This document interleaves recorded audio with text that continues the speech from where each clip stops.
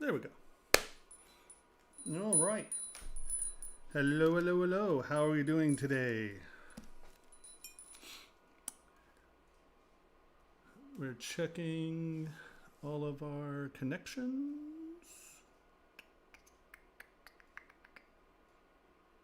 All right.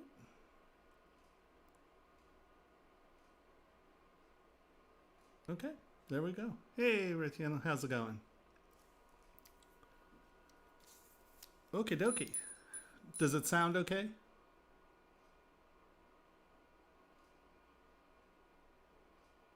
Sounds good to me. Did that make every? Tell us if I sound too echoey. Does that make it look? Does that sound horribly echoey?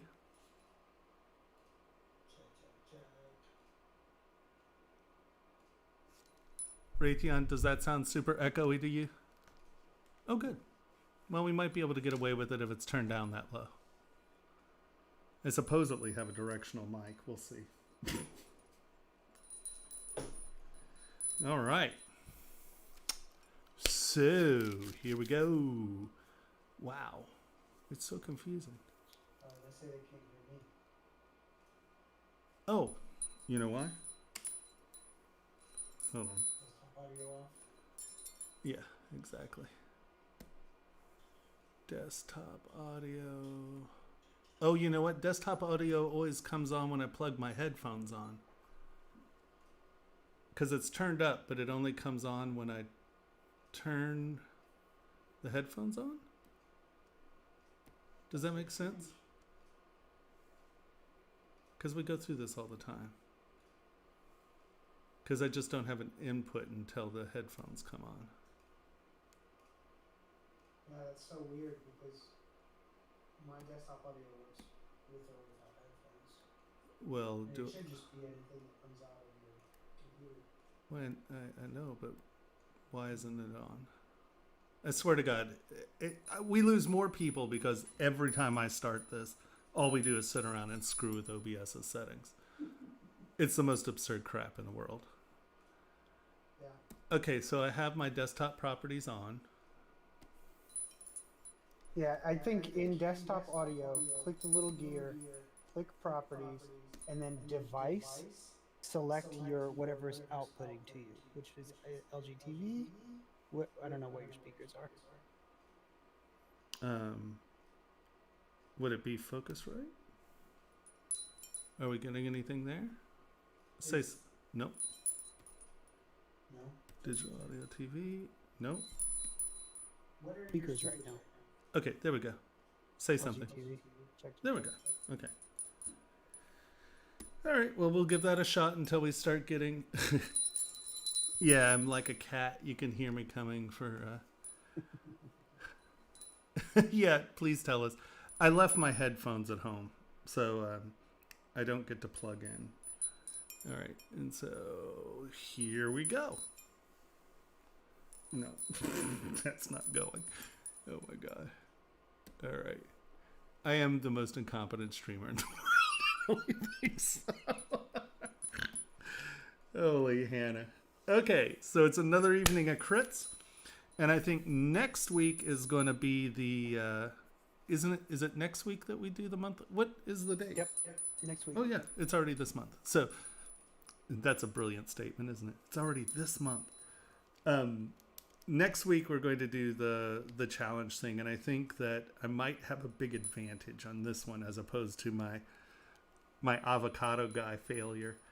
Because this one's supposed to be subtractive only. We're not allowed to use additive tools, only subtracting, like clay sculpting. And having been a clay sculptor for decades, I think I might be able to pull this one off. To be fair, though, it's been 16 years since I've really done it. So once again, it might be a real joy to watch. Okay. Yeah, I've just given it up on the fact that is going to change. The names down there. Sometimes it happens, sometimes it doesn't. I'm Pablo all the time. I'm a many a person. Yeah, and this ring's really chimey, so I think it picks up well. Henry makes me take it out because he says that chime makes his teeth grate. Sometimes. Depends on the angle for some reason. Depends on the day. Oh, here we go. So, notification. If you're on YouTube, hit the subscribe button. And because of the new algorithms and how it works, it's really important that you all hit like if you like the videos and subscribe. And if you have a question, just put it down in the comment section and either I or someone from Pixologic will answer your question. Subscribe, like, subscribe. Okay.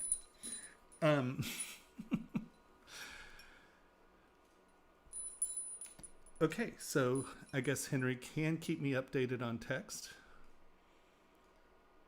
Yeah, I don't think the echo is so bad that I can't speak, but if it gets bad, just let me know. Well, no. Jewelry is cool. Can you use it with the new cloth? Well, I mean, considering that, so the way to think about jewelry and small manufacturables is that anything, right, can be jewelry. So yeah, of course you can. The only thing you have to worry about is scale, and it's simple enough. Just build it the size you want, and you can make it whatever scale. I do suggest working in scale though, because then you can measure specific parts and see if your wall thicknesses are too thin and things like that. But yeah, of course you can use the cloth tool in jewelry. I've used it a couple times, but my style of jewelry doesn't necessarily lend itself to the fabric stuff, but I haven't really played with it too much because we've been making educational videos, and so I've been doing a bunch of other stuff as opposed to really digging into some of the new features, sadly. I'm still trying to make videos about the older features. But we do have new feature videos. Okay. Can anyone point me in the direction of alphas for clothes which can be used in Spotlight Light J? Yeah, I think he might have some idea. Yeah, no, without a doubt. It's a really powerful tool, especially for miniatures. Like you said, it's a really fast way of making capes and pants and things like that. They're great tools. I just sadly we've been making a lot of videos, you know, where we've been catching up with the new features. So there are new feature videos there, but a lot of the projects and stuff are very basic at the moment, or not very basic, but the basic concepts as opposed to the fabric stuff. Soon. Oh, that's really annoying. I don't like that the chat doesn't update unless you're on it. Yeah, that seems really strange. Yeah, doesn't it? That makes no sense. I've never heard another streamer complain about that. So something's happening strange on your end. Shocking, right? Say it isn't so. Really? Wow. In OBS, turn your desktop audio up a little bit. Turn my desktop audio up? Yeah. Okay.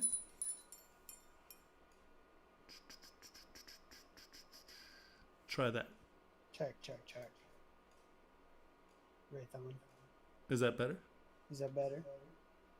More. All right, try that. More. Check. Chicken nuggets. Check. You're just whispering now to be a turd. I know you. Am I? Well, there you go. Look. I'm gonna put the mic right next to my face. There you go. Check. Okay. You're like, can you hear me? All right. Okay, so let's get on with this. Just forewarning, tonight might not be a super late night because we were having some sound issues and I have yet to eat today. So it might be an earlier evening than 3. And we only have like 5 models right now, so. All right, so this is one of Faisal's rings.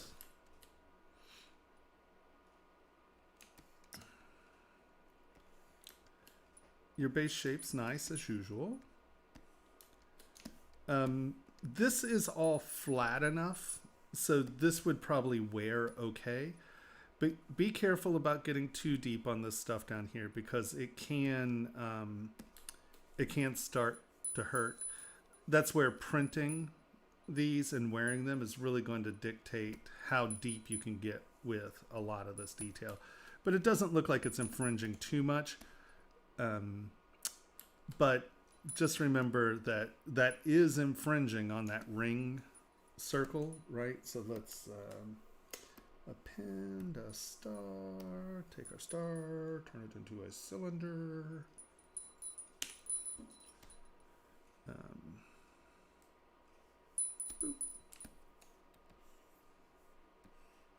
No, we'll leave it there. We will turn the ring on. W, we will make it larger.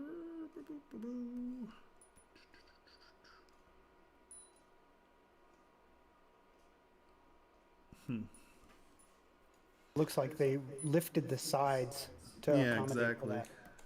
Here, let's flip. But you can see you're still infringing on that circle. I would be careful about doing this unless you have good ring gauges, because trying to compensate for it by stretching it up a little, because you got to remember a half size really is basically a millimeter off each side. I mean, it's not much at all. So by distorting the finger rail shape, and I'm not saying you can't, and once you get it and you have a system, it's fine.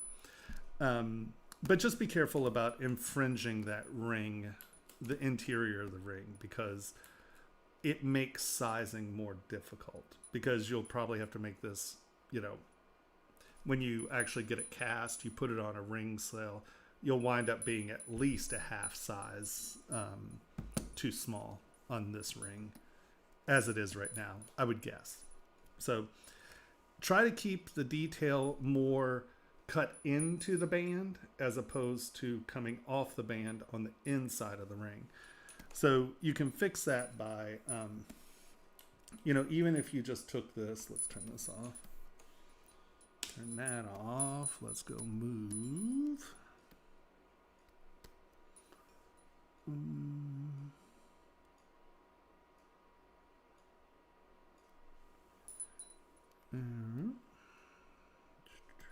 Hey, real quick, how do you change the background of ZBrush to be blue, like yours? To be solid? To be, yeah, solid and blue. So all you do is you come into Document, see this background color right here? I literally just dragged it over here and see that's the color of that button back. I like that color. So I select that. And then you go to range 0, center 1, rate 1. So you just slide the slider all the way to this side, all the way to your right, yeah, I think rate is 0. So just make it 0, 1, and 0, and 0, 1, 1 is your default. Is it? Okay. Yeah. 0, 1, 1. There it is. And you wind up with this, and you can make this any color.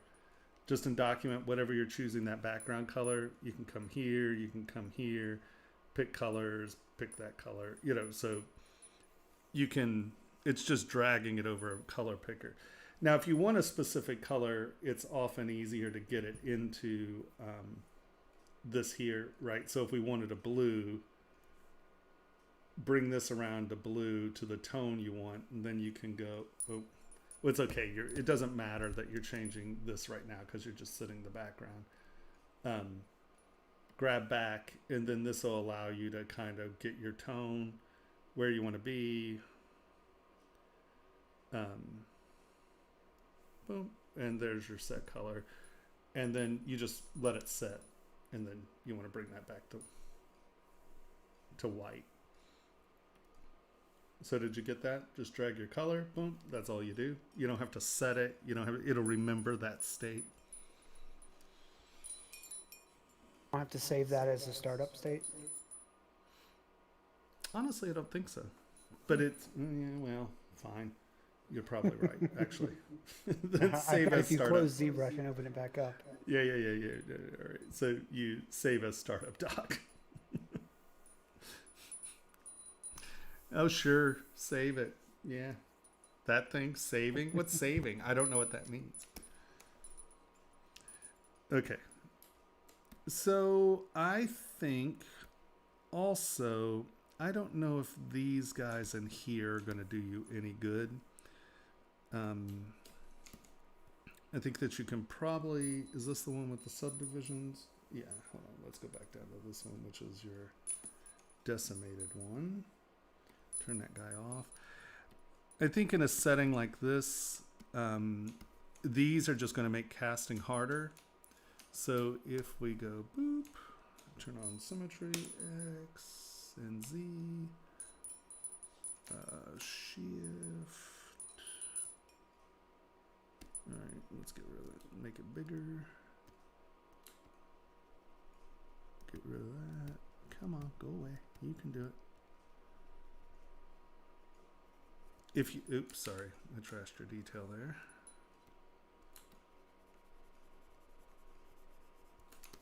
All right, so now it's separated. Let's come back in here.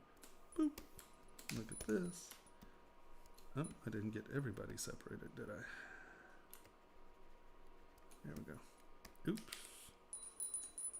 Oh, I see. On this model, you have the stone included. Auto group.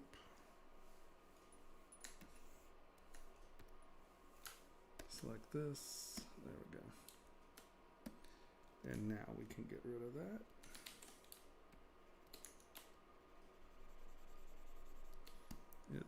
That the same on all sides. I didn't trash a detail. Okay. Now you can come in here.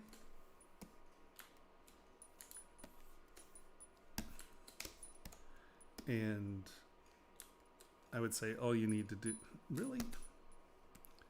I have it on, is this not symmetrical? Why is it doing that to me? There you go, get rid of that. And now we are going to hide this.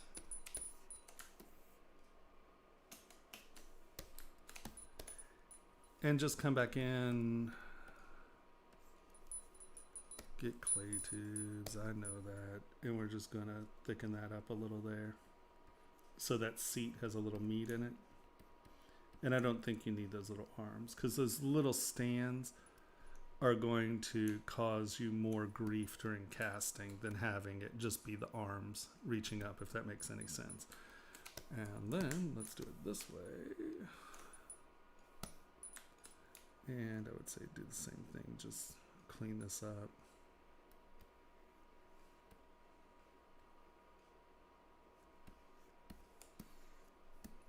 And see here, you can thin this up pretty dramatically or make that hole even bigger. And that's going to reduce your metal weight pretty dramatically. And they're going to be picking that out, but that's going to be a little less obtrusive than having those 4 standoffs in there. There's no reason for that. You have plenty of metal there to support that. And it'll make the being able to pick the investment out, unless it's an aesthetic that you like. If it's an aesthetic, fine, that's taste, not technique, I guess. Okay, so here again,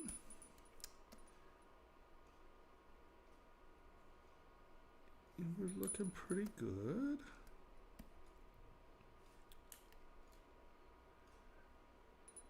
You know, just, and once again, this is just purely my aesthetics. If you have a line coming across like this and you have similar shapes, right? You sort of have a similar thing going on. I like, this is kind of a curve and it's going there. Uh-oh, we need sword soft. Sword soft!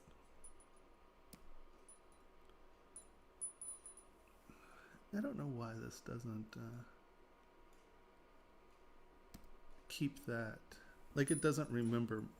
The one at home remembers my presets, but this one does not. Okay. Turn that off, turn that off, turn that on. Like if I have a line here, see, you sort of have this as a, this is almost a mirroring curve. I tend to want to see these lines refer to one another somehow. And it just gives the eye a nice travel. It ties your two forms together. It's like, see how you have this line coming up and you have this shape here, but this goes nowhere, right? I would tend to want to put that as a raise, so at least that shape looks like it's continuing through. That continuity of line will allow the eye to travel along the whole form without stopping, right? Because right now we have this line, it's sort of going under this, but then it stops right there, and then you have this up here. So what is this shape attaching itself to, right? And I think that if, you get those lines to kind of make a curve, you can get away with that line maybe not going up because this curve refers to this curve, if that makes any sense. So whenever you have these like weaving forms, you want the lines to at least reference another part of the form, and it'll just make the weaving feel intentional and well thought out, I guess. Because your form looks good. I question this shape, this little teardrop shape, because once again, it's not really anywhere else. Like this internal form right here looks a little arbitrary. If once again, somehow, like let's say this shape is referring, like if the internal shapes are referring to one another or something in that vein, maybe, but I don't see this form, this like fish shape or like rope, knotted rope shape. Everything else is very square and structural. And then you pop this like little fishy shape in here. And I don't see any referencing to it anywhere else. So that little fishy shape, I think, is a little arbitrary. But if you get your forms, see like here again, you have these two lines that are coming out from under, but nowhere else do we have a double line as a structure other than this step right here. So this actually comes out to an end. It resolves itself, right? We have this is a plate, this is a plate that are sitting against one another. And then you kind of come in with this shape, but it's sort of non-referential. It just kind of fades up. So either it, maybe this transitions into that form, and then that kind of becomes that form, or, if these come like this, and then you have the reference in here, implying the layer there. I just tend to think that things that are weaving, if they're referencing the layer they're on, it becomes much more palatable to the eye, and you're not questing about, oh, well, where is this going and why is it doing that? If that's there, and then maybe you put, two lines here, so this is coming up here. I just think that you have a bunch of geometry that's sort of referential to something, but it's not, let's go back up to this guy, where you have a little bit more geometry, right? So if, and let's just do something like this.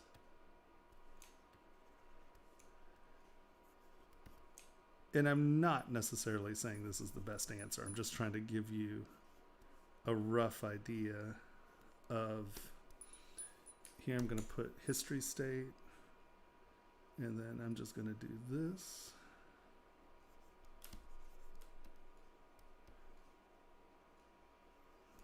I'm going to knock that back a little.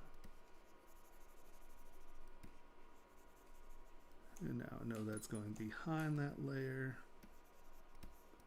These layers are connecting. And let's say it takes that corner. Boom. So we get this nice little transitional form here. And then turn this up. Make this smaller.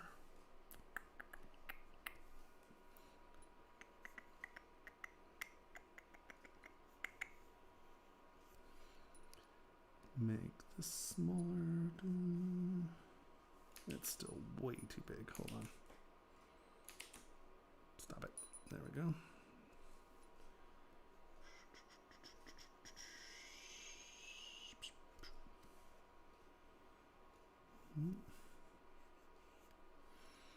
I'm just going to take that and way too much.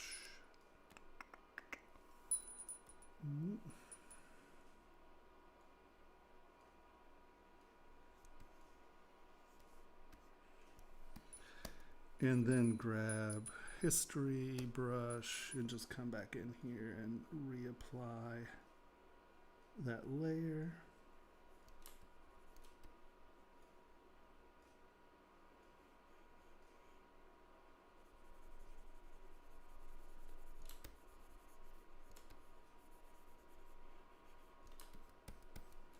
And so now those lines look like they're going through. You have a plate transition there. And at least this very dramatic double-lined emphasized shape is going someplace and doing something, right? You know, what's happening here compared to what's happening there. So I would just say, try to wrap your head around where your weaves are going, what layers they're sitting on, and if you are going to just throw out an arbitrary half round here, you know, this is just a very distinct shape and it's repeated nowhere else in your form. It's not even hinted at in your form, right?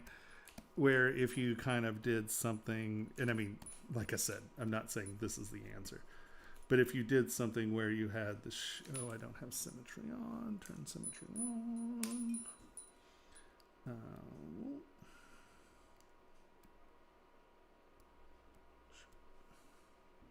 What brush am I? Oh, it's not the brush I wanted to use anyway. And that's too big.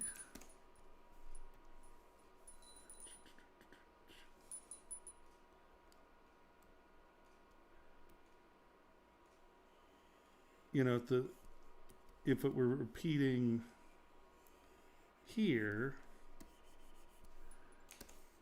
and there, then, you know, at least you have a referential form, because these are all very strong shapes and this just seems very just kind of tossed in there.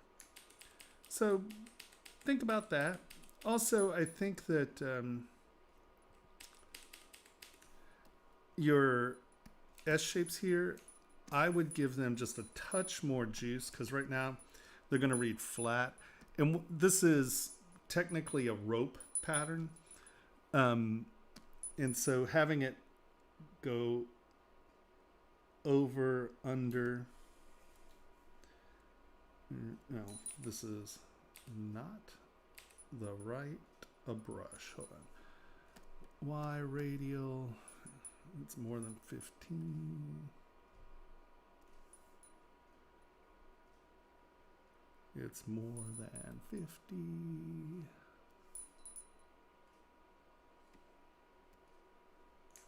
It's less than 70.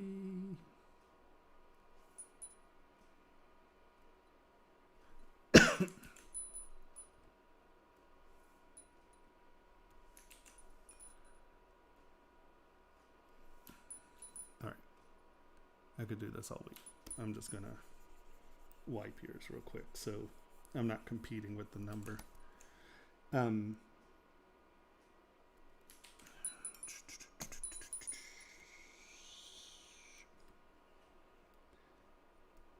Right, so this is sort of based on a rope, so you want to give a little depth and have it kind of going over and under. So that's a high spot there that's going behind. That's a high spot there that's going behind. And this will read much more dynamic in your form. If those are high spots and those are low spots, and they're going under and over.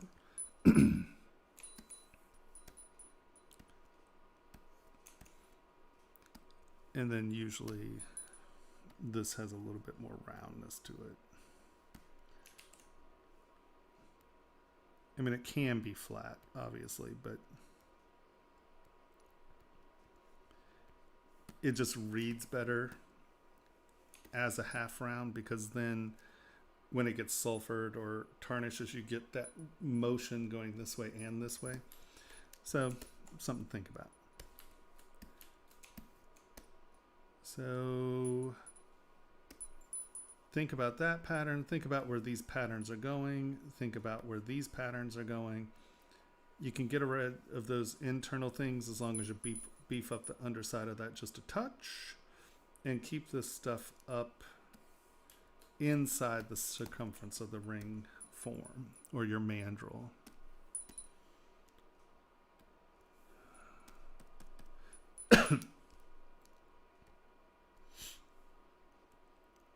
Whoa.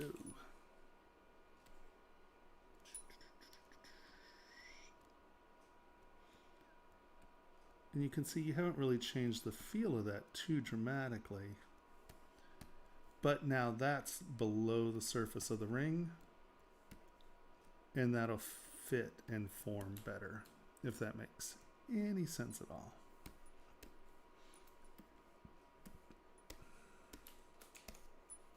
All right.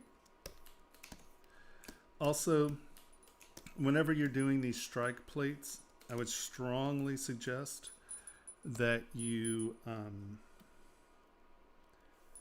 make the inside of this solid, because this is the part that's going to come into contact with everything, and you want something solid higher than your detail, because that way when it pounds down, you're not losing detail. Because even if it's a line, if someone bought something with those lines in there, and you never know what's the thing that made someone buy the part, and they were like, oh, you know, it looked like an eyeball and I really like that little ring in there. They wear it to a bar 3 times, do this on a cement countertop, and boom, it's gone. So if you make at least that center part flat, there's no loss of detail when it gets hammered on, and it will get hammered on.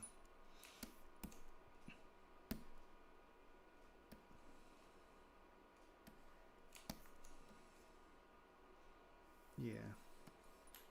All right. Right on. Let's look at ring 49. Boop.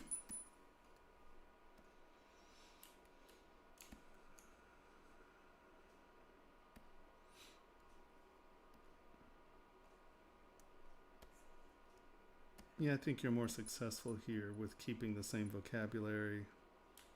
Once again, making that solid,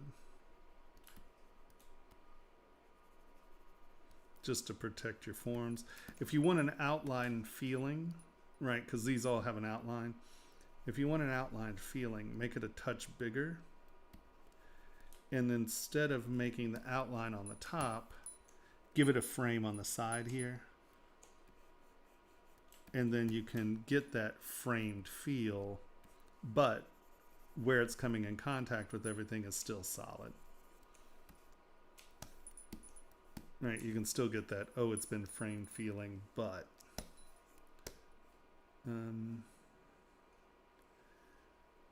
I probably would still punch a hole in this and make it, it's just, there's a lot of metal there. And if you're going to make it in anything that has value, that's a lot of metal that doesn't really need to be there. But that's just, you know, if you want it to be a big solid ring, that's fine. On something like this, where you have this internal form here, I would clean it here. Let's go to the one that actually has geometry. I would clean this up. And you have this going over the, right, you have a distinctive layer out here, and then this just becomes soft on the inside. I would probably come in, clean this edge up, So there's definitely a transition there. So it's not muddy. And then you could probably, and since you have so many vertical lines, I don't think it's going to hurt you to kind of have another one there, which is going to give you that separation.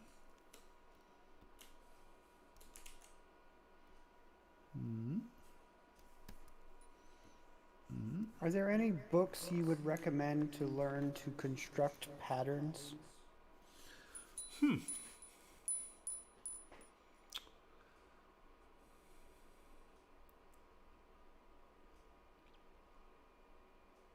Well, I would look at Celtic knots and Japanese textiles. Japanese have in Chinese, but the Japanese take it a little bit. It's funny because the Chinese had a very codified language. So like if you go to Chinese temples, they're like, if you go to the palace in Beijing and then you go to one of the temples out in somewhere, and for the last, really 1500 years of pre-communism, they burned most of that. But it became a very codified language, so there's not a ton of variation of theme and form, where the Japanese, there's a far broader variation of form and shape. And so if you look up Japanese patterns or Japanese textile patterns or Japanese printing patterns, there's some really wonderful interwoven stuff. The other thing to do is look to Islam, because it was so taboo to show the human form. Most of the Islamic art is geometric, and there's some absolutely mind-bending geometry going on in Islamic art. So if you look up like the Blue Mosque and some of the mosques and things like that, I think that's another place for some spectacular geometry. And then Celtic knots, I think, are another really good place to see how more organic forms are used. Yeah, I'd say dig there. Okay. All these are on top, but this one's inside. I don't know why. I would just change this angle a little and make that on the top, because you're not giving me a reason that that's going under. And, well, I want reasons. Right, so now that's a linear progression. Comes down, that dives under. These are all over, dives under, dives under. I would stick with your theme. This one's bigger than this one. Like, I would probably, because there's no reason this one doesn't have this center pattern in it. And see, these go to the tip, so I did that wrong. Come on. Keep the same vocabulary. If you change your vocabulary, there should be a reason. The other thing is these, like this one's short, this is long, this one's kind of long. I would probably make it where this one's shorter, this one's a little longer, and then this one's longer, or vice versa, where this one's longer than that one, and in turn this one becomes longer than that one. Regular rhythm, that visual rhythm is really important. So if you have something transitioning and it's little bigger, wider, or like here, right? If all of a sudden, this one right here was just a lot longer, you're going to want to know why, right? But this is a regular pattern. They're getting a little longer as you go on. And that spacing is very important. That visual rhythm is super, super important, because the second that you don't match your rhythm, you better have a reason for it. It better be pointing at something. It better be bringing your eyes to something. There better be a reason that it's happening, right? So on this one, I say you're doing really well with the vocabulary. just make sure that little area is the same. Reapproach this tip. Like if this one doesn't have one and this one has one, this one should have two, right? Have there be a linear progression of rhythm, because when you break your rhythm, it becomes very noticeable, and there should be a reason why you're breaking that rhythm, because people are going to notice it and they're going to ask why, right? Like if that's the only one going behind that bar, why? What makes that one different? Is it connecting to something over here? Okay. But if it's just because, it becomes a sketchy reason sometimes, because it's going to draw attention, and there should be, you want to control where the eye goes. And if you're making decisions that are controlling where attention is grabbed and you don't know why, then it's going to be very unsatisfying. Okay, but other than that one's looking pretty good. Yeah, here, like I said, fill this in. And then if you want that facet look, do the facets here. And then that way it's behind, right? It's behind that surface, not going to get knocked off. And consider hollowing. That's 6 one way, half dozen. Oh, did I just jam that in there? Did I do that? Oh no, that's setting for stones. Okay, never mind. I was like, did I just trash the mesh? You're going to need a bigger wall for this setting, or beads. So you could feasibly get away with doing something like this. And those could be setting beads. And it's still tying into your pattern, so you're not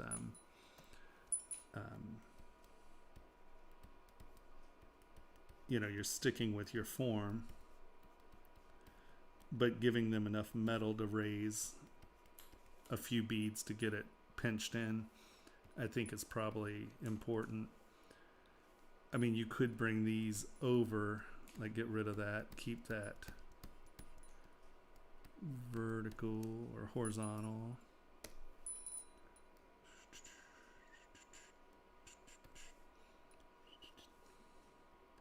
And then have this come over the edge. And then you're setting the stone where these beads are being knocked over, and you're getting that to be up and under. That's a viable option as well. Or, you're creating a bead there. Just remember that that needs something to make sure that's set. And yet again, just make sure if you're going to do these, whenever you're doing a bezel seat, you really need to leave enough metal for them to set it. Right. So, yep, other than that, I think that one looks great. And now let's go to your next one. Now see, this one has these half round repetition forms. Totally makes sense to have that repetitive. They're almost like little paisleys.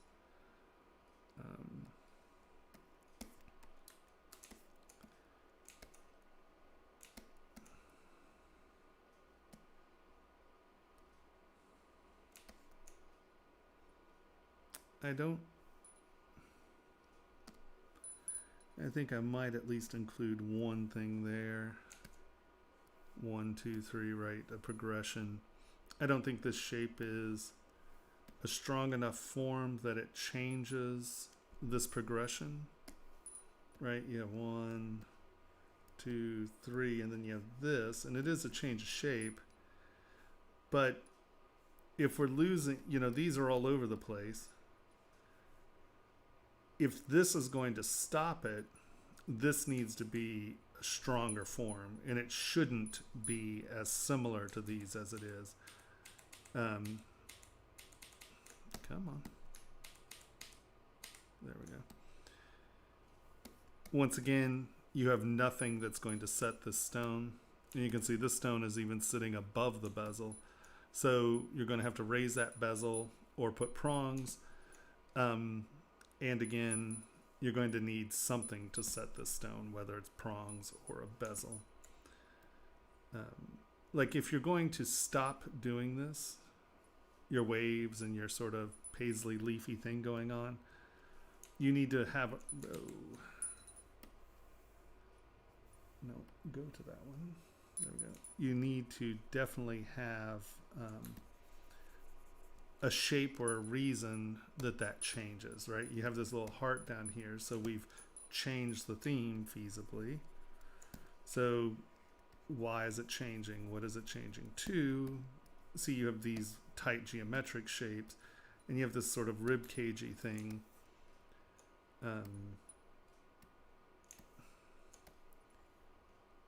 See, I don't see this like little shape form in here being repeated anywhere. You know, like this stuff all of a sudden becomes much more geometric or much more architectural, I guess. And so if this is the place that your little, you know, your little paisley bump things are stopping, then tie it to this stuff, right? So where this becomes a iteration of that below, maybe. And once again, I'm not saying these are the solutions. I'm just throwing stuff out there for you to think about.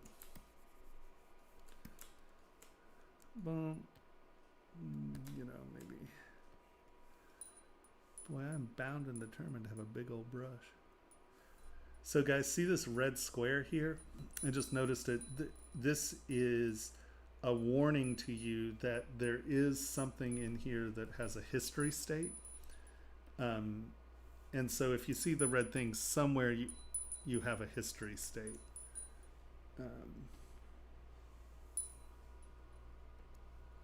Select it. All right, come on. There we go. Maybe make it just a touch wider.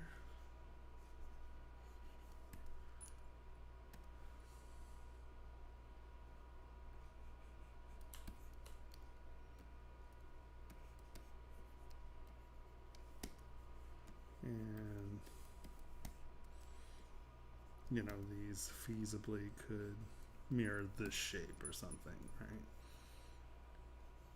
But we're switching to this sort of hitch shape, so maybe this is the first in that hitch shape, and it is encompassing your paisley forms.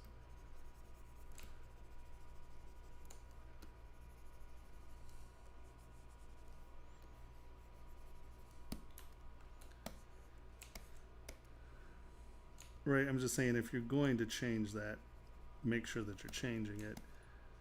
But like I might try to drag this in here somehow where maybe these are, instead of just being this, maybe they become one of the scoops. Right, and now at least you have a similar vocabulary traveling.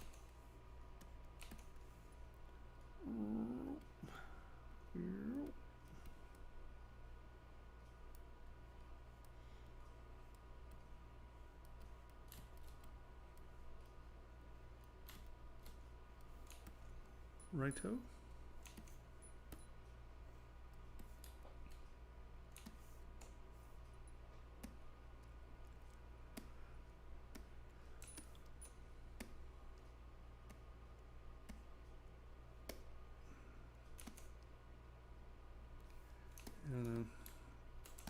This form just, it just looks like a heart with a little bow tie. I think you can probably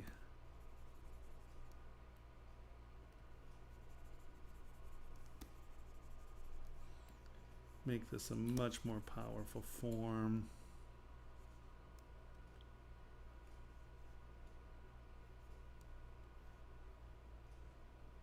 And that gives you a similar shape or something going on there that's going to match your heart, right? Instead of having it separate, because you don't really have, I mean, you have these, but that, you know, like why do these two have this but these don't? You know, because this is the first step of these guys. So why is there this linear pattern here, but it's not on anything else other than the bow tie?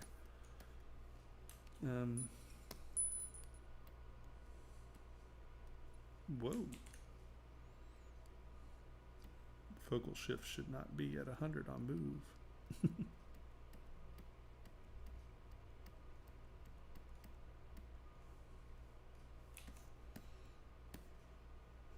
So think about the transition from your paisleys to your linears, and why it's only on these couple of things, why it's on, you know, this shape, like I said, sort of a bow tie form where, yeah, two very different vocabularies. They need to meet here a little more cohesively, I think. And yet again, be very careful. This delicate pattern right here is going to be gone. This is gone. So here is another place you can think about your strike plate as something like that. And that ring is going to protect this stuff in here. And yeah.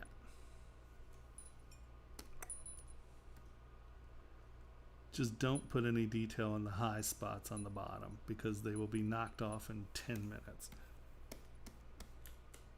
Right? All right. And again, think about hollowing these out, because if you were to make this out of gold, you've added probably like $600 to $800 in metal weight just from that. It's ridiculous how expensive gold is right now. All right, any questions?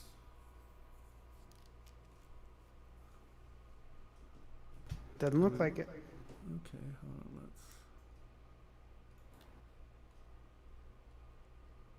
All right. Okie dokie, and now we go to Miko or Miko, one or the other, I don't know. And you're definitely cleaning your form up here. It's nice. You're getting more and more distinctive. It's going to read much better this way. Now,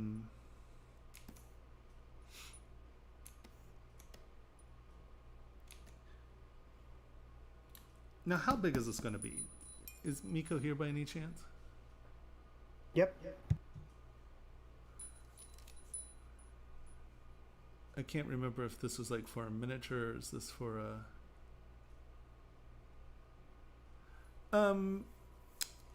Depending on how big they are. If it's sort of cut into the band, no, you never notice it. If they're big, sharp, sort of cheese grater shapes, yeah, you can feel.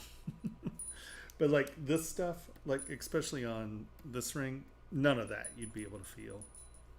I mean, that's plenty fine. On this one up here, yeah, on this one, you very likely could feel these. Because that's going over the knuckle, especially when you put it on and off. That could become a little cheese gratery. But if it pushed up a little and made just a touch flatter, I think that it'd be fine. All right, boop, boop, boop, boop.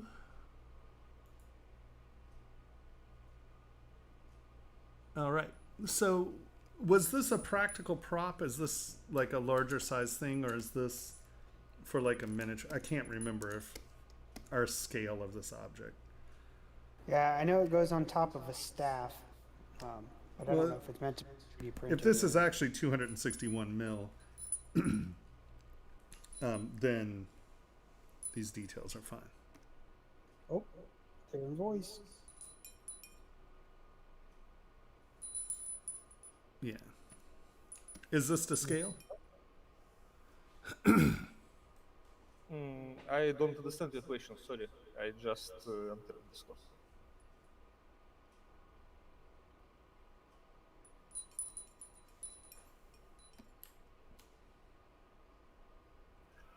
It's for render, and the scale is wrong from some older project, sorry. Sure. But I mean, is this something that's like 3 millimeters, or is this actually like a full-size object? It's a figure for the magic stick that you took a look 2 weeks ago. Okay, I right. just worked on it. Sure.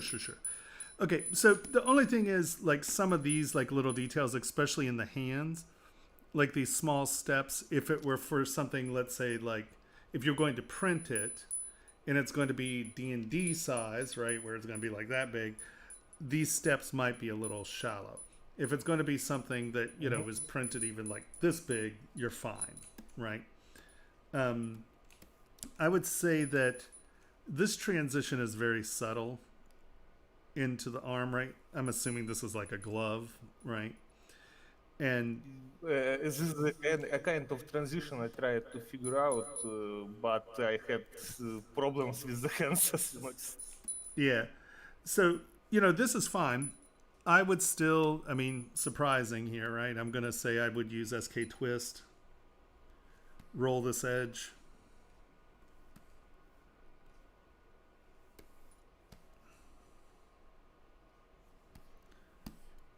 Come on here. You can do it. There we go. Roll the edge.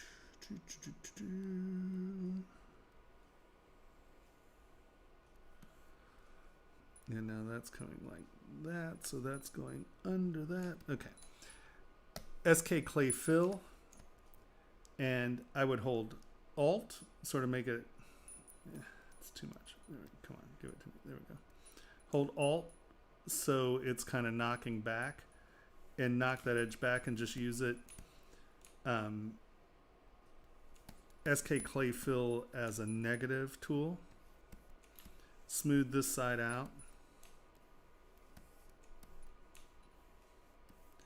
Kind of get this going under that edge. But you don't want to use it as a small tool. You want to be able to smooth that out so it's right, so it's not a scoop. And now that we have that there, take SK Clay Fill and come back on this side. And can you see my line there? I did it pretty strongly so you can see the thickness of this. Because what you want to avoid is for this to look like, because on yours, it just looked like you did one clay swipe and then tried to blend it down and in. Where if we take SK Clay Fill, make our brush bigger and do it kind of in a few soft strokes across, you see we've lost that like lump and it looks like it's a layer that's going up, right? And that really gives you that layer transition thing going down, and it helps it look like it's actually something sitting on top of the other thing. Yeah, let's fill that in just a touch. Knock that back, fill this in. Right now I'm just getting rid of the lip, and then I'm going to come back, make my brush bigger, and just tap this softer. And I'm filling in that secondary lip area. So it looks like that's a nice, see, that's the secondary. Does that make sense? Do you see this here? We got, Yes. you know, that scooping like that. Well, if we take it and make that a much flatter transition,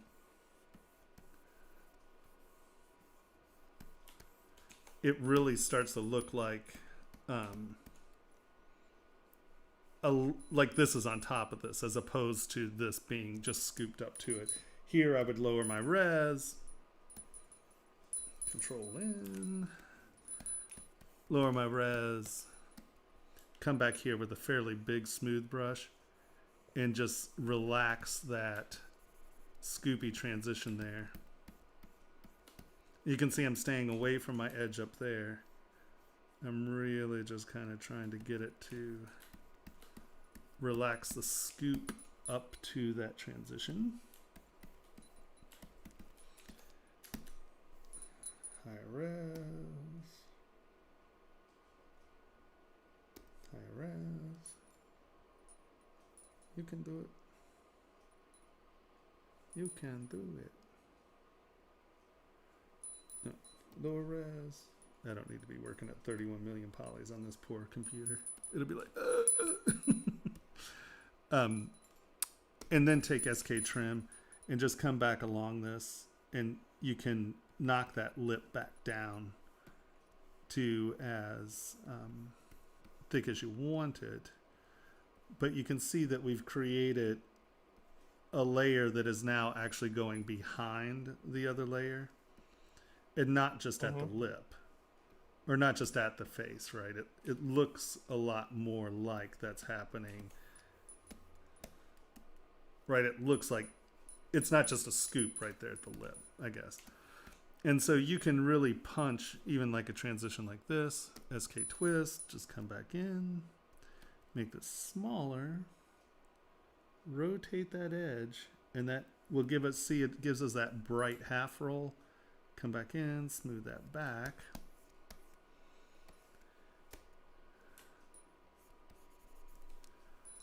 SK trim polish.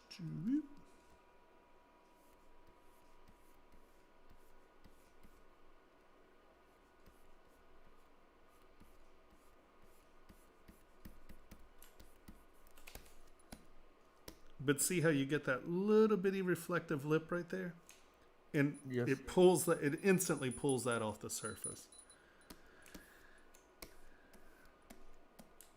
But you know, the rest of this is looking really good. You're really coming along. I would be careful about this guy right here, because this looks like it goes into the surface, right? It looks like that's cutting back into the surface of the leg. If that makes any sense. Like, Shouldn't look like this. what's that? It shouldn't look like this. I have issues with geometry there. If you take a look between the fingers, you will find out that there are little stretches or something. I just Right, thought I probably... Yeah. Yeah. It's these, right where it's pinching. How did you do your yeah.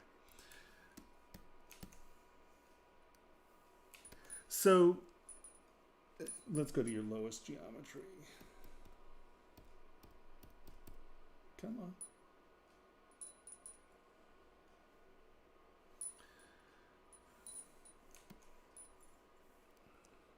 So how did you block this up? I took the bad one and reprojected by the remeshing. Sure. So I would have taken this down, because see, right now you're at 124,000 polys. And what that does is there's actually a lot of geometry in this base geometry. Hold on, we're going to duplicate this. I'm going to higher res. Let us delete higher, delete lower. I did duplicate it. Okay. So especially when you start to get weird pinching and stuff like that, one of the things you can do, and it's important, like if you have hands and toes or specific things you do want to keep some of that separation in without it becoming that weird pinching. I tend to Z-remesh. We don't need to detect edges. We're going to turn that off, and we're going to make this 11.2. And what 11.2 does is it gives us enough geometry to retain our, not necessarily the minute surface detail, but the surface ridges and stuff. It'll keep it there. And that subdivides out to be 700. And I usually want my base poly mesh to be in that 700 range so I can get 8 or 9 subdivision levels of division. So we're going to come here. I'm going to turn adapt off, right? 11.2 in ZBrush.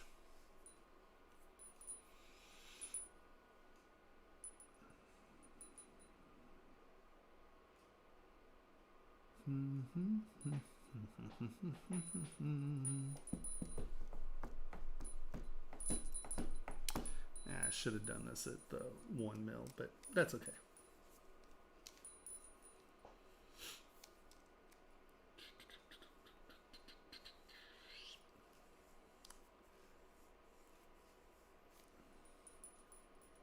That one Faisal ring still has a history state. Right, see the red thing here? Remember when I had history on earlier? That's telling us that there is an active history state somewhere.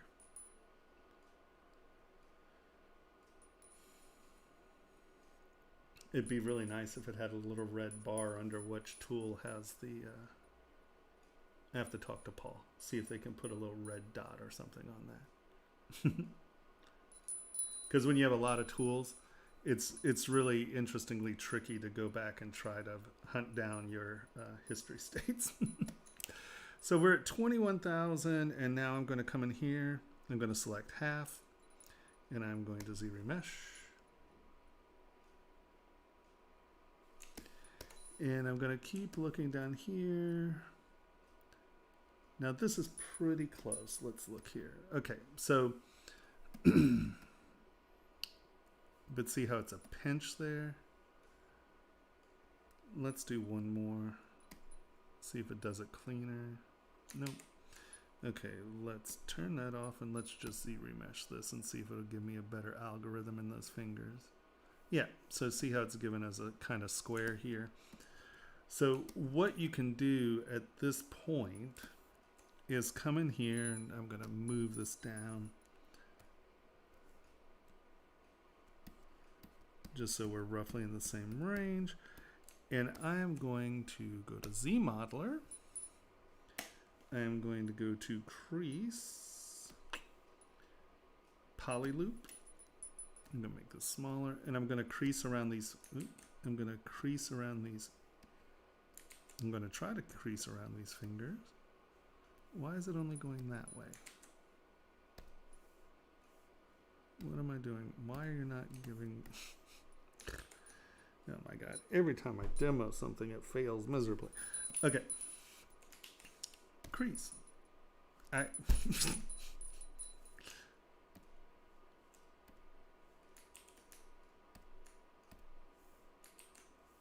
I not getting crease poly loop? No. Edge loop complete? Oh, there we go. It's because I'm a ding dong and selecting the wrong one. Boop. And you see that put a crease around that. And then you can come in and sort of just select crease on these two. And then when you, let's just go down one more and see what it does. See how it kept that? So when we start to divide up, it'll keep those creases around your fingers. And it'll keep the space, right? See how it's keeping that nice clean space right there? So it's better when you're doing hands and stuff to definitely have at least one polygon in between each finger as opposed to blocking them up where they meet. Does that make sense? So, and then that'll give you a much cleaner intersection between your fingers, and you can come up and thicken it up, but you don't get those pinches. So when you're blocking up your hands, just make sure that there's a polygon in between the fingers, and that'll allow you to keep that spacing, and you don't get that weird pinching as you subdivide up, if that makes any sense. Yes, and that'll just, anytime you know that you need a clean intersection where it's coming down, and even if it does actually pinch, right? It's much, see how this is cleaner right here with one polygon as opposed to it struggling to jam 10 polygons in there to get that curve. So it's just easier when you're doing your block up, even if you have to go down low, destroy your geometry and just make it simple and reblock it up, it's worth doing. So yeah, these forms are nicer, and what's funny is like it's nice because they're very architectural, but how you've laid them in, they look very fabric. So that transition or the interpretation of architectural yet soft and fabricy, I think it really succeeds. I mean, these really do feel like pantaloons and the billowy, shoulders and stuff. So like I said, the only thing I think here, hold on, I'm going to duplicate this.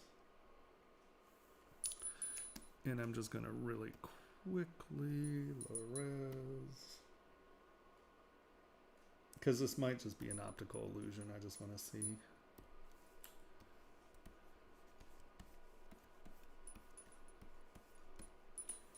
High res.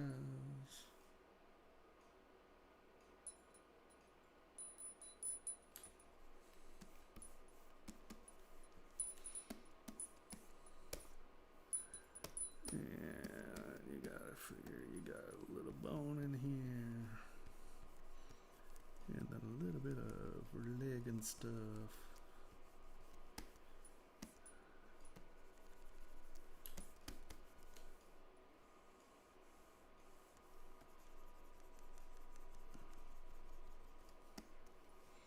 So even though your anatomy is soft and not like, you're not trying to create a muscular form here, it's very stylized, but that still is the highest part of the shin.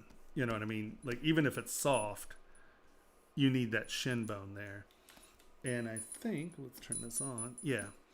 So this form breaks that anatomy barrier, and it just, like, my eye kept going to that. It's like that's digging into the shin bone. So if we come back to this guy and we just go, okay, just move this just a touch. And it really is as simple as that. And now, obviously this line and that line need to connect, right? This surface and this surface should be referential to some extent. But now it sort of looks as if it is something sitting on top of the leg as opposed to digging into the shin. And we can throw that back on.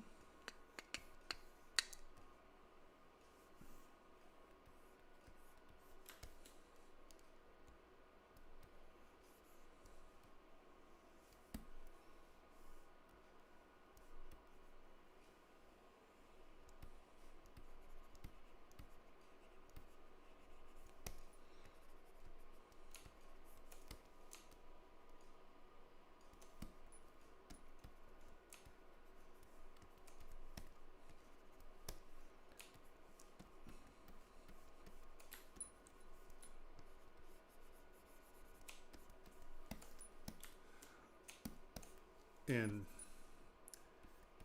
you can make that curve a little bit more to the leg. I obviously just flattened it out. But I think that, from back here, you're not just instantly going, oh wait, that's digging into the shin. So just make sure that you retain that anatomy barrier, if that makes sense. So then, just right there, it seemed really, because technically these are probably coming into the anatomy of the rib cage, but it doesn't bother me here because you've sort of established this as a form. It's not real anatomy. It's not a problem. It's just because you have this here is sort of at actual anatomical surface, right? Mm-hmm. And then you want that implication to carry through.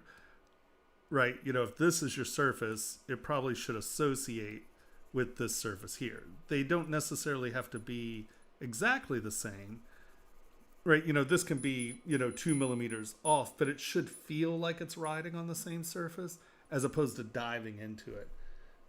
Anytime you really cut into a surface, it can be, it becomes really obvious that that's happening. Because like for the last few times, my eyes have been drawn to that. So just think about that, right? Because once again, there is no other anatomical reference here except for like your clavicle area. And it is well within this thing. So this doesn't have an obvious anatomy reference that shows me that it's weird, right? Like, let's just go here. If this came in, like, let's say you had another detail, right? And it's coming in here.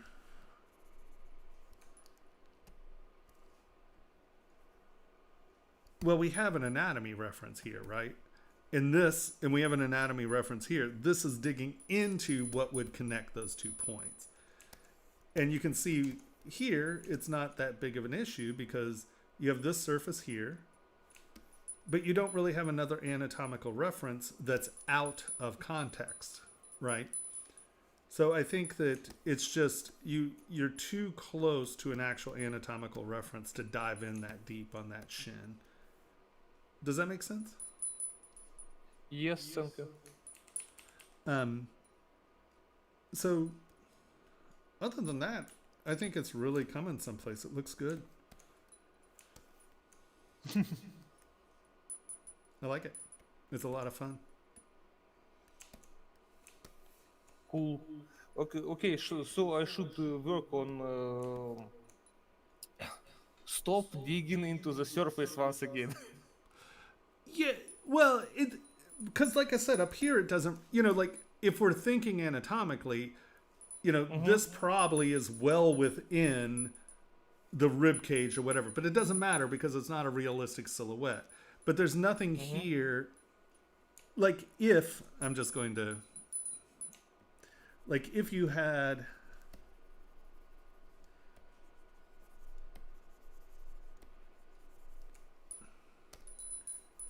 you know, come on, give me a little more intensity than that, my friend.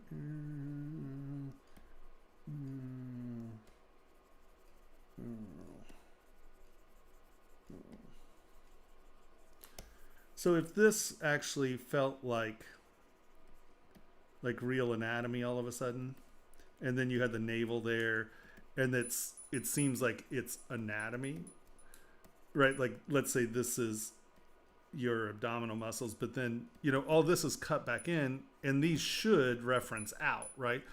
Well, then this would feel like this is cutting into this stuff, but you don't have that. You know, all of your lines are self-referential, so this area looks perfectly fine, right? But when you have it right next to the other surface that is a reference to a surface, I know I'm using surfaces a lot.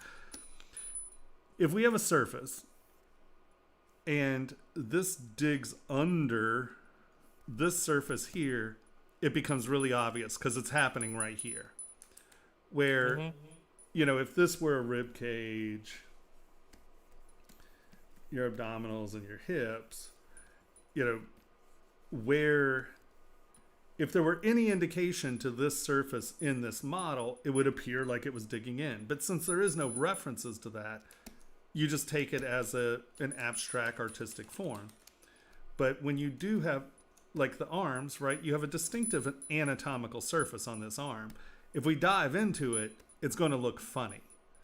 And I just think that's all you, like, just in the shin, you just dug in just a little too much. I think that's... I understood, thank you. Yeah. But other than that, I think everywhere else, the things that are abstracted enough that it's not an issue. You know, because even here, like this swirl coming in here, chances are that's actually going into the shoulder. You know, if we actually look at where your arm is.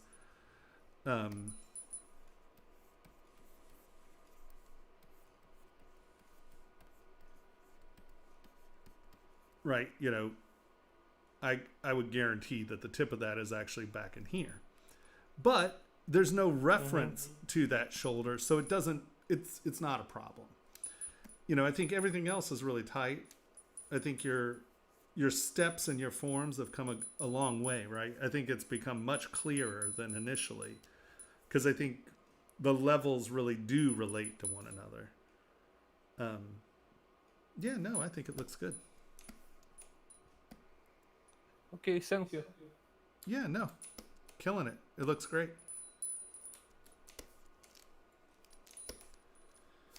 All right. We've got more files. Ooh, look at that. Woohoo.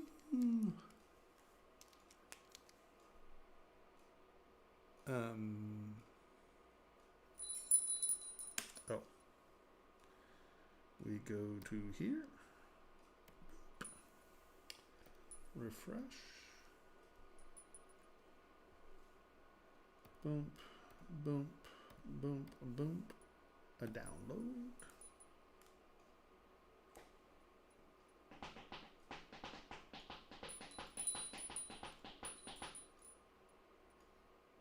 My exciting tap dancing. I know it's enthralling. And my talent boggles, I'm pretty sure. All right. Let's go to downloads. Let's take you and delete you. Take you, extract here. Boop.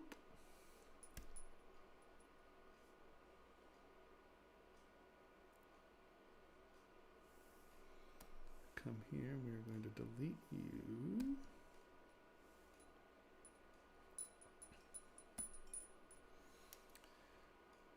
Ah, that's a ZPR. Yeah, the last one is a CPR. Okay, we'll just open that one first. Change it up. George is up next. And then we will open. Ah, see, this is why I don't see. Changing my world on me. Download.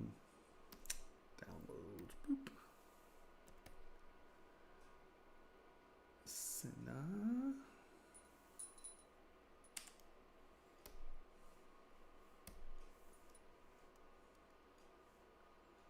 And George.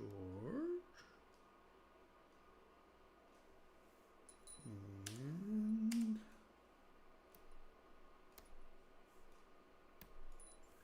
Sena's picture. Okay. And this is George, right? You said George is next? George is next. Okay. Oop. They are in chat. They Hey, said hey, they've been ZBrush for about 2 months now. Awesome. You said they said they've been sculpting for 2 months? What was 2 months? Oh, okay. Yeah. ZBrush 2 months. Awesome. Well, for 2 months, you're killing it, my friend. Let's look at your geometry.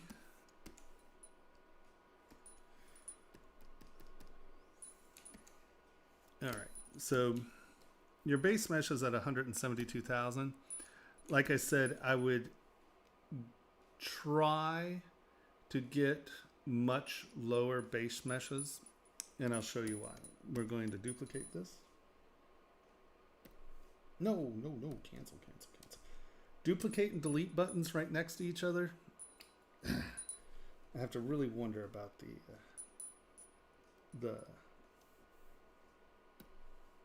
the wisdom of that. Okay, so now we're going to come over here.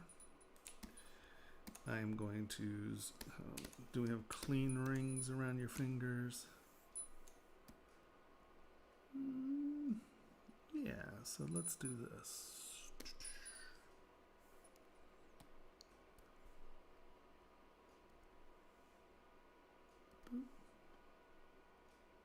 Just so we don't completely lose our fingers in our ZRemesh. Is that? Nope, that's not the one. That's the one. All right.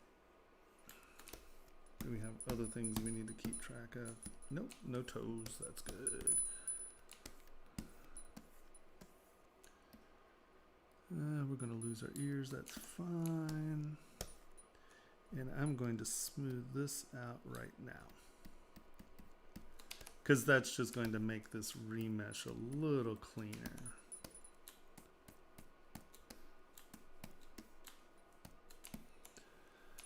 So, anything else? Nope. Fingers are our only issues. All right. Here we go. And now ZBrush. What is this at? 170,000. Well, we'll just try it. You have 170,000 here. I'm going to come here, keep creases. I'm going to push half, and I'm going to bring this down as close to 700 as I can get. Oh, good. We have symmetry on. Keep symmetry on, and that way you'll have a center line. If you don't have symmetry on, it will lose center lines. All right. ZBrush.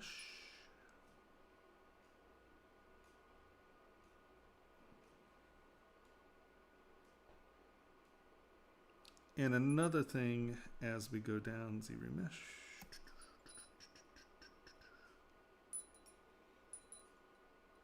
So as we start to go down, we're probably going to start losing armpits and crotches. Here's another place. At this point, we can come back into ZModeler and find a crease. That's a good one. Find a crease. That's a good one. Uh-oh. No, I want that one. Right, I just want it to go around the pit. I don't want structural ones. All right, and so now ZBrush. And anywhere you want, oh, I hit this in the wrong place. You see it came back around. I probably wanted this one here, but that's okay. I'm not going to cry about it. ZBrush.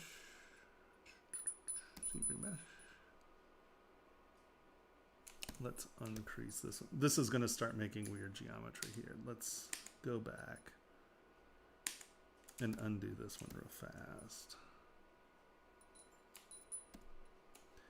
And pick that one. Nope. That one. All right. I think that's as good as we're going to get. That's fine. And now we go half.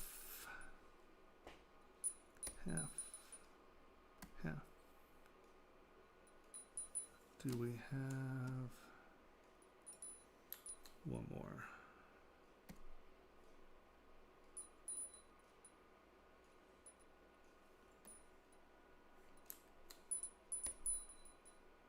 Is it gonna let us? Okay, 833 is as good as we're gonna get. And now you can see that we lost our fingers because we lost this here.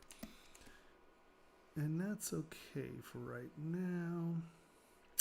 What I might have done instead of doing that is, instead of each finger knowing that I'm going to lose my fingers here, I probably would have just gone across here. And that way this would have gone, that would have given you a flat surface here. Let's see if that works as opposed to doing our fingers.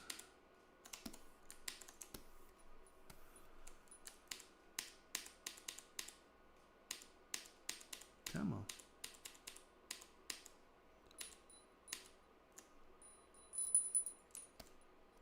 Why did we lose? Well, that's super weird. Okay, let's go back to...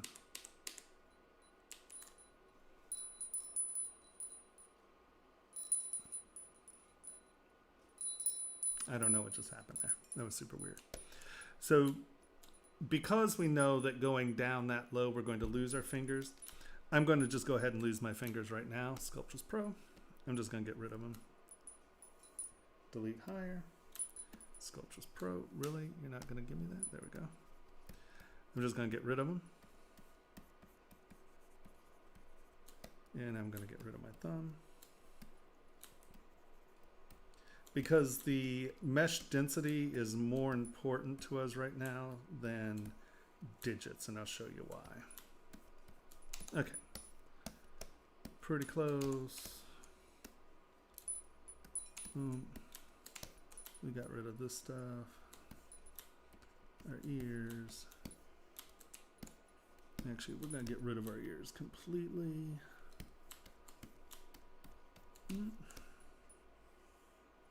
We're gonna smooth this out just a touch.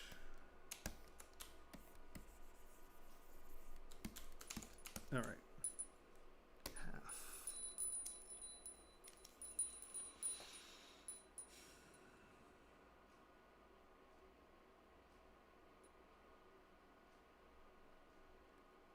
There is a reason for all this.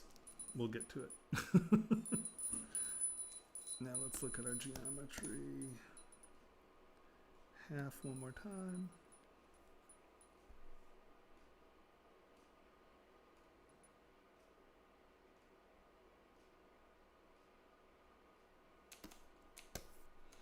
Okay, so I'm going to come in. Where are you, Z modeler? We are going to select this guy, I think. Let's try this one actually. Can we get away with that one? Yeah, okay. I'm gonna keep that one. Nope. I think that's our split. Yeah, okay.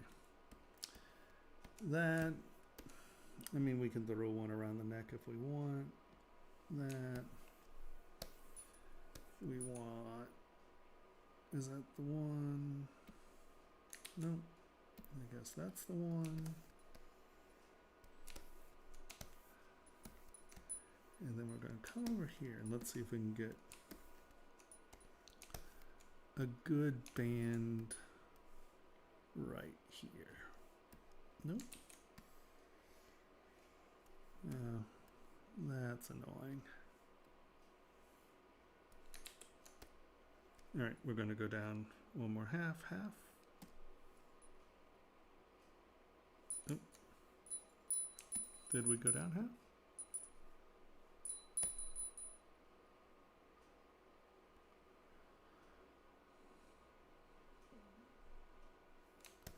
Okay, that's a little better. Is it going to let us get away there?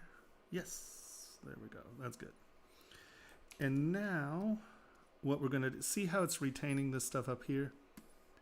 We're going to come back with Sculptress Pro and we're going to eliminate this geometry. We're going to try not to get that crease. We're going to try to get the stuff on the side of the crease because every time it goes half, there's that weird geometry in there and it's going to try to keep it. So we're just eliminating that weird geometry. I'm turning half off and I'm just going to Z remesh at the same level and see if it'll try to get rid of some of that. You can do it. Maybe.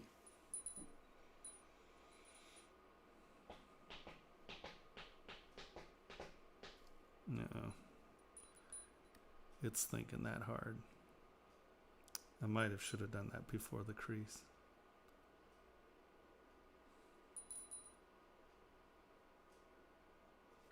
All right, that's thinking too long.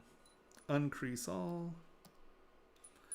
And we're just going to make sure that this geometry has a little bit of smoothness to it. I think it was probably the creases that were killing us. Turn keep creases off, Z remesh. We do have symmetry on.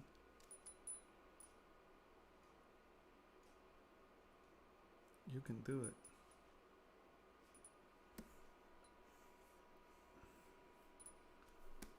All right. Turn half back on, Z remesh.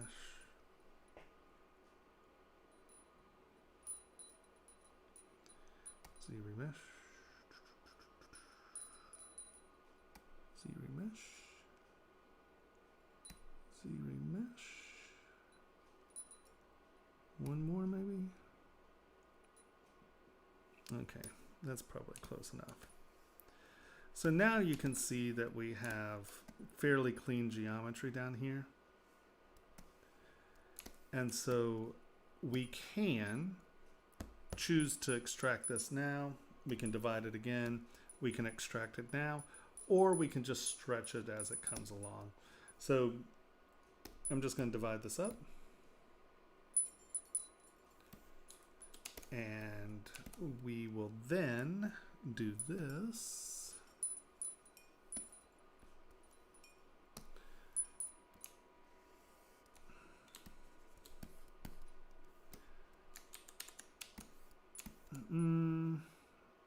No. I was trying to be cheesy. Here we go. Let's just actually do it as we need to do it. And we're going to come here. Symmetry's on, yeah. Cross that. Boop. W, come there. We're going to flatten this. Local symmetry needs to be turned on. We're going to flatten that. And that gives us our number here, right? So we are going to go move. We're going to drag this out.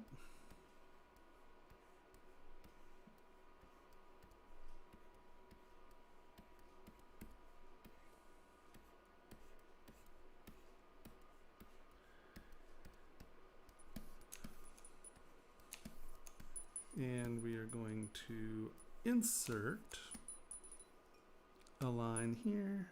Boop. Nope, that's crease. Insert. There. And now we can just Q mesh out our base geometry here. Turn this back on and get it kind of in the area that you want it to be in. We're just going to move this. Bump, bump, bump, bump. Bump. Bump. Bump. Bump. Bump. And get this form in your block up. All right, we're gonna go.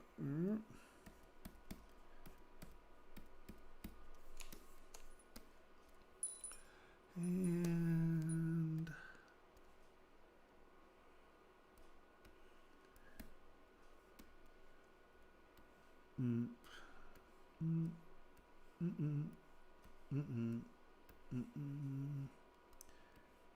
and I apologize, I'm doing this a little quick.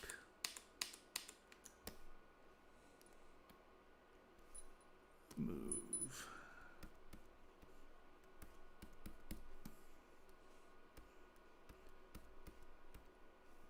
And normally you would do this at the beginning of your block up so you're not dealing with this nonsense now, but leave it a little fatter. Doesn't really matter, it'll get its way through. And when we come back up in here, we are going to let us get rid of this line. Maybe delete.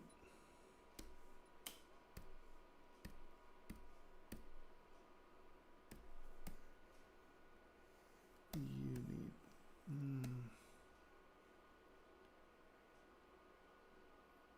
yeah, and then we're going to make you a delete. So now we are going to come to extrude. Turn on double-sided so you can see the back side of your thing real quick. We're going to come here.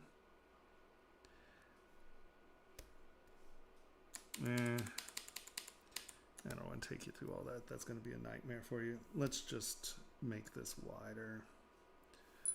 Move.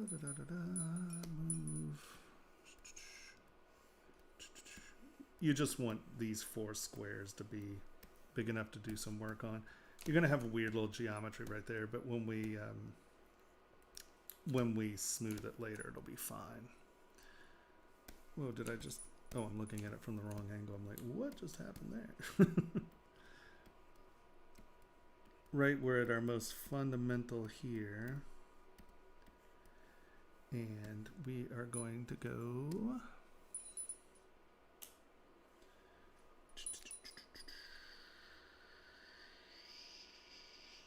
See, inset at this point is going to be a problem. So we are going to... See, you can do this, but the problem with doing this and then pulling these out is that you're going to have a ton of geometry in between those things. So feasibly, let's just go ahead and insert one line there, one line there, one line there. That is going to give us a, see, I hate loading geometry.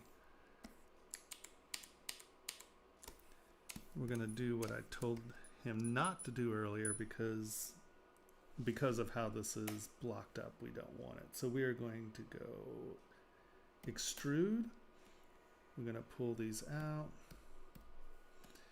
And then we're going to go straight back to QMesh and just kind of pull our geometry out where it's roughly the same size as did those join? They did. There we go. You need to make sure that these are not sitting on top of one another because we want these to stay separate. In extrude, like QMesh will make those snap. It's much easier to do a really fast extrude and then and then go instantly back to QMesh. So now you at least have your fingers. We're going to divide this once. There we go. Divide, divide. Get up to a couple 100,000. Lower that. You don't want your first projection to be that high. Come in here. Turn this on. Make sure everyone's kind of where they are. I know, sorry, this is a very long-winded process because when I'm not starting where I start, I have to think about how to resolve it as we're going along. So this is, like I said, this is a slightly more convoluted process than it should have been. But since you're just starting in ZBrush, I want you to see something and understand it. So this idea is important, not necessarily the process which I got to this point. All right, we're at 300,000. I'm going to project all. Boop.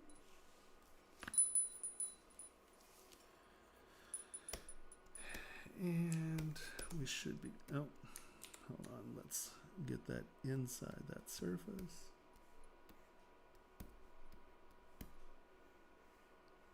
That's a little bit closer. Project all.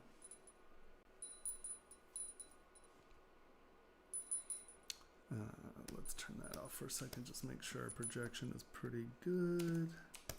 We're close.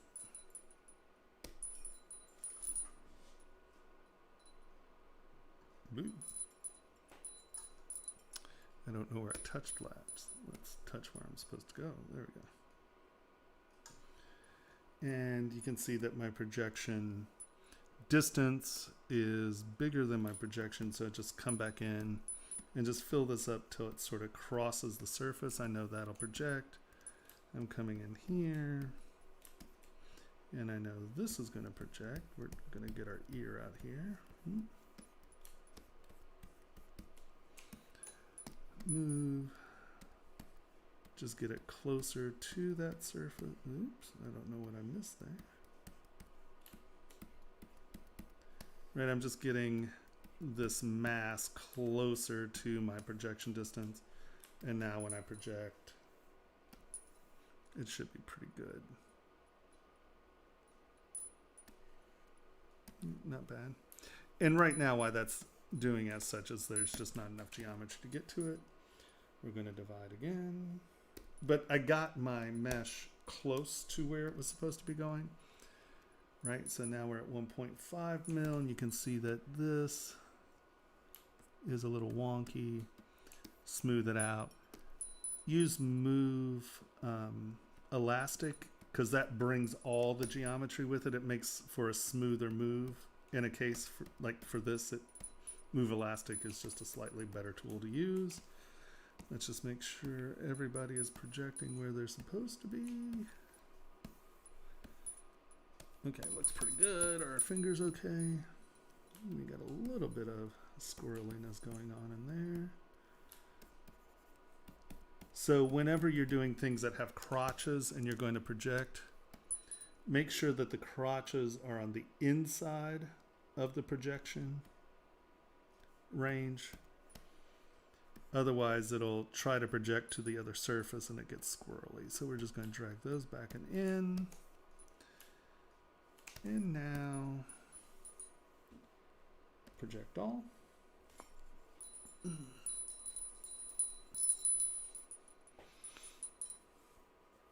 I know this is convoluted. Stick with me. Trust me, it's worth it.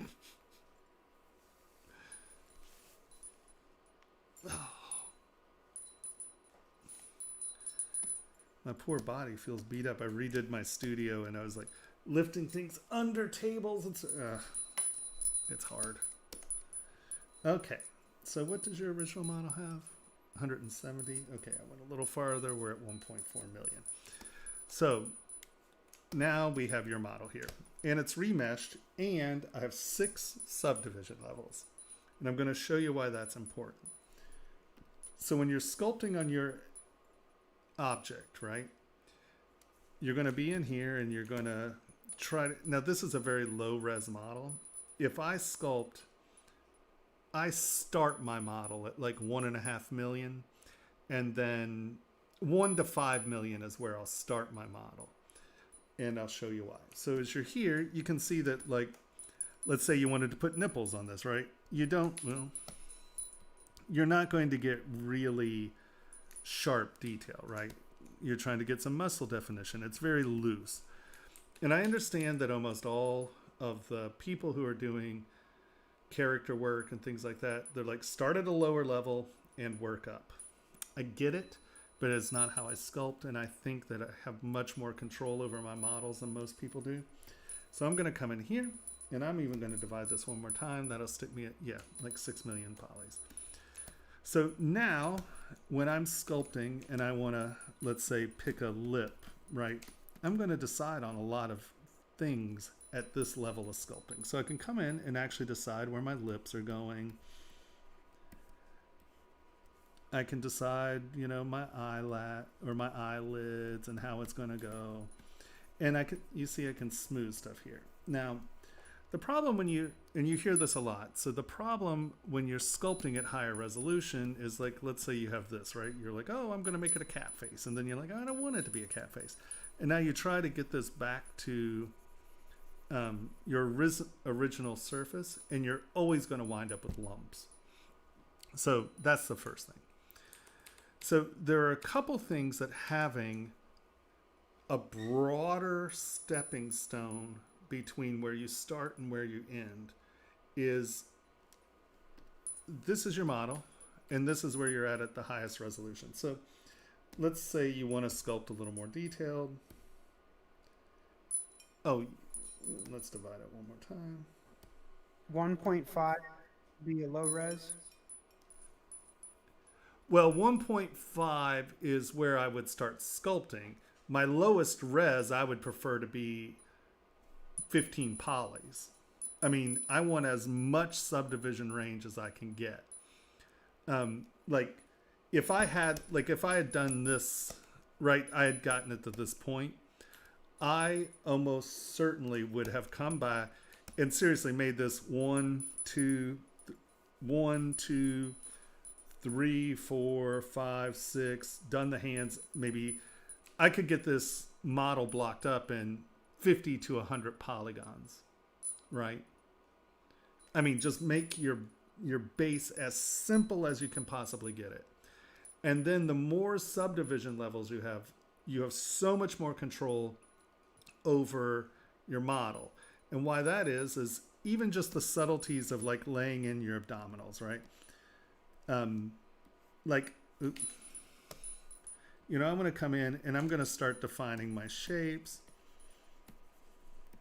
you know, in picking my abs, and then this is going to be this, and, you know, I'm going to start laying in stuff, and I tend to lay stuff in quick, and it allows me to find those places that I want things to start happening in, right?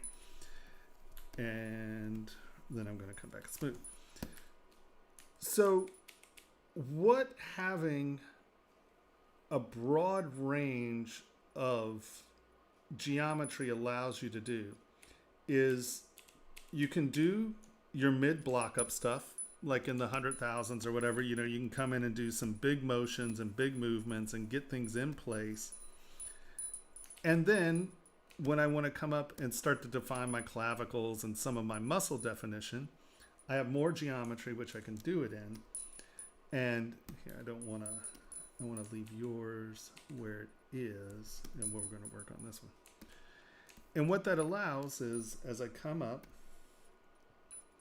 and we have our higher geometry, and I can start, like I said, making some artistic decisions and putting some finer lines in. And I start here because how I hunt for form is I move my brush around a lot, and I'm always looking for the line, you know, because people who sketch, right, you lay down a bunch of lines and then you're like, okay, that's the line I like, right? And then that's the line I like. So I want this to go from there, and I'm going to come in. And so you can see at a higher resolution, I can get a lot of decisions being made, like what's happening here, quickly, as long as I'm being rough and I'm not getting tied up into the subtleties of my search, right? I'm not coming in here and going, okay, well, I want this to do this yet, right? What I'm doing is I'm coming in, I'm making quick decisions about where my meat's going to be.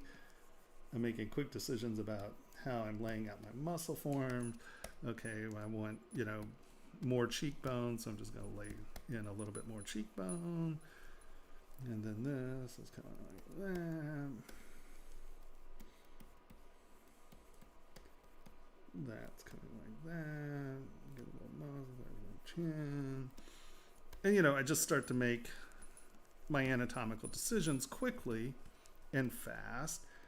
And instead of ever, like, you will almost never see me take a cutting tool and come back in and decide things like, and I know this is being very dramatic, but you'll almost never see me do that. I'll almost never cut a surface in unless I really want it to be divided. And how I'm doing like lines like this, where these, how many times did I hit undo? Like, you know, this nostril, right? I'm not going to come back in with the tool and define it. I'm going to take that tool. I'm going to take this clay tubes, and I'm going to use the edge of my clay tubes to define those forms. And what that allows me to do is come in and do these forms, fill in.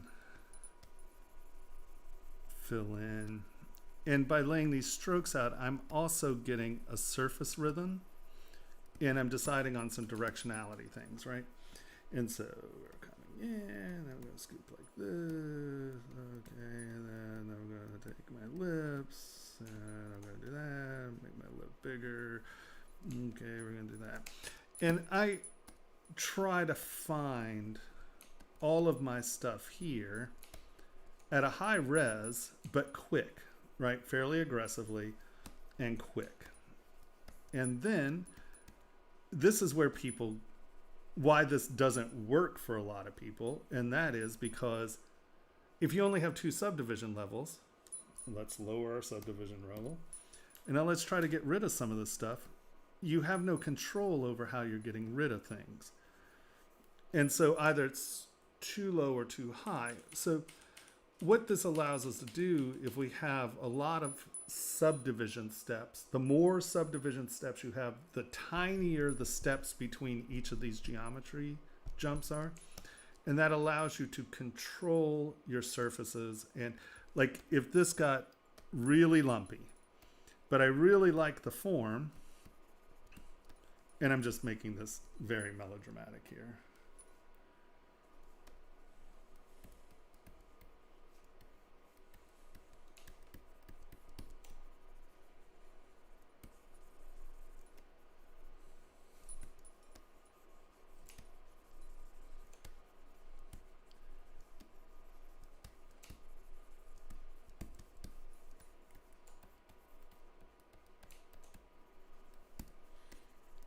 And people are like, oh, well, you know, great, but, you know, this is supposed to be a smooth object at the end of this. Okay, well, I'll just take smooth, and, you know, you start to smooth it out. but you notice I'm not going over my creases. I'm smoothing everything up to the crease. And then it allows me to lower my resolution. And I can come back in and really focus on the areas that I want smoother. And I'm going to smooth that. Do you approach every project with this workflow? Yes. Well, like I said, I normally would have started much lower, right? If I can get a model with 20 to 30 polygons, that's where I would prefer to start. I want to start with as little polygons as possible. Then I have my subdivision steps, and we'll go. And so this is one process, right? And I'll show you the benefits of it.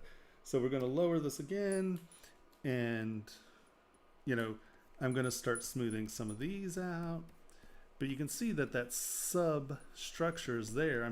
I can make this very smooth and still keep sort of my levels, the depth, right? You can see it still has a lot of that character that I put into it, but it's just much more subtle now. So we now get to the point where we like where it is, and now we come back up. And as we come back up, it's going to start to replace some of the stuff that we sort of took off, right? So I can come up and really tune where I'm being smooth. And I can come back in and just make sure I'm losing my surface texture, higher res, and come on. We're just gonna get those few areas that got lumpy, higher res.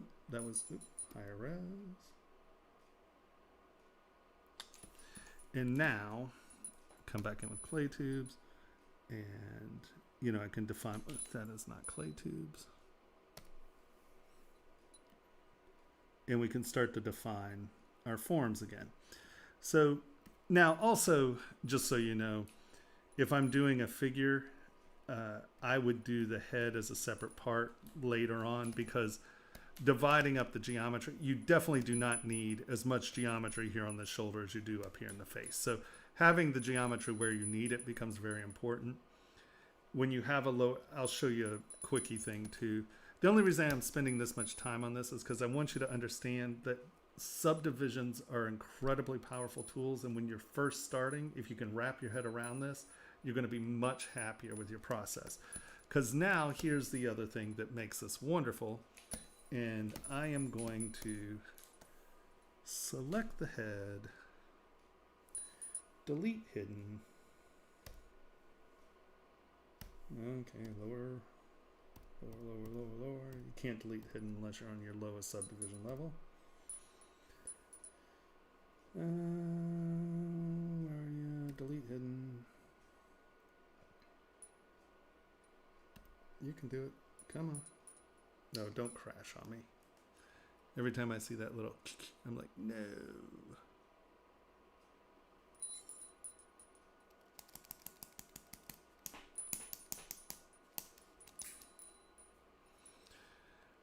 All right. No. Oh.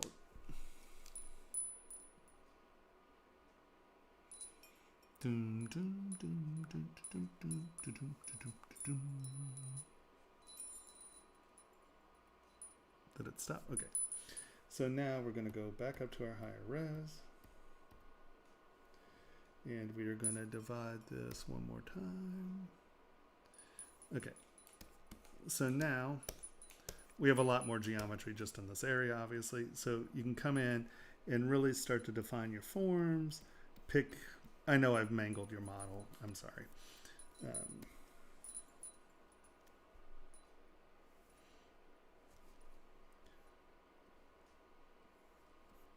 And you can really get your subtle stroking in. You can get your eyes in place, And then you can always drop back lower, and you can smooth much easier because you're actually relaxing the mesh. You're not just trying to get rid of the bumps. It gives you just a lot more smoothing power.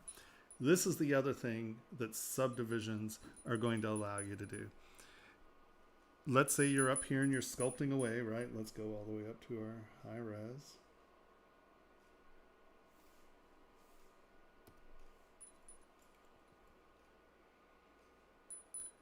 you're sculpting away up here, and we are going to pick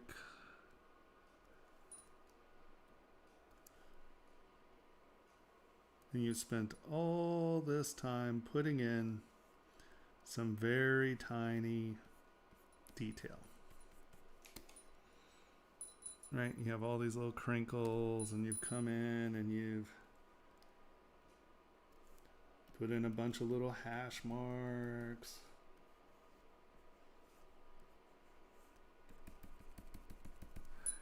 And you have some layers. And some layers. And some layers. And you spent all this time getting here. And then you realize, oh man, I needed a surprise or a very angry expression. So if you come here and you just take move and you try to move something, and you want the brows to be like this, well, look, you're not going to be able to keep all that stuff that you've sculpted, right? You basically have worthless geometry now, and you sort of need to resculpt. Well, the beauty about having your subdivision levels, come on.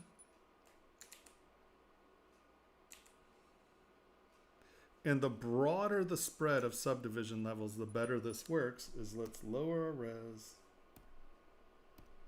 dramatically. Let's turn on our lines.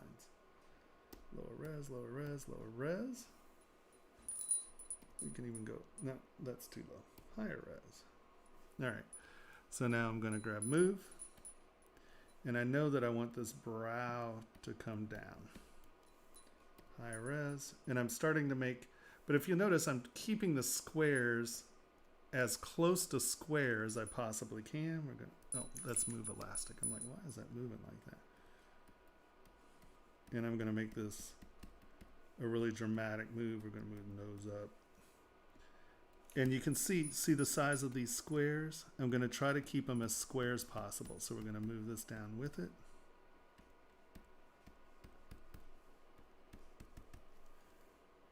Higher res.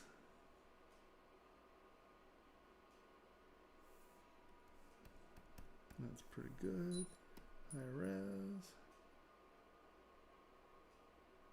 Higher res, higher res, higher res, higher res. And now here's where you can start tuning, right?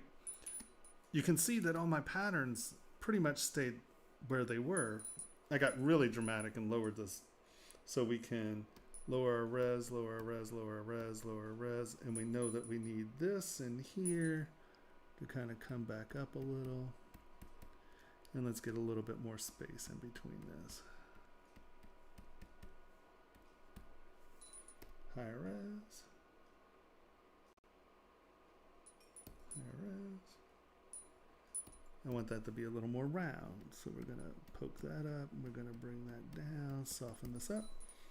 Higher res. Higher res. Higher res. Higher res. And you can see that with a little effort, you can retain most of what you put in there and not have to resculpt when you reposition and repose stuff. So having a lot of subdivision levels really allows you to, one, relax the mesh when you're sculpting detail so you don't have lumps. It allows you to work at a higher resolution to really start to define your forms and shapes clearly, as opposed to doing it half muddy and then dividing and doing it a little less half muddy and then dividing it again, doing it a little less half muddy, dividing again, and then, you know, you're resculpting it every time. Well, this way, I can lay in my ideas, my forms, my shapes, come back down, do everything you can do with that lower resolution sculpting, come back up, do the things you need to do at high res, and it allows you to fluctuate between the model and really develop your low res sculpting and your high res sculpting at the same time. So having a lot of subdivision levels, starting with a very simple block up, and then coming up to a high res, sculpting your surface details and forms at a higher resolution, bringing it back down, relaxing it, and just being able to fluctuate between those subdivision levels gives you so much more control over your sculpture than having 2 subdivision levels. Because here you don't really have enough detail to sculpt anything detailed, and then you don't have the subdivision levels to be able to do big poses without mangling the body. Because like if you have it, let's say you have each joint as one, well, you can go down and literally move that as one piece, move it, peek that up, and pose it, and then go back up, and you haven't changed. Like let's say you have fabric and stuff, you change that very little, as long as you're working with it as you go up. So I think to control your models, it's very important to think about your stuff in lower and subdivision levels. Now, if let's just say, I don't know if you started with this as an imported body, right? Like, did you import the form or did you construct the form? Not a judgment. There are a lot of people who, you have to start with the basic form. So then I would come in, block this up, under it very quickly, and then project it like we did. I wouldn't reverse subdivision level. I should have just showed you how to do it from a basic block. Did any of that make any sense? I think I might have just gone into a whole world of nonsense that George might not understand. No, and that's my favorite demo that you do. I love the subdivision demo. They said it's great. So glad they submitted the sculpt. Learning so much. I'm George. And so I'm. And I just didn't need to read that last one.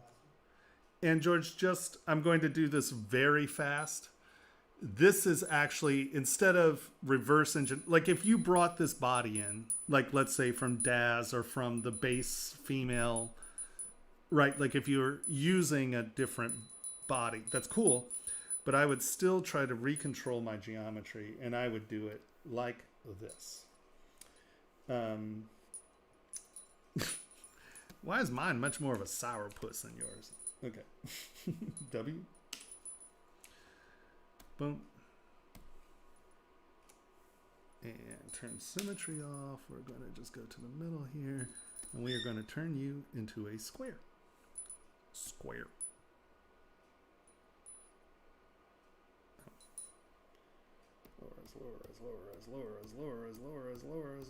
Lower as delete higher. And now I'm going to make you a square. Square. Okay. I'm going to leave that on. We're going to go W. And I'm going to drag you down. And remember how I said you want more geometry in your face and your hands and stuff, and I'll show you the easiest way to deal with that. So we're going to take ZModeler, and I'm going to go W, and I'm going to start right here on the neck. And watch how much energy I put into this. It's not going to be a lot, okay? We're going to go to ZModeler, and I am just going to go, no, this isn't a single. Let's go back here. Q, W, polycube. Make this one block. This had subdivisions, so make it have one poly on each side. There we go. One poly each side. I'm going to turn my fill color off so we can actually see what's going on here. ZModeler. I need that to be Q mesh, single poly. We're going to just bring that up, up, and up.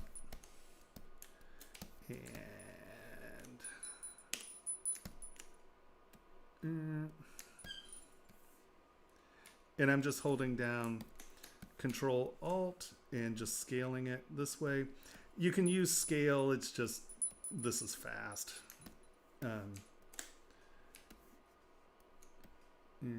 Okay, there we go.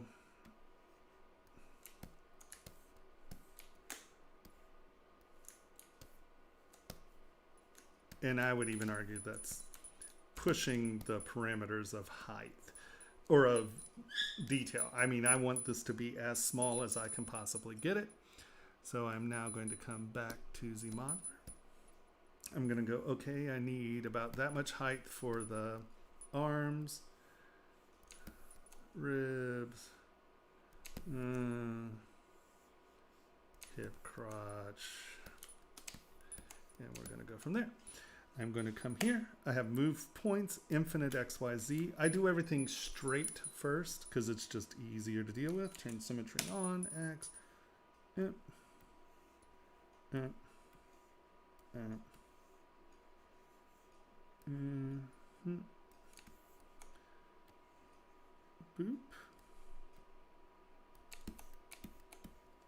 QMS.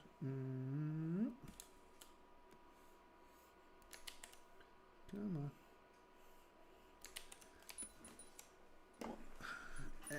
You're not being symmetrical. Nope. We have to put a, sorry. I have to put a center line in here. Insert multiple edge loops and just tap it once. That gives you a center line. And now, because this was a little squirrely, I'm just going to do smart resymmetry X. Boop. And now it should be full symmetry found. I now know we're symmetrical. I'm now going to come in, drag this off, come here, come there. And just remember, you want to keep most of your squares very similar in length. Boom, boom, boom, boom, boom.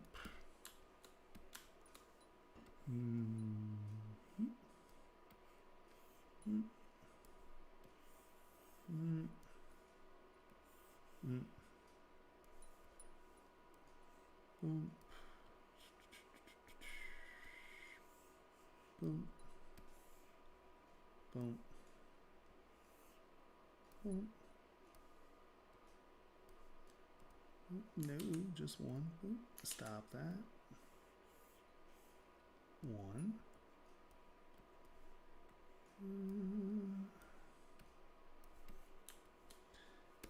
And we're gonna go boop.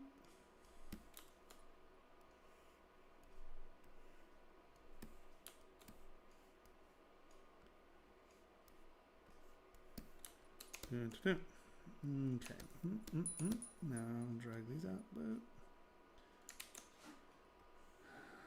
Boom. Boom.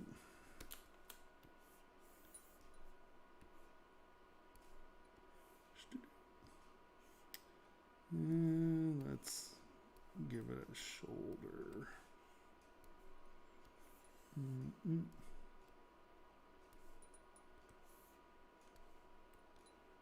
And we're just trying to get a rough breakdown.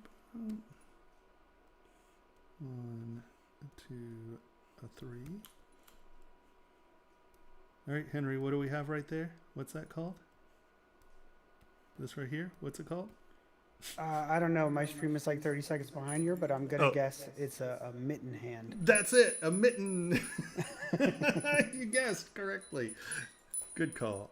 Okay, so now. I see it.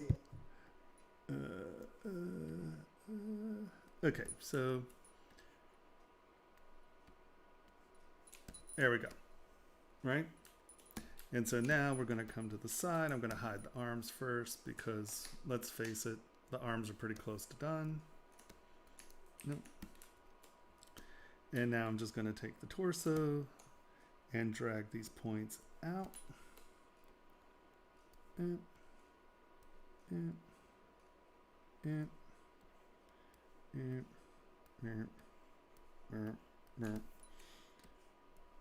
Get rough thicknesses. We're not trying for anything. Remember, because you've imported this somehow. So you have something to project to. We're just trying to get some geometry in this bad boy. Boop, boop, boop, boop, boop, doop, doop, doop.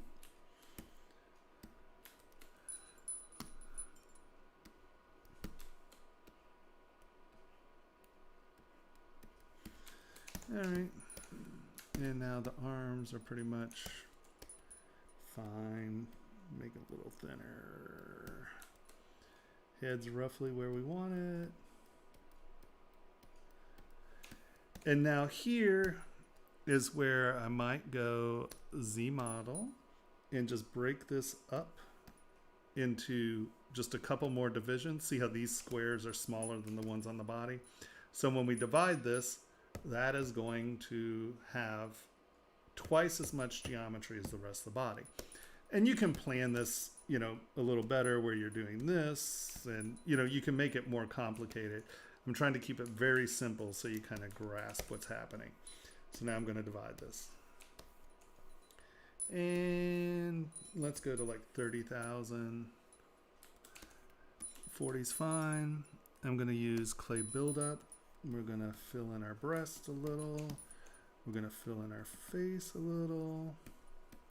So you can see that it's breaking that surface, right? And then I just smooth it back down into the surface. I'm just trying to get geometry everywhere we need geometry, and we're going to redo this a couple times. Get that down, smooth, down, down, down.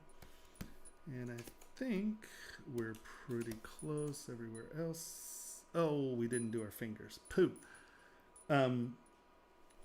The first time you divide that block, it's going to give you 4. Do your fingers then. Sorry. Everyone who's a regular on this channel knew darn well you weren't going to do those fingers.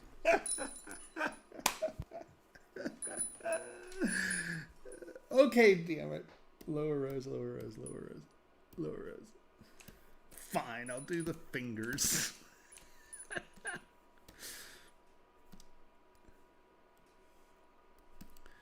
It's I just think George hands. is here by voice now. What's that? I think George Great. is in chat by voice now. Awesome. Hi, George. All right, you know what? I'm not going to do the hands just take too much time. When We I'm all trying know to you're do not going to do the fingers, man. We know.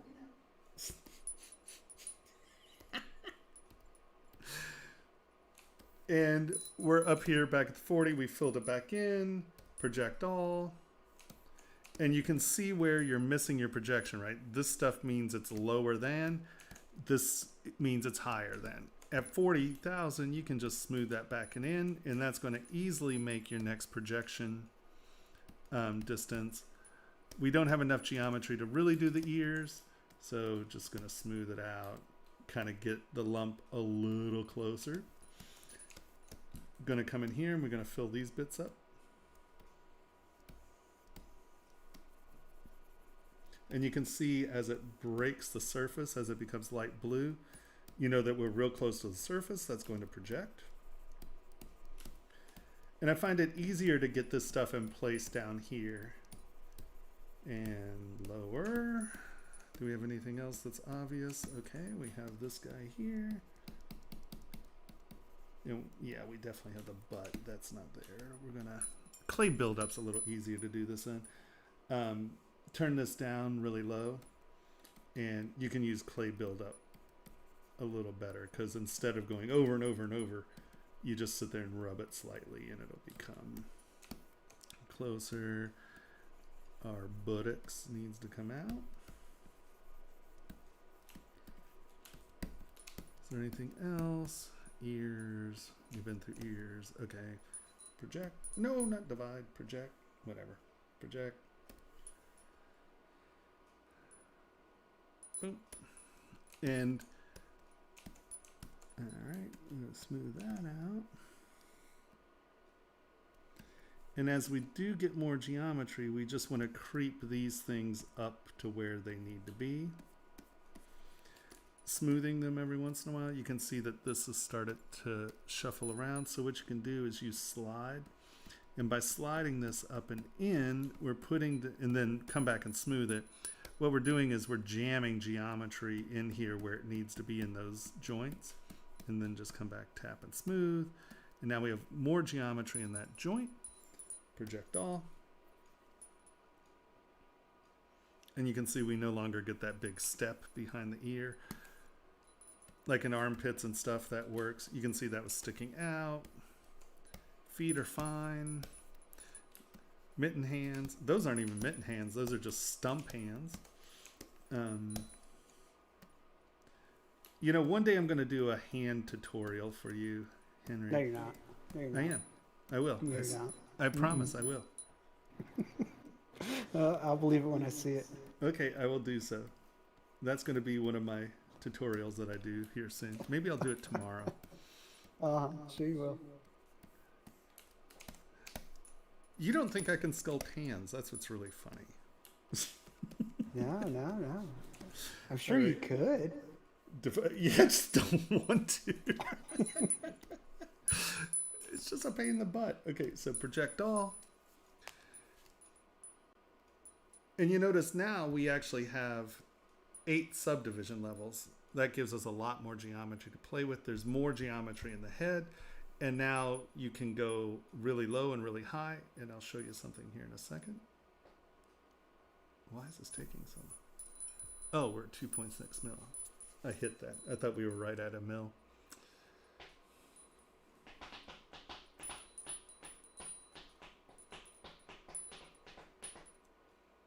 No, not waiting that long. No, don't do it. You can do it. I was trying to just do something really quick. That was like 5 minutes, and then I blew it here at the end.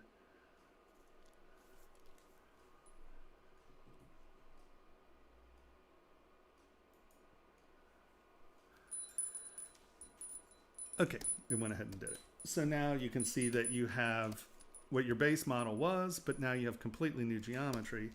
And so let's say you wanted to pose this, especially posing this without fingers, which is very important. Nobody needs fingers.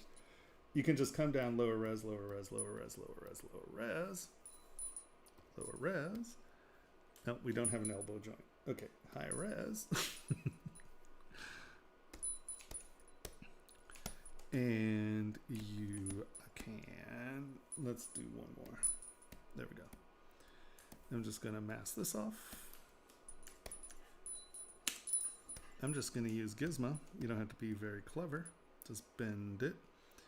And you can see that we have that pinch, right? Well, this is much easier to deal with right here. So I'm just going to mask those off. And, oops. Stop that. And mask these off. I'm going to come out here and I'm just going to pull this. So we're getting that line, right? And now I'm just going to take this line and I'm going to move it kind of doing what it does, right? It creases down the center there. This bunches out a little bit. That bunches out a little bit. And that comes up and makes the elbow. And so now, high res, we can punch that out. We can kind of do a little touch up here in the lower res. And then as we come up to our higher res, you could, and you know, if you had stuff sculpted in there, you wouldn't have distorted it too much. And so it just becomes a very easy way of having a pretty advanced sculpt, being able to come back in and do this without completely trashing your sculpt.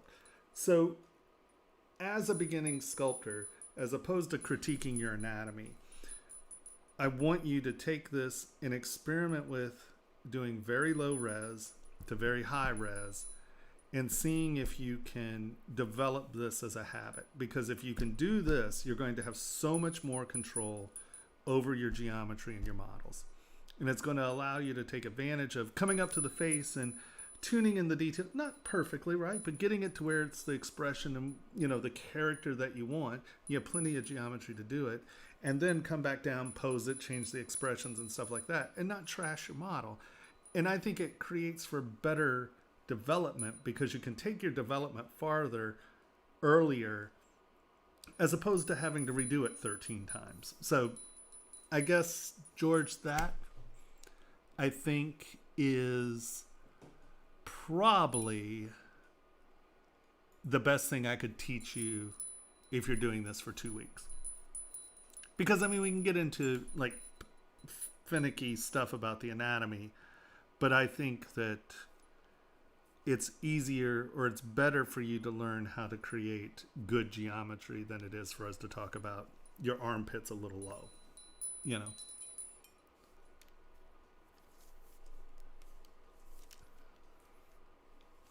George has unmuted, but I don't see the green circle lighting up, and I don't hear anything. So I think in Discord they've got maybe the wrong microphone selected.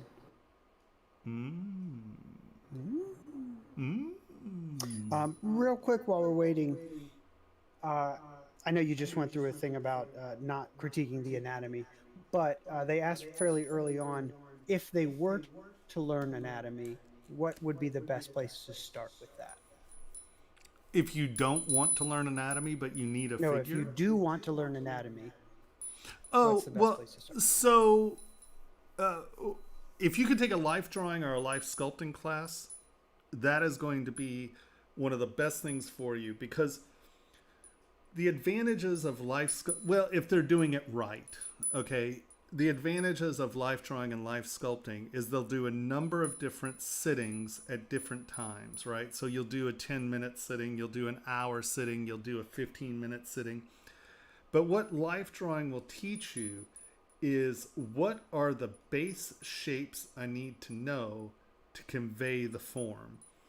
And so, you know, what you're going to wind up seeing a lot of is, okay, I'm going to see this, that's my directionality, here's my torso, it's contrapposto, it's the weight's here. And, you know, you start to learn these shapes, you know, okay, this is a cone, you know, the hand is a square that then has a shape coming out, and then that's the shape, and then this is this. And, you know, through life drawing, you learn these very simple block up forms. And that is going to be the best way for you to identify proportion and character. And life drawing will also teach you positioning. If you just need a reference book, I think that, where is it? Desktop. I have it here somewhere. Desktop. Anatomy for Sculptors. I think that this book is probably the best, just overall fast defining of anatomy for sculptors. I think it's a great book. And why it's a great book is they go through a handful of these basic concepts. And they talk about, you know, the bone structure. They talk about, you know, just, they're not, okay, so what they're not doing is teaching you anatomy, right? This isn't about the skeleton.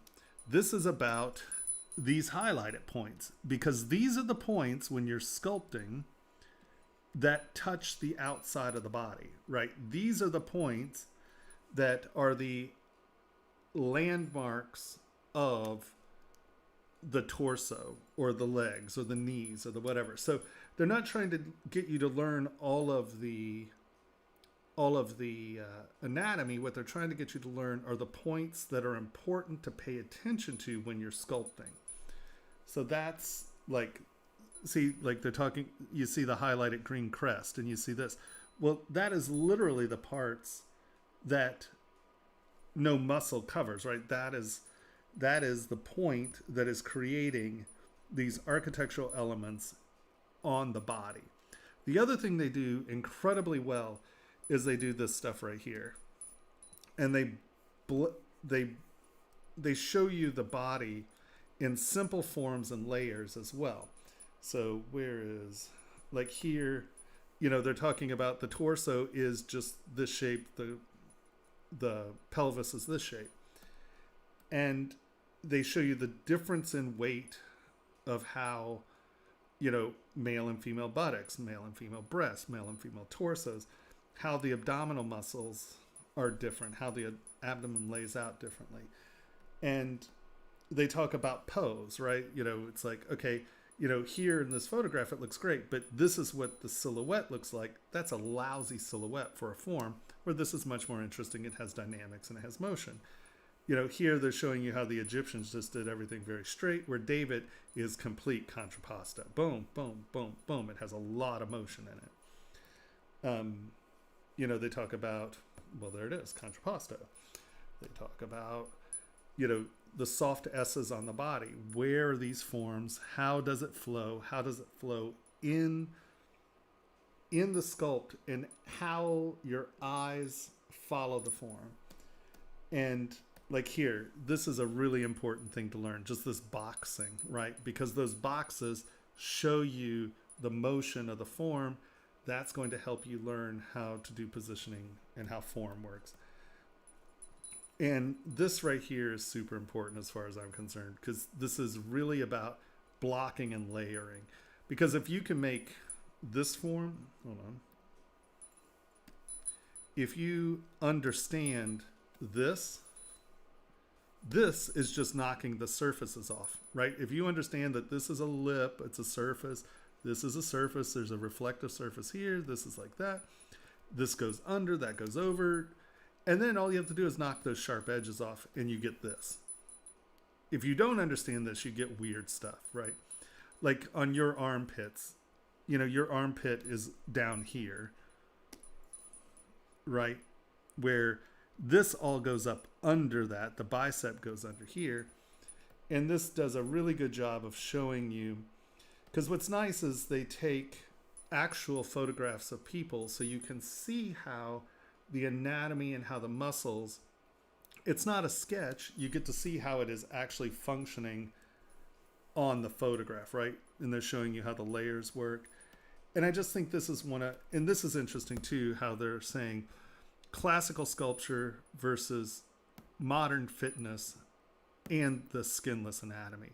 So you can see, right, you know, just simple things like, you know, the abdominal muscles are not straight and they actually change shape. They're not all the same shape because they're sitting, you know, it's attaching along the rib cage, so that's not straight up. And they show you a classical representation and how the actual physical anatomy works in this pack. But these are insanely good illustrations because they really show you, come on, right? They show you the first layer of muscles. And like, you know, this is one of the most complicated parts of sculpting. So few people get armpits right. And it's because you actually have these, like, people don't understand the pec is actually attached to, you know, almost the center of the arm, right? And then, come on, you know, it's tucking up under the deltoid. And so when you hold your armpit out, it's actually coming up and in. And people get this airspace wrong. It's a very consistent thing to get wrong, right? So I find that just if you're trying to learn anatomy, this book is really designed for learning anatomy for sculpting. And so they're really trying to get you to see, like, you know, where, like, that's attaching to a bone. That's deep up in there. And a lot of people don't take it up in there that far and things like that. So I find this to be a fantastic book. So much so that we actually contacted him and I was like, Henry can put it up. There's a discount code. Because I just said, hey, look, you know, I teach online and I love your book and we got a discount for you guys. But, you know, I think that these are really important lessons to learn in anatomy, and where they're not talking about learning the names. They're talking about identifying what's happening. And I love this because this is an actual photo. And then they're coming in and drawing the muscle on the image so you can actually see, right? Like this hump right here, what's happening is this muscle is actually under this muscle. So this is flexing. You can see what's happening. And I don't know, I think this is a really powerful educational tool because they go into, right, how things lay out, how things move, how things compress, how things stretch, how it works as simple block forms. So this is sort of, Bridgman was a guy who did anatomy books, but he did all these very heroic, sort of bulky Conan looking things. And this actually draws it on normal people. And they talk about fat dispersion and, you know, how all this stuff works and how you see it in the body. So you can actually see what's happening. And I find this to be incredibly helpful. So I would start here. And life drawing. You can get into a life sculpting class, you'll kill it. But life drawing classes are invaluable because it teaches you very quickly what's happening. Like how to identify those forms. But do you see what I mean? How your armpit's low here because it's not actually cutting in. You're just making it like this. This actually goes like this. This cuts up and in there.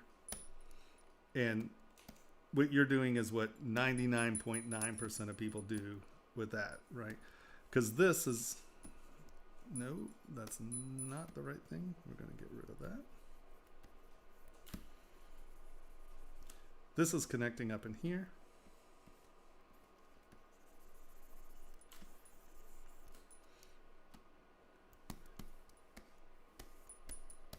Right?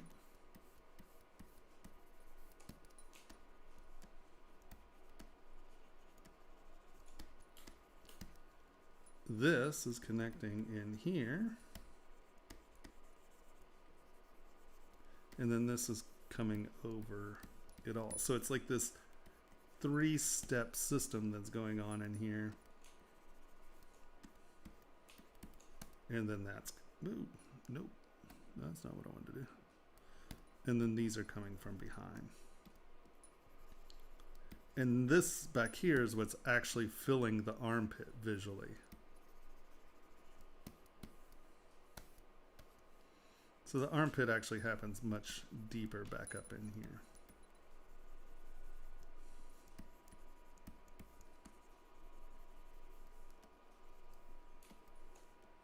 And I'm obviously making this dramatic, but oh damn it! I keep forgetting to turn to turn symmetry off so we can have your. But does that make sense compared here? Let's do this.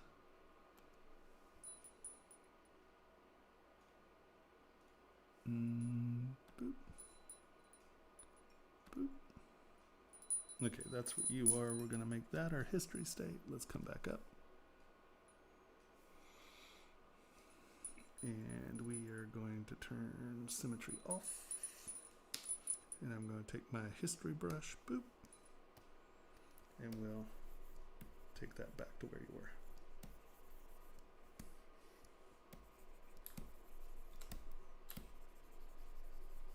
Be careful. When you're using history brush or your projection brushes, you want to deal with them at like 90 degrees to your surface. Otherwise, they'll really pool and become super weird.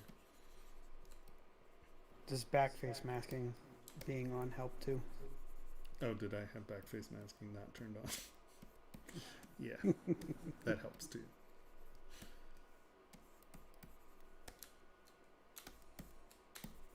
All right, let me read off some comments and questions. Juan wants to thank you for the Mother's Day challenge. It was a blast. He learned a lot. And for those of you who don't know, Juan, in the comments there, won first place in the ZBrush Jewelry Workshop's sculpting challenge. It was a Mother's Day challenge, and he made a beautiful bracelet. Let's see. Yeah, it was okay.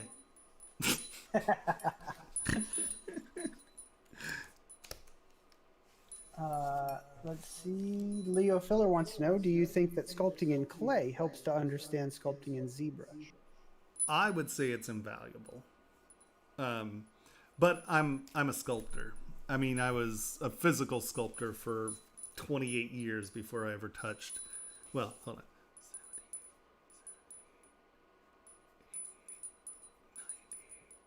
Well, so I was a sculptor for 30 years before I ever touched anything digital. And of the things that you sculpted, were they all wearing mittens? If you sculpted a human, was Hollywood okay with that? Is really the question. I'll show you some very lovely hands I sculpted in Hollywood. I'm a very competent hand sculptor.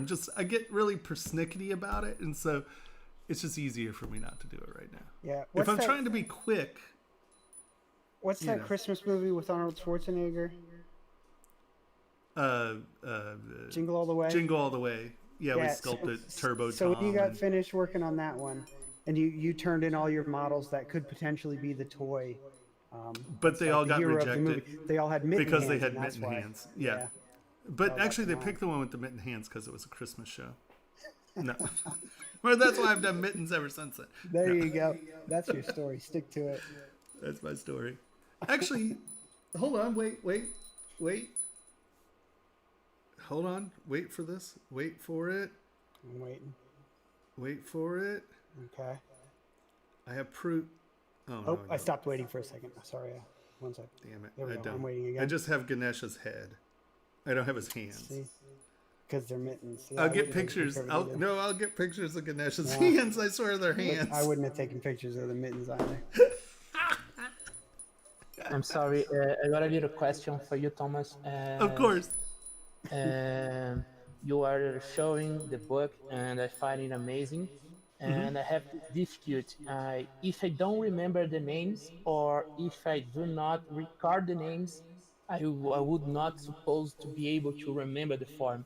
I don't know if that is a problem of mine, but I find and knowing the names gets the form really recorded in my mind. Do you find it useful to know the names, or Without a should question.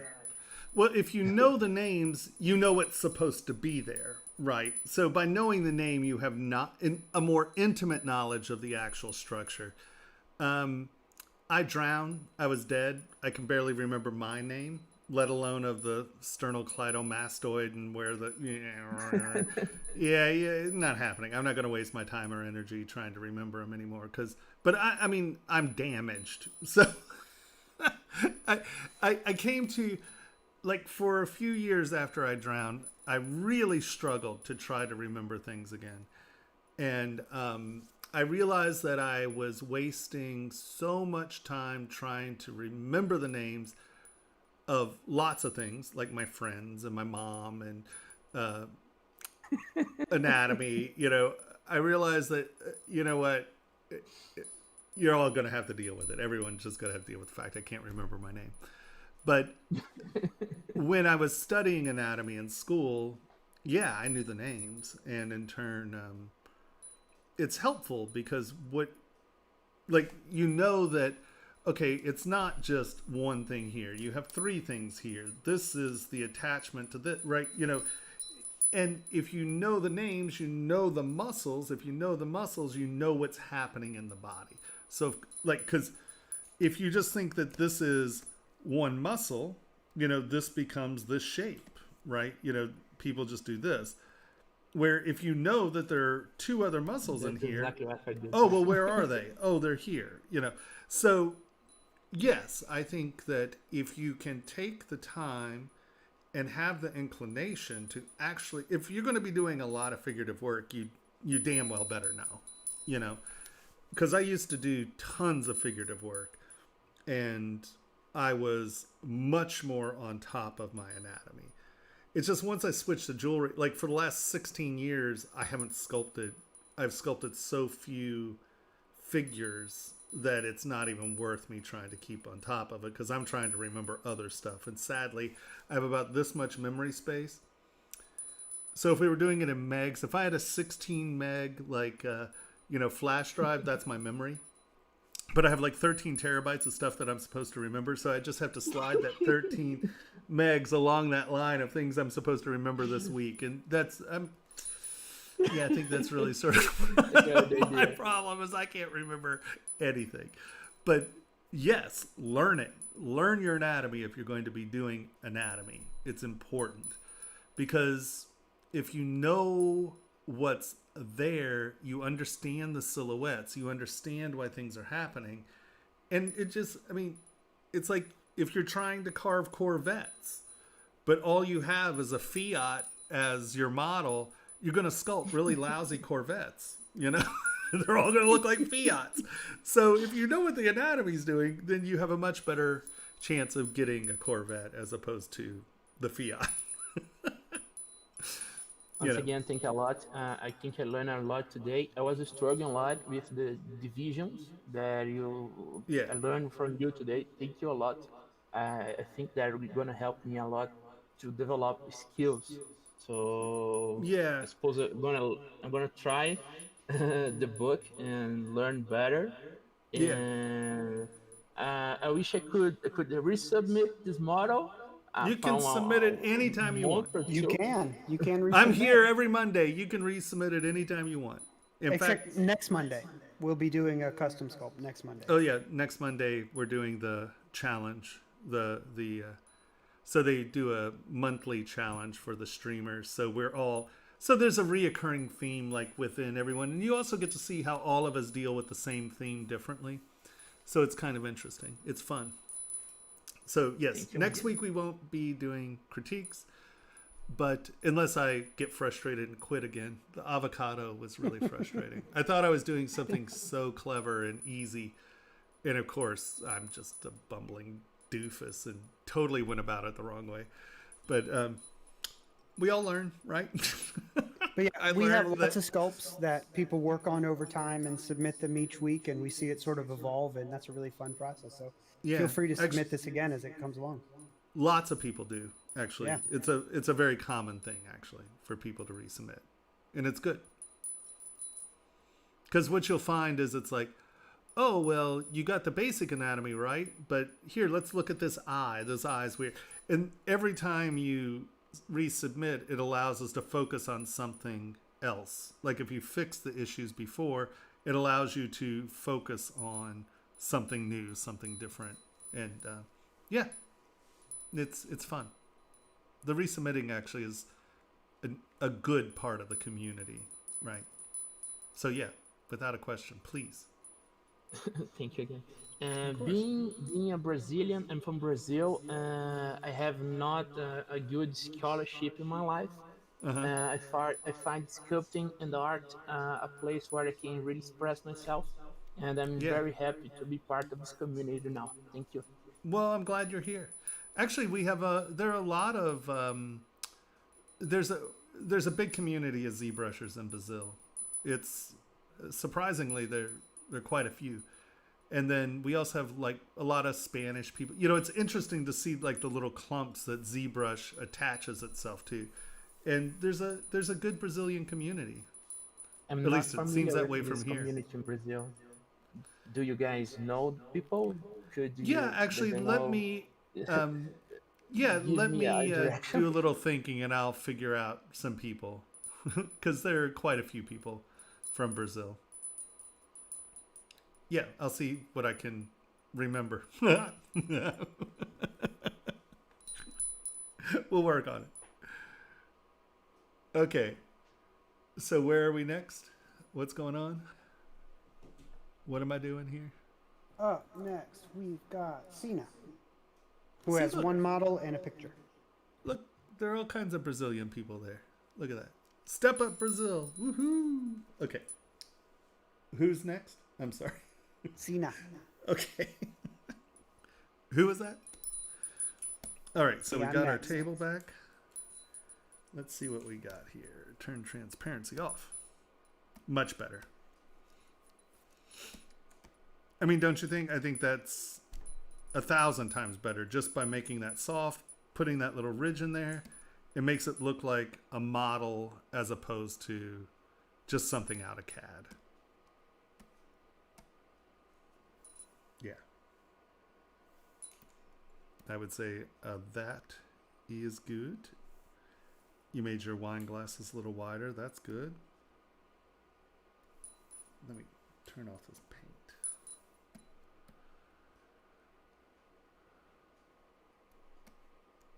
Yeah, no. I mean, just, it was that simple. You know what I mean? I think that just dividing it, getting those round, getting rid of that chatter, and getting rid of your sharp edges so it looks like it was a handmade object. I think I would, because like right now these aren't touching. I would make sure that I can only imagine, I mean, unless I'm completely wrong, which, I mean, say it isn't so, you know. I know Henry doesn't believe that I could be wrong, but I know I have to tell everyone it's true. I can be wrong. You can? No, that's what I'm saying. I know it's hard for you to believe, but yeah, it's true. It would crush me. I refuse to believe it. So let's build a computer. Yeah. I know that when you drowned and your memories went away, I know you forgot fingers. You don't know what any of the fingers are called, and that's why you always sculpt mittens. I finally figured that out Wait, today. hyperthalamus or something? Yeah, right? that's maybe the middle one. Subextendus Uranus.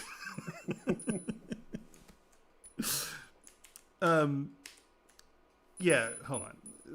I'm like, why isn't this working? It's because it's radial. That's why it's not working. Just make sure on these things that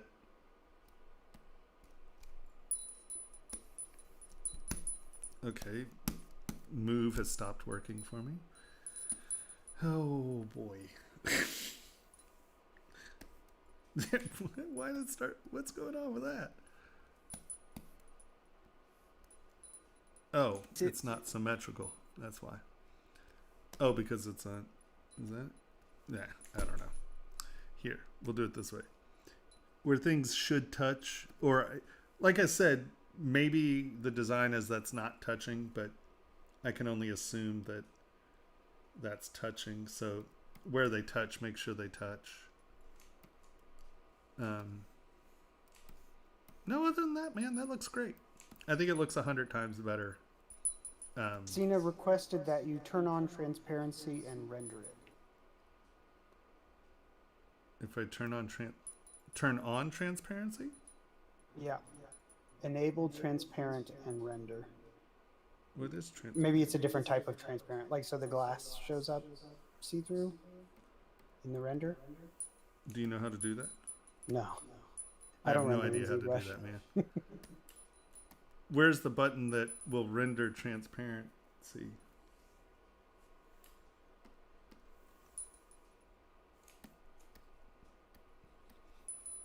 Render.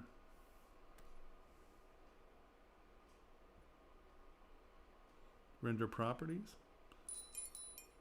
You're going to have to give me the information. I have no damn clue where that is.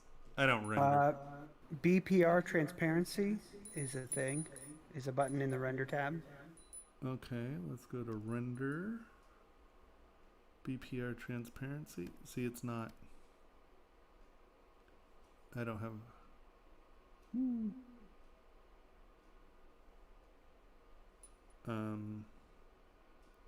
Okay, somebody tell me how to turn it on. I mean, come on, Cena, tell me how to do it.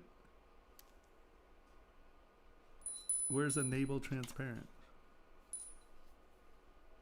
Tool palette display properties. Tool palette. Hold on. Display properties. Double flip, desmooth, derez, BPR settings, BPR transparent settings. The transparent Where is option it? in the Oh, render BPR palette is settings. currently off. Would you like to turn it on? Yes. Render. Okay. Oh yeah. It's pretty easy. Yeah. Okay. Not where I would have thought to put that button. BPR. Well, look, we learn something new every day. Yeah. Are the legs transparent? The legs also appear to be transparent. The lowest legs. Are those plastic legs? Well, I never even knew that existed. Look, you learn something new every day. See okay, so maybe that has something to do with the subtool you have selected, because on mine, the lowest legs show up transparent and the middle section does not. You're right.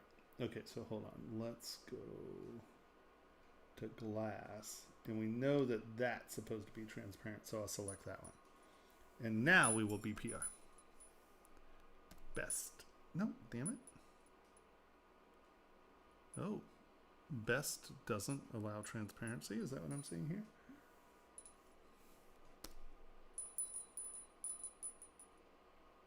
Okay, no. There it is. Well, why are they still transparent?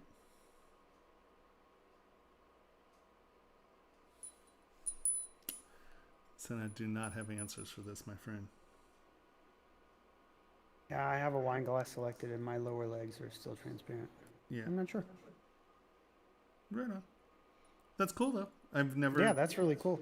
You learn something new every day. I did not even know that existed. Are there materials that are, how do you make a material transparent? Are there materials that are transparent? Well, no, you wouldn't be able to change materials. I imagine it's in a property? Nah.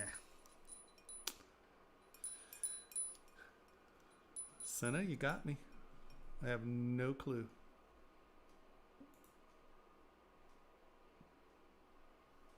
There is a glass he would like you to check, though I'm not sure which one, or if it's just all of them. He said, please check that glass. You mean this glass?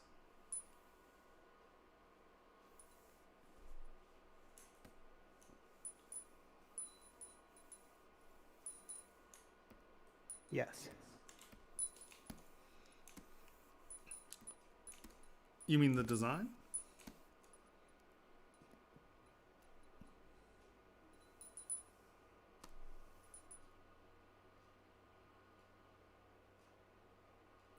It's interesting. It's sort of transparent, but it's not volumetric.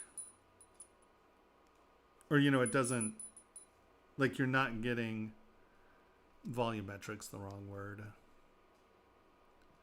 Like, the transparency doesn't change at different thicknesses, right? Like, this little lip would be more transparent than the bottom down here. Yeah, I mean, it's still rendering in ZBrush, which is not intended to be realistic. Fair enough. Yeah, no, the glass is cool. I don't see anything wrong with it. Except maybe your edge is really sharp. I love that the audience is still heckling you about hands. This transparency feature is going to come in real handy for your hand tutorial. Damn. Wow, it's a hard crowd. I'm going to have to, I'm going to make a hand tonight. I'm going to keep you up until I make a hand. You're going to have to stay up until I make a hand. I'm going to be up for years. No. I'm going to show you. It's not going to be years. Actually, I would block up hands with Z-spheres. Sure. Z-spheres is the easiest way to block up a hand. Because then you can pose it. Well, if you're making a model that is posable, I would say that Z-spheres is the best way to do it. If you're just doing one pose, you can do it just in basic block up. I'm gonna make you watch me make a hand. And then there was a photograph. Is that true? There is indeed. It's pretty wild. You should prepare yourself. Yeah, my brother. I want what you're using. Okay, so I think that, you know, you have some depth. Either the problem here that I see is that, or not problem, but what's bothering me is that you're implying that something's going on over here, but I can't see a horizon. So either I want to know what this stuff is, thus, you know, have stuff going on or whatever. But just having the one little thing makes me want to know what's going on back there. Second thing, we have all this depth. You have a, you know, forced perspective in the clouds and stuff. I would like to see forced perspective in the wall. So give me like a top edge there, you know, doing your perspective, because why it looks a little odd is you have an implied perspective, but this is just dead flat on. And I would, but see because chances are your horizon line's actually down here. So really you wouldn't see that. But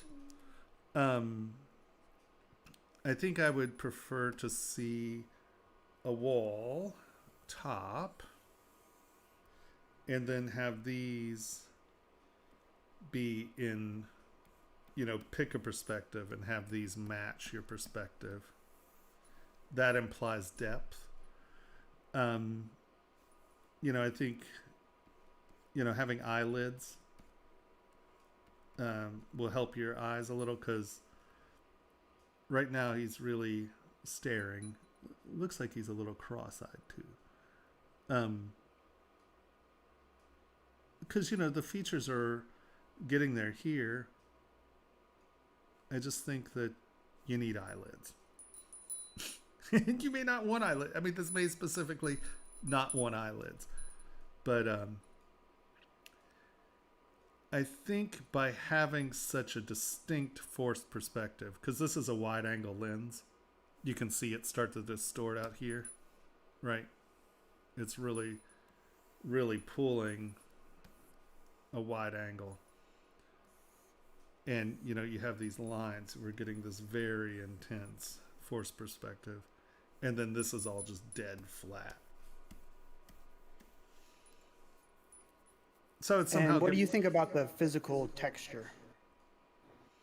You mean of the brick? Brick looks I great. assume so. Yeah, no, the brick's convincing.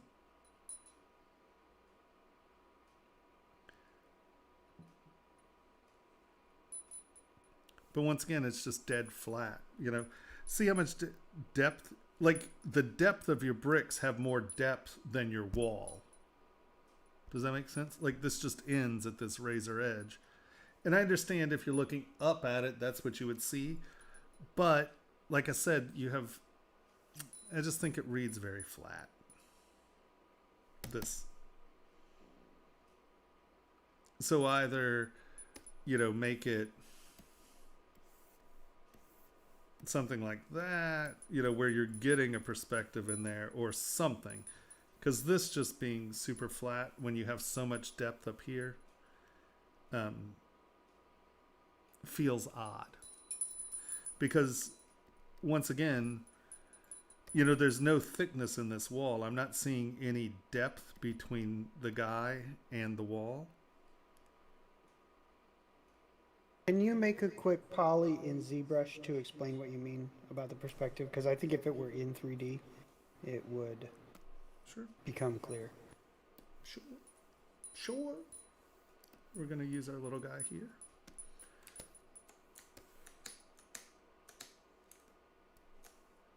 Nope, wrong direction. Right, you have a head. And then we have a wall. Where we're going to have a wall. A pin, the star. Boop. Boop. Boop. Boop.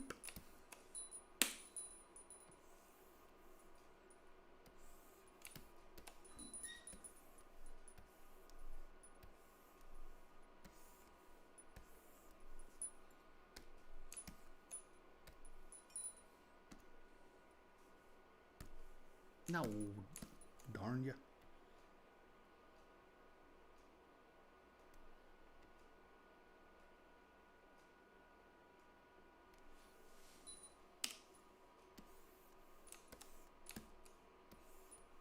I don't think you need to carve bricks into it. No? No. You saw where I was going with that? Okay. I did. I'll carve bricks into it. This is a perspective demo. But, we do need... Ooh, wow, that got really big really quick, didn't it?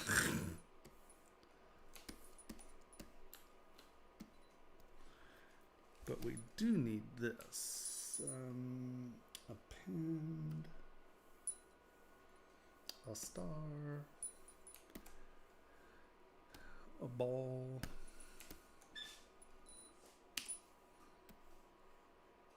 Like my clouds? It's the best cloud I haven't seen yet because the stream is lagging a little bit. That's the best cloud I've never seen.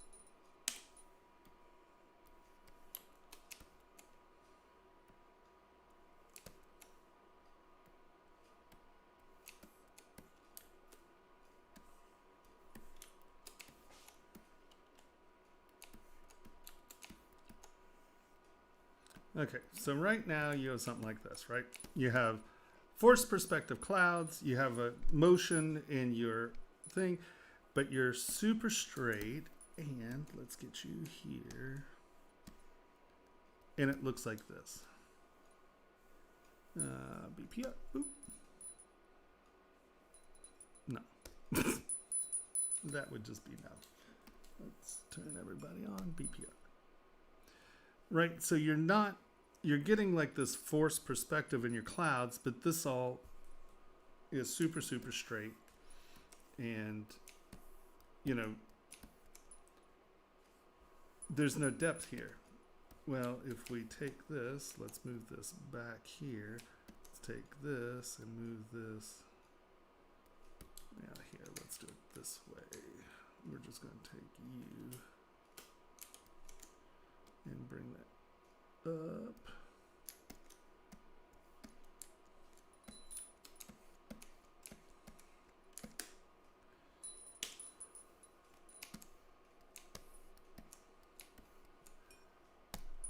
PR.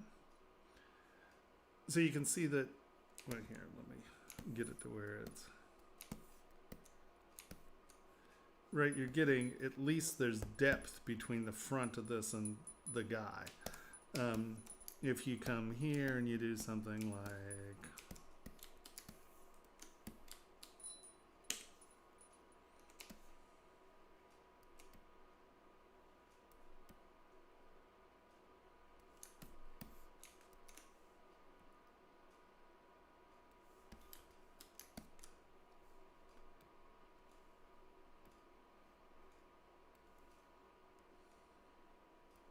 no, I didn't mean to tip that. There we go.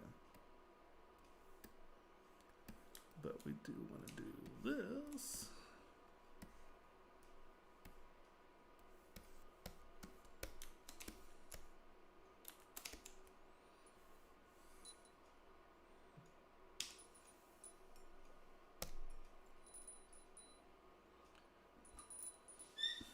Well, my light's coming from straight on. That's really annoying. Okay, hold on.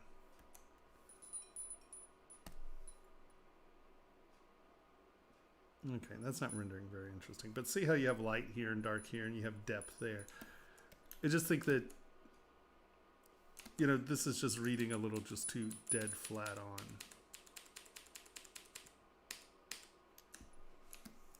Right, you have no idea what's going on depth-wise there. Where if you rock it a little. What if you just turned on perspective while it was flat like that?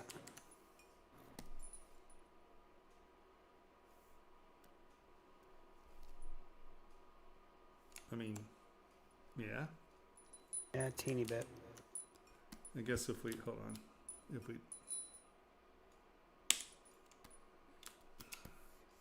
there we go. Okay, so basically you're looking at it like this. And if you do that, see how there's implied depth? I think just by giving some distance between the body or the person and the wall, and you can do that by, you know, I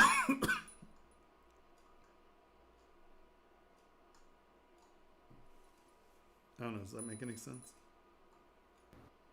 I think so. While we wait for Cena's answer, let me ask another question from I'm Steven. If I'm working on a project and I can't seem to come up with a vocabulary that works throughout the entire piece, what would you suggest? To stop and come back tomorrow, or is there something else? It depends. I mean,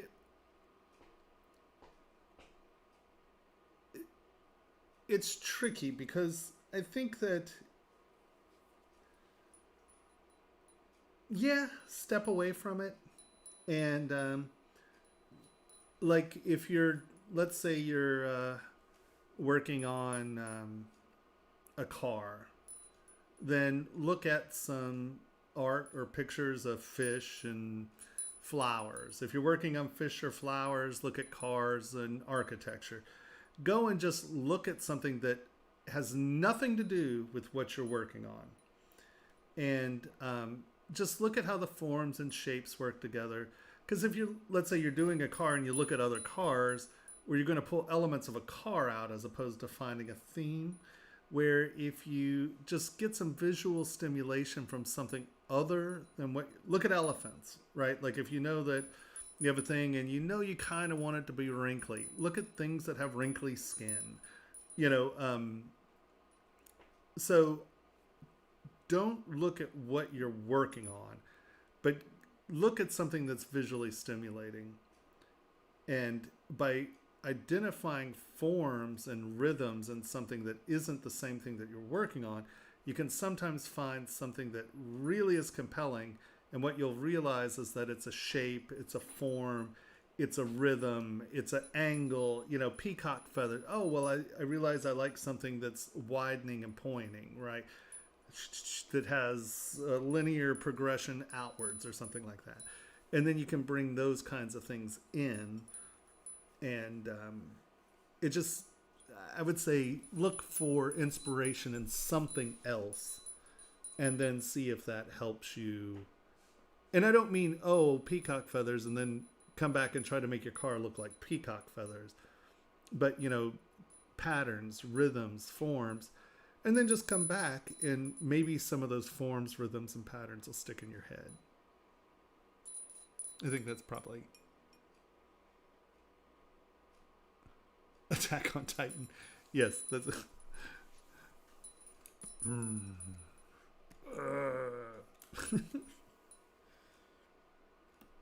Cool. all right.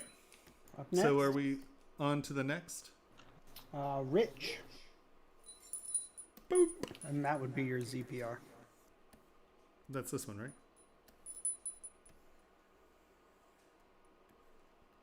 Did I do that?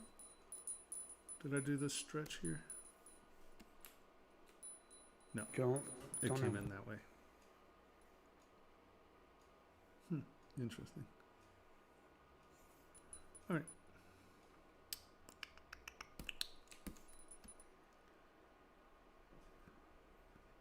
Your form and motion's killing it. I like it. Hold on. Those are extra legs. What's it? Oh, and those are flangey parts. Is there a skull in there? There is a skull in there. So is this a separate part?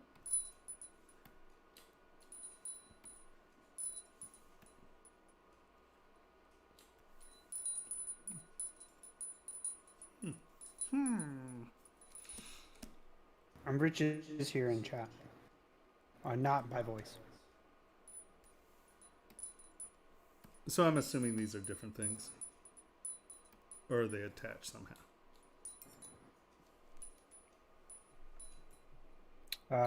They said, oh yeah, I forgot about that. So I assume different. Okay. All right. So honestly, it's a nice form. I like how it flared, like you have a progression of flaring, it's coming back, your patterns change. I think you're onto something interesting. Let's actually divide it. And so I'd say just, and you did a pretty good job up here. just make sure that your layers are that, right? So if this is coming at, whoa, that's not clay tubes. If you have layers, make sure they're coming through and being layers. You don't want them to get muddy. And I know mine aren't very organic. I'm just trying to get the idea across. And like this can be behind, that can be behind. If this is a plate and coming up, it doesn't matter if those are behind it. Just make sure that if this is coming up, that is behind that. Make sure the layers make sense. And that they resolve. They don't just peter out. Because these seem like fairly hard forms. So these would, in some way, shape, or form, make sense. You got...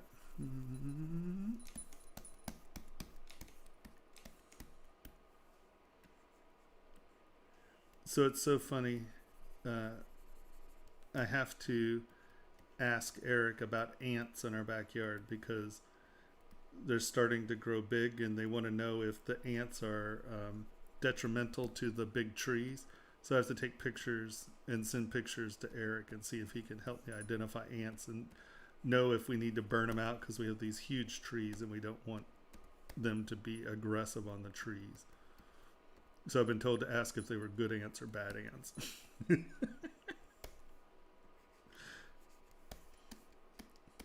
Eric will never condone burning down ants, but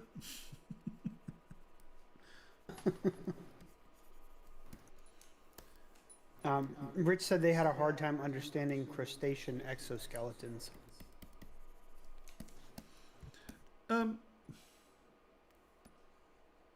Did you have a specific model? I mean, is this a specific thing or are you just making?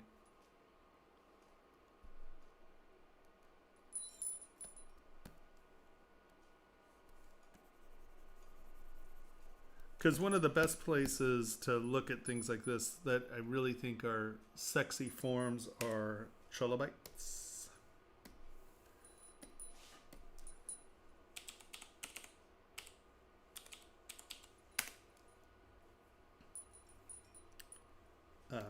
There's some really sexy trilobites. Look at that thing. That's so cool. But these give you a good idea of like the scale, and obviously these are fairly flat, but some of these have some really interesting forms and how the plates go together. That's a leather bag, but even there,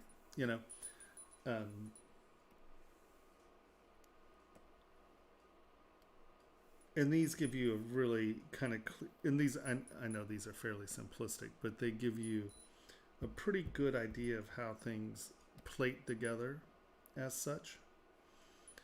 And the vampire trilobites are crazy. I mean, look at that. That's a real fossil. Is that not cool? Come on. Who doesn't want one of those?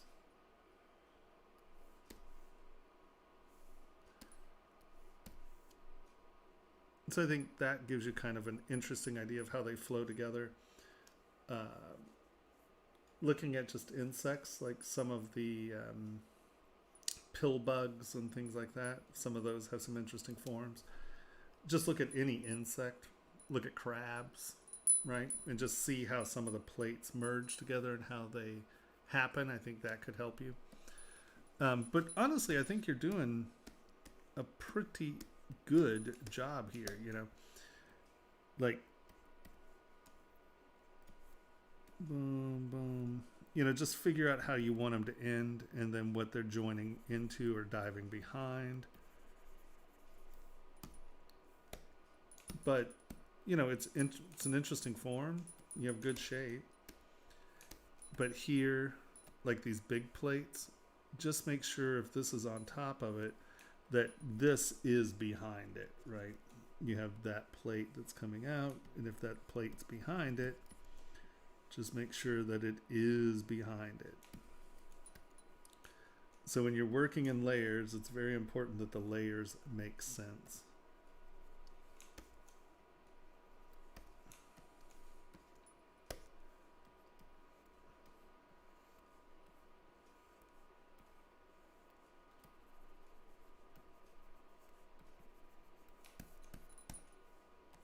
You know, don't get lazy and just let things blend together. If you have to bring this one up, which means you have to bring this one up, which means you need to bring that edge up, and then you need to bring that edge up, so be it. But just make sure that it seems like it wraps logically. Where, boop. Do we have one of these from the side? Had some really fantastic vampire trilobite.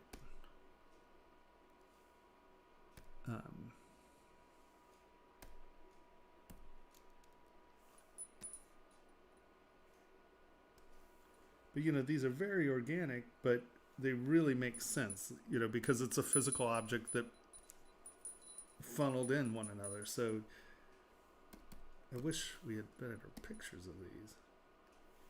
But you can What's see the that best way for creating those layers in a convincing way, like plates or fat folds? well, I would say do them in order. I think that's the easiest way of going about it. Just make sure that you are,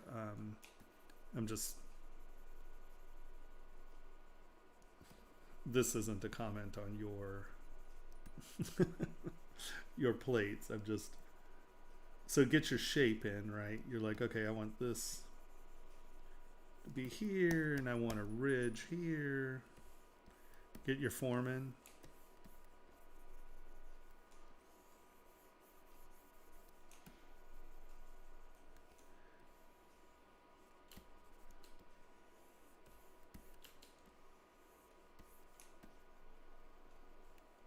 I want that to kind of scoop in.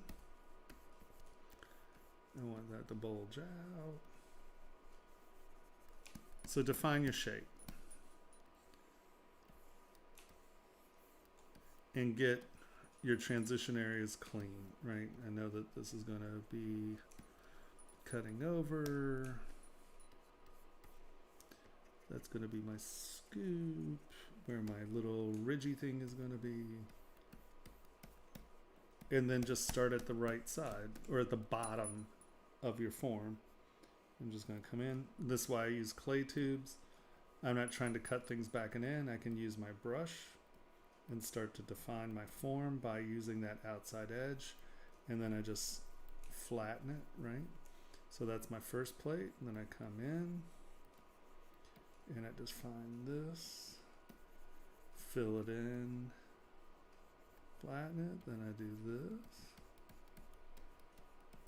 And kind of get where my ridges are. Since we're kind of curving, they're going to start compressing here, let's say. So this is a rhythm I need to establish. So, you know, it's going around this corner, they're going to compress here and then spread back out here. So I get that sort of compression thing happening. So that's my visual rhythm. These are going to cut back and in. Right, these are under. And so now we come back to this side.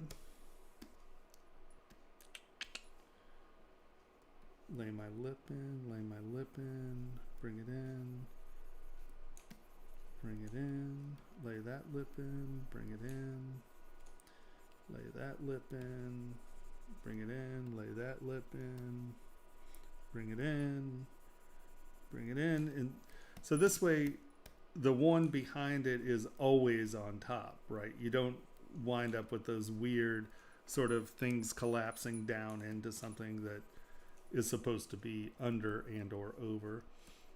And you'll notice I just started with this one ridge because I want to get my transitions right. We're going to go there.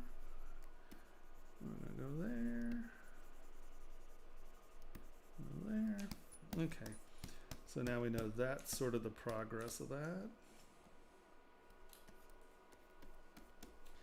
And so now these are going to turn and do this. So, boop, turn, turn, turn, turn, turn. They're getting closer together here.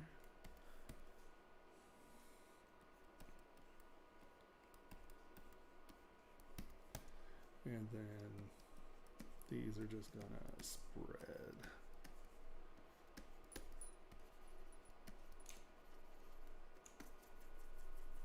Just get it to where it's coming out flush.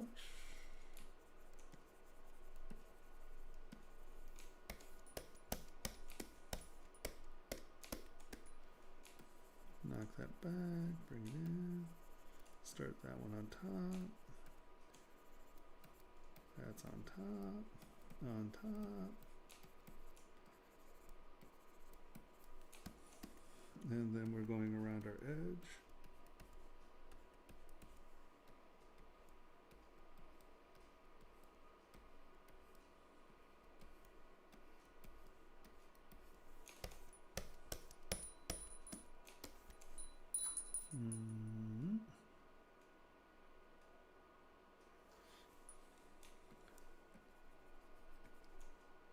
Shape my lip, bring it back, get it to where I want it to look, come in, get my lip, bring it back in, get it to where I want to be, shape my lip, bring it in,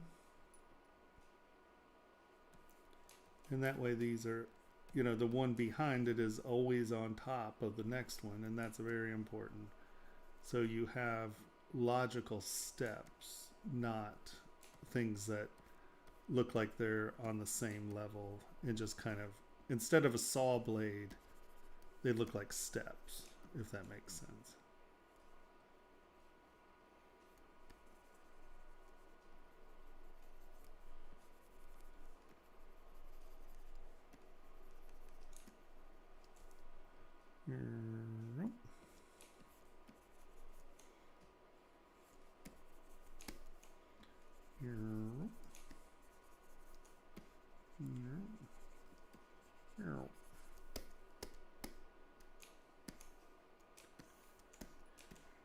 And just make sure you're consistent, whatever you decided, you know. And then after you kind of get it in place and all your layers and steps are sort of actually on top of one another, I tend to come back with SK Twist and just roll up that lip, roll up that lip, roll that lip.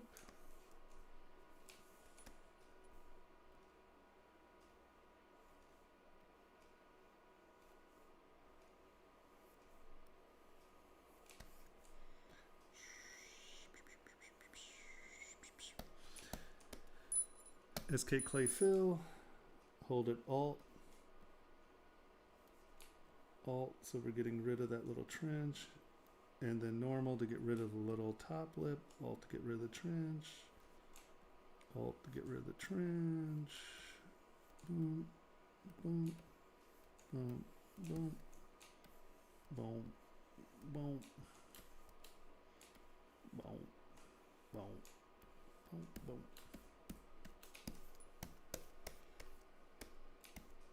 You know, something like that.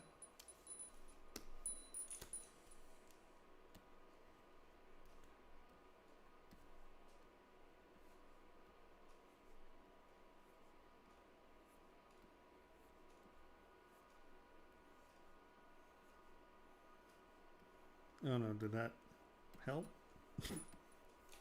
No. Like, well, duh. You're like, all right, thanks, jerk. Everyone's more confused than ever. They're angry. I think half of them left. It happens. Rich said he hates you. Officially hates you. Oh, man. It happens. You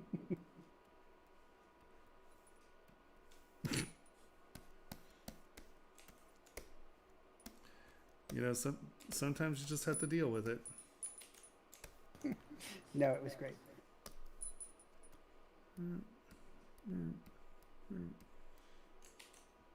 Just whenever you're doing a detail, come back and do it to all of them sort of at the same time. And that'll allow you to stay consistent with what you're up to, and you don't get lost in the process.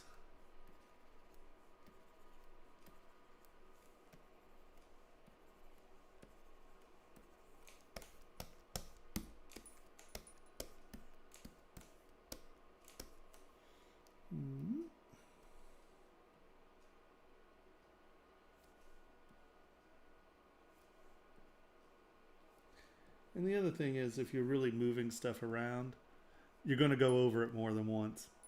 There's nothing wrong with doing it in like 10 stages, because a lot of times you put down a line and you're like, okay, well, I'm done. And then you're doing everything in your power not to go over the line again. So you're shamming around and you're like, I don't want to touch it again, right? Nothing's ever finished. Don't be scared to go over your lines 50,000 times. You're going to be better off because it's going to look how you want. And then you're like, okay, well, look, these got... The other thing to remember, move tools work. Don't think you have to sculpt everything in.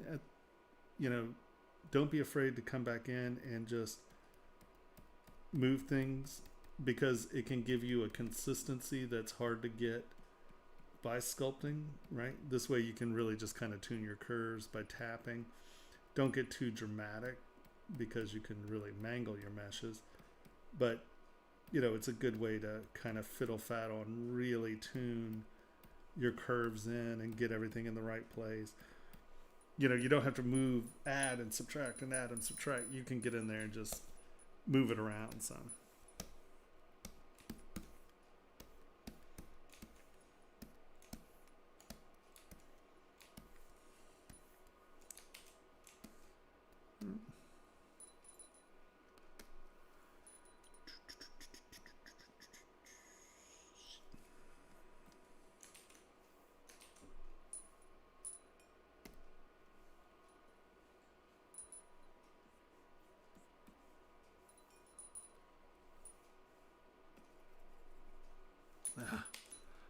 That lazy mouse on? Why is it doing that?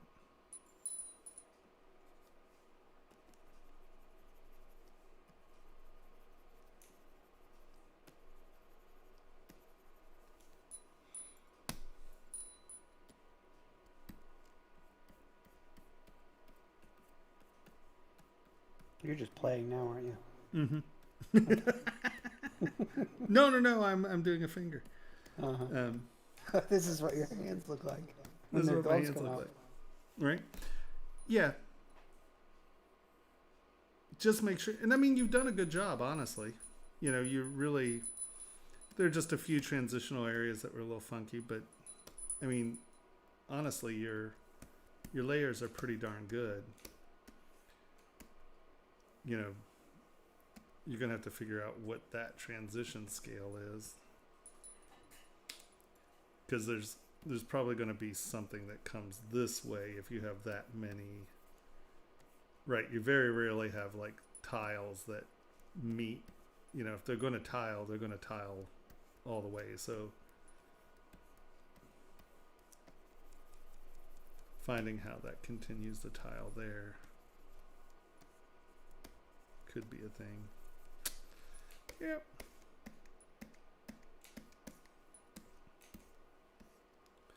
But I definitely think you're getting there. I mean, like the motion, the fluidity of it, I like it.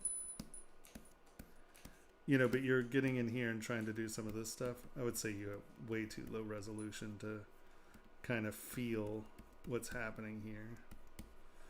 And this is where I talk about how I just lay down lines, because I'm always like just laying down lines, coming in and deciding sort of what's happening in them. And by going over it, you can decide, oh, well, is it just the dents up here? Does it go all the way down? And, it's just much easier to do this here than at a low res, because if it's low res, you're going to have to resculpt it 30 times until you get up here to high res. And, I like to lay down a bunch of lines, and it lets me kind of define my forms and shapes quickly. And, it's like, oh, well, that's nice, but I kind of like it sort of radiating out. So now I have a radiating texture. Oh, cool, I like that. And then this starts to give you your foundational textures and the directionality of your surfaces by how you lay lines down.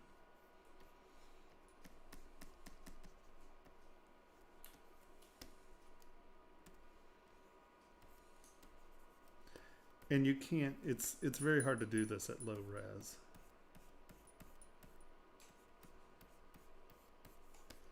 It's just the key of remembering not to get caught up in minutia, but to keep it moving. Rich asked, should I create one area that should be the main focal point of the sculpt?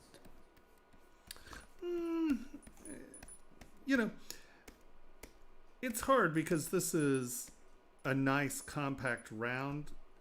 In a lot of ways, whatever you stick up front, like this is going to be your main focal point because you have a return, right? It's all pointing back. Wherever this points, that's what you're going to be looking at because your eye's going to follow it, right? These are all literally arrows telling you to look this way. These become arrows telling you to look this way. This is one big arrow telling you to look this way. So this all points to this. So if your face isn't the focal point of this part, it's tough. I would say anything that has a face, chances are that face is going to be your focal point because evolutionarily we are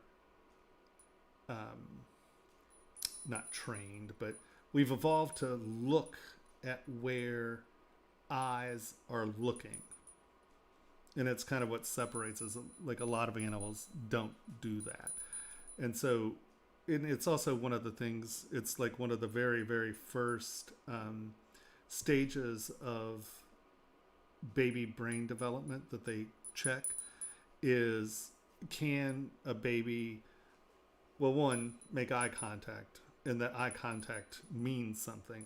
But then also you'll see babies, like if the mother's looking this way, the baby will look at their eyes and then look at what they're looking at.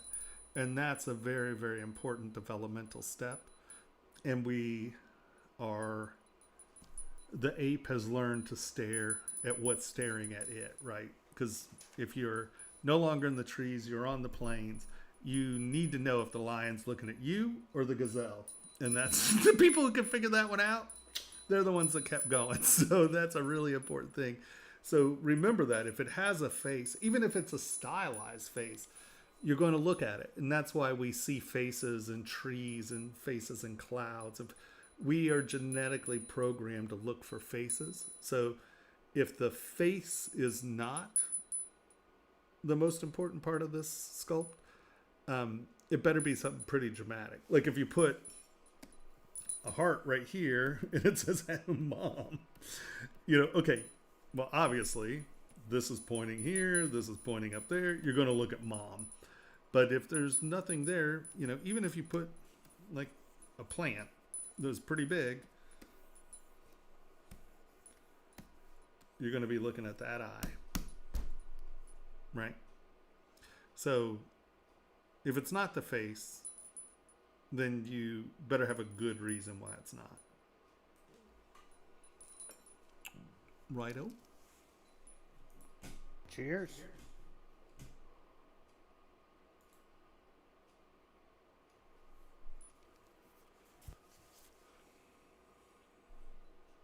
All right.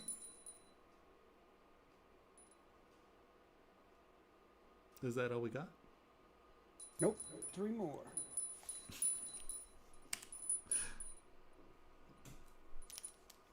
I love how I'm reaching over there for the mouse. I'm like, you do have this thing called a stylus.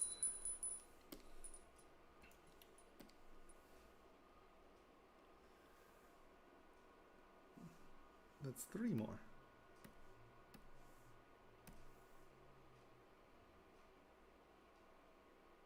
Are all those ZTLs? They are now. Whoop whoop. Boop boop. Hey, goblins. I love me a goblin. Like, it's not a goblin. Where are you?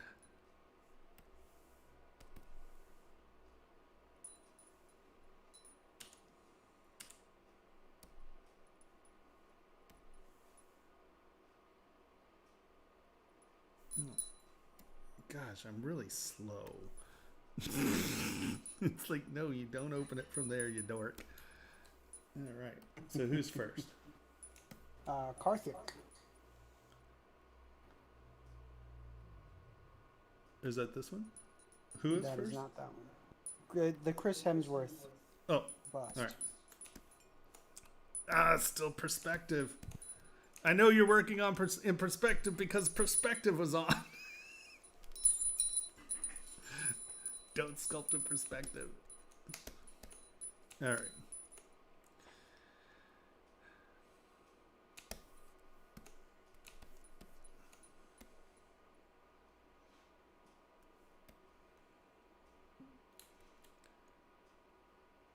The fabric looks good. Do you have a reference on the fabric, or did you just make the fabric? Because under normal circumstances, shoulder seams are up here. You don't have that much distance in your shoulder seam.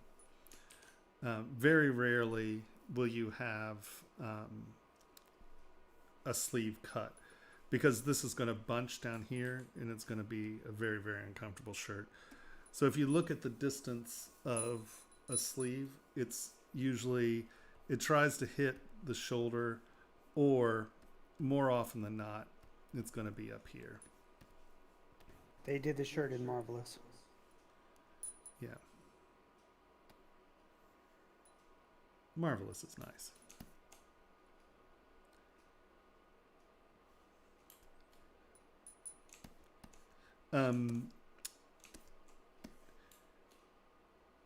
Break your symmetry of your fabric.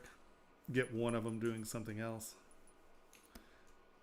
What I found, if you have things that are coming off really symmetrical and Marvelous, do a couple different drops, right? And then just pick two different sides, cut them in half in ZBrush and mirror them, and then weld the two together. And then you don't have a perfectly symmetrical thing. Something to definitely think about, because yeah, that's the perfect symmetry very rarely happens on anything that moves, right?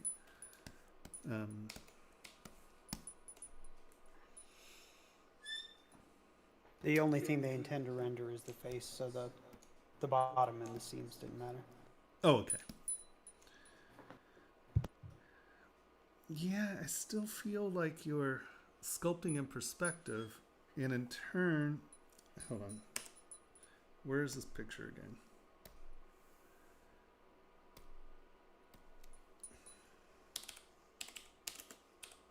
Does perspective really follow a ZTL? What? Like if I open If up a you new have it turned project and on. I load a ZTL, will perspective turn on? Should. Just like symmetry should turn on, right? No. No, I think you turned on perspective when you were working on seeing this piece and just never turned Oh, it okay. All right. Well, then I'm not going to yell at you too much. because I just loaded their ZTL and it didn't. Okay. Sorry. But when I loaded their ZPR, perspective was on. So I think they were still working in perspective, but I just wanted to correct that anyway. Okay. So the one thing I'm going to maybe give you here, hold on, let me get a bigger picture, is the no hair might be throwing me off of how, see, I just don't know that the distance between this and his ear, see his,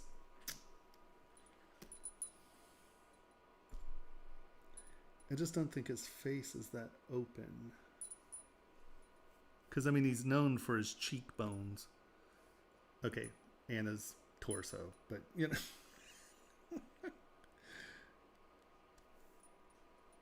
He's known for his hammer, I'm pretty sure. Well, he was in other things too. No, he wasn't. No, he wasn't. There's no way in the world I would ever exercise this much ever again in my life. We don't really have anything from the front. Give me a front view, damn it.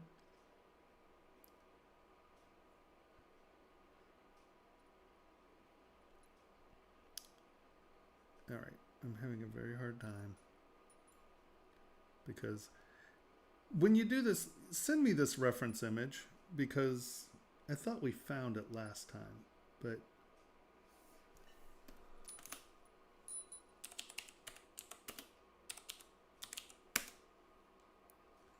me and my cap locks. Google Chris Hemsworth mugshot. Not that he has one, but it comes up with several front-facing. I mean, that's search work too. This is very nice.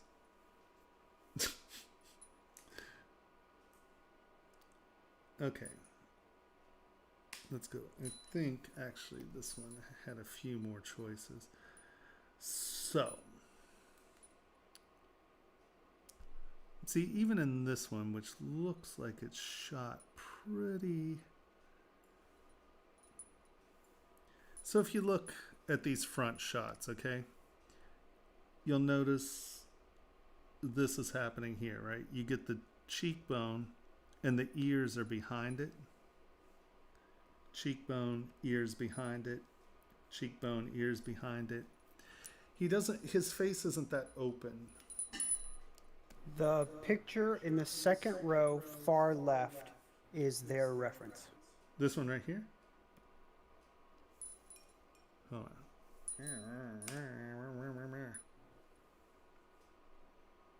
Further left than what I'm seeing your mouse. This one right here? Second row, far left? Yeah. This image. The perfect human face?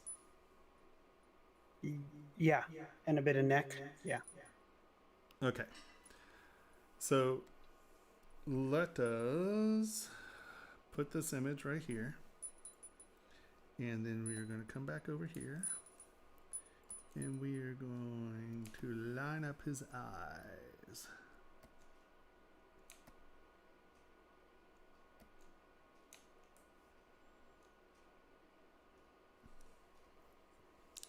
So let's turn that.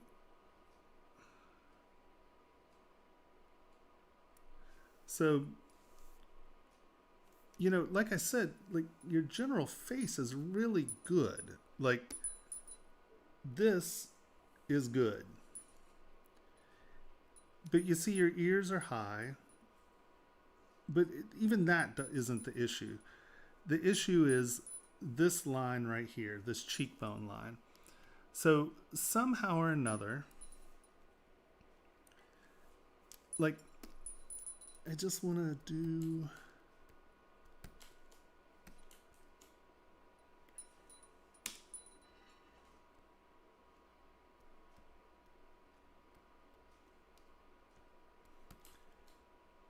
that and then get his cheekbones back out.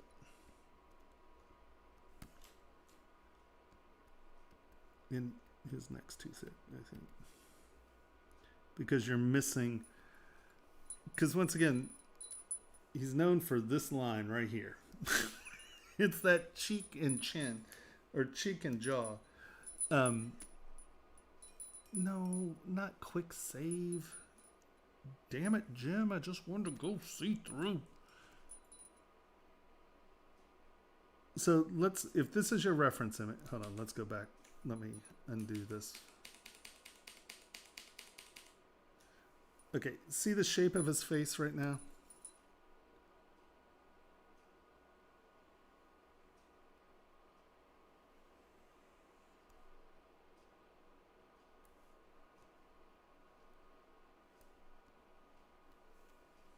Right? where if we actually go to the image,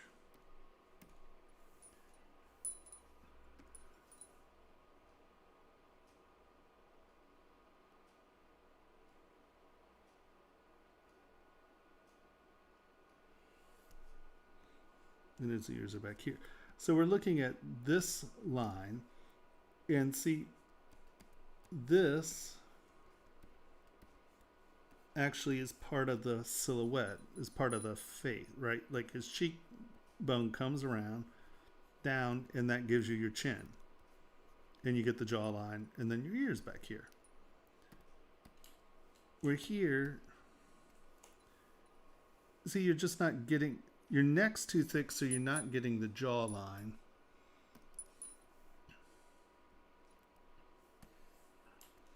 Do this from behind.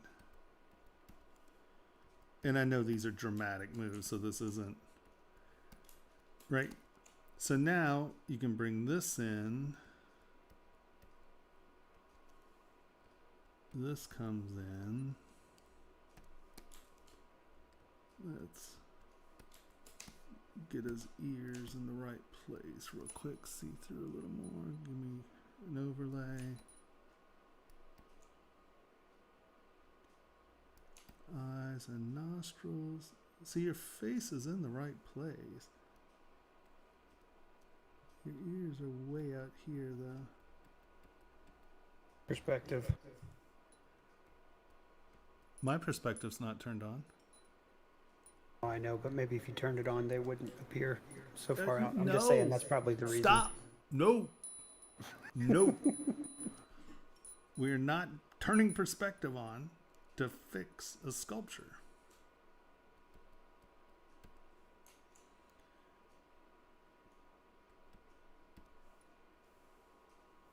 And hold on, I'm just going to draw a hairline on right here just so I can see what's going on. Okay.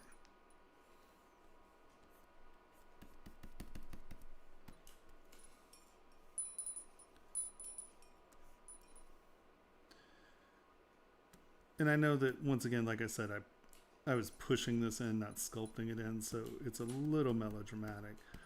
But you can see that it changes the shape of his head if his cheekbones are in front of his ears.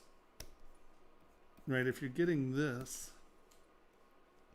you are, I think those ears are even farther back, honestly.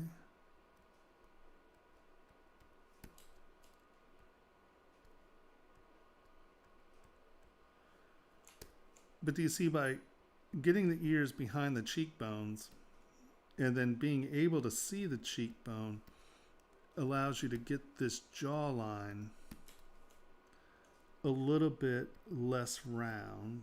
And I'm not doing this off the image, I'm just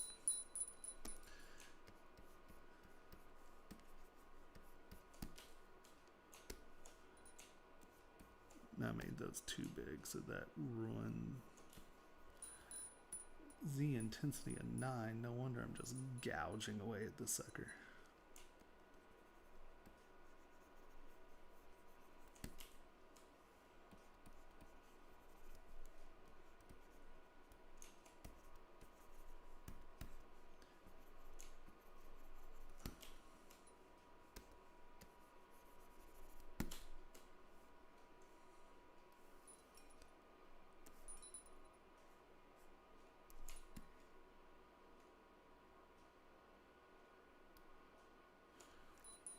Yeah, it's interesting, his chin's longer.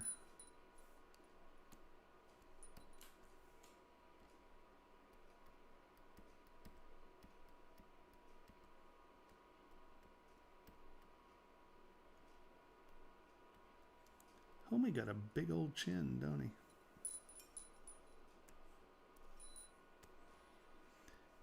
And I flattened him out some. He should be a little bit deeper.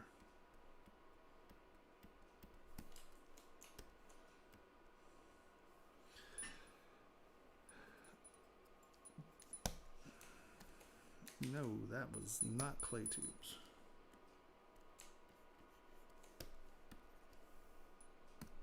Let me just get his hair height in here.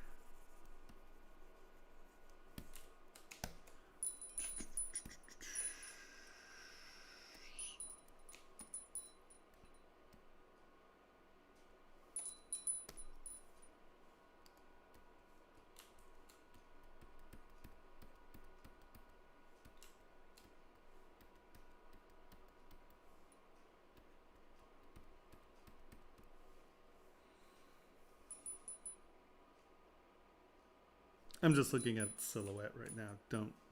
I don't want to hear anything about hair. Yeah, I think.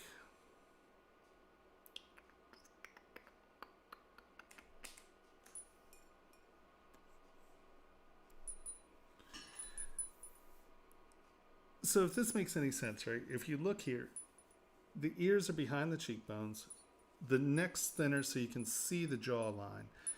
And I literally would come in and I would spend more energy than this, but I would take the image. My line's too fat to really do this well, but I would come in and with a thinner line do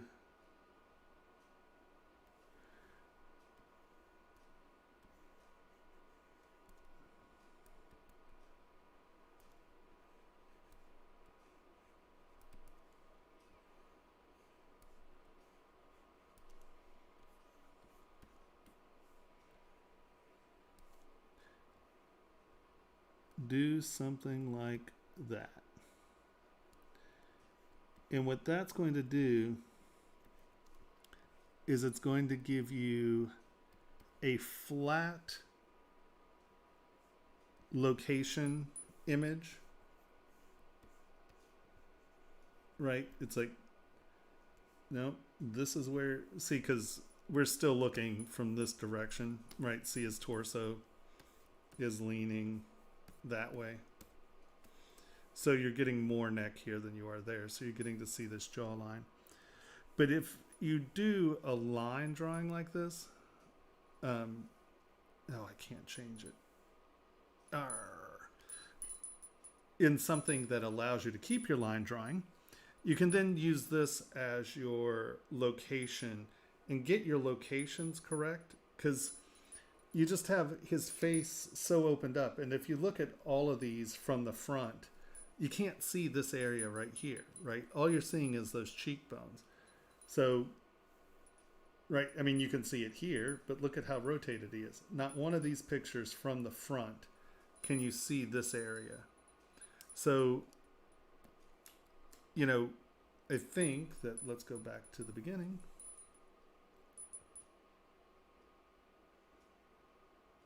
Do you see what I mean? This is just super round. Like, you got this center part down. I mean, it looks good. You've nailed a lot of the characteristics of them, and they're on point. You know, they're on location. It's just the shape of this head is just so round compared to. Come on, you can do it. Did we hit it? Yeah. And I think I've made him a little thin. I think his jaw is a little wider. But, yeah. I think that's the issue.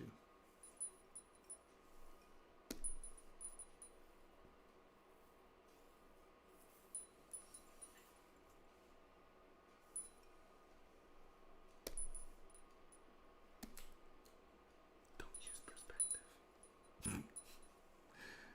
Okay.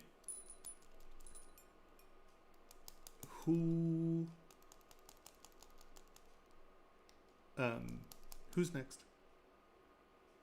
August. Also known as the Nubbin, also known as Yeet.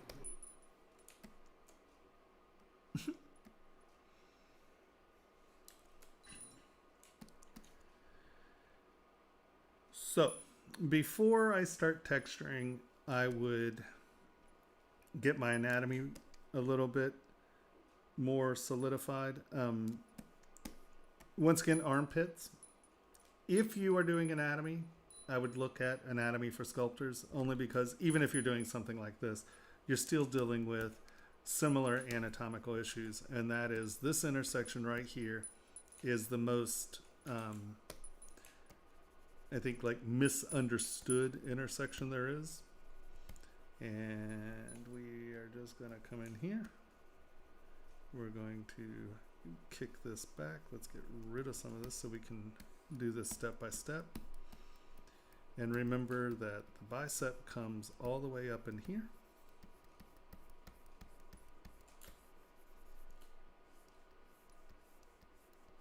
They had their excuses ready. They said I did use anatomy for sculptors for this, and I realized his body looked like a normal human body, so I was trying to mess it up and make it less human. Well, I don't mind. I'm not talking about the lengths, the thicknesses. None of that matters, right?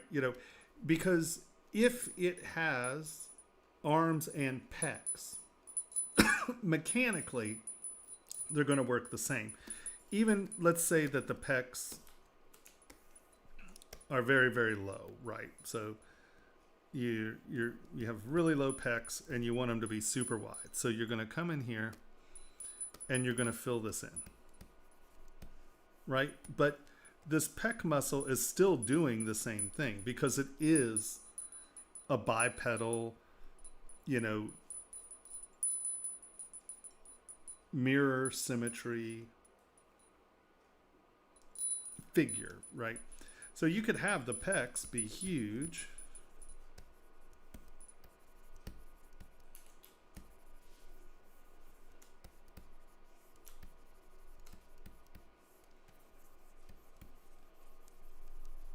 and come really far down on the arm because you're going to have really big deltoids, let's say.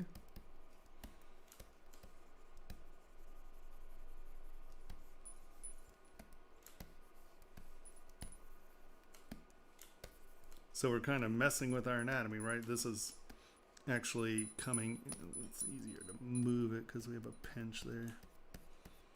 This is coming all the way down in here.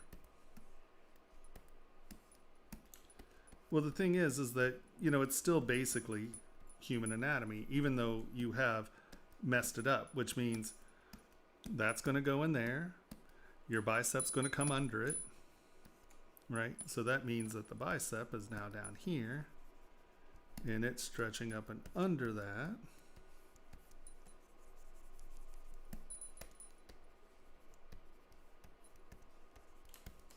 And then the deltoid gets larger and comes down. So you can see that we've distorted the form, but because it is still just abstracted human anatomy, you need the muscles to be in the same place or very similar functions. Otherwise, it's going to look very, very strange. And people are just going to be like, well, what's going on there?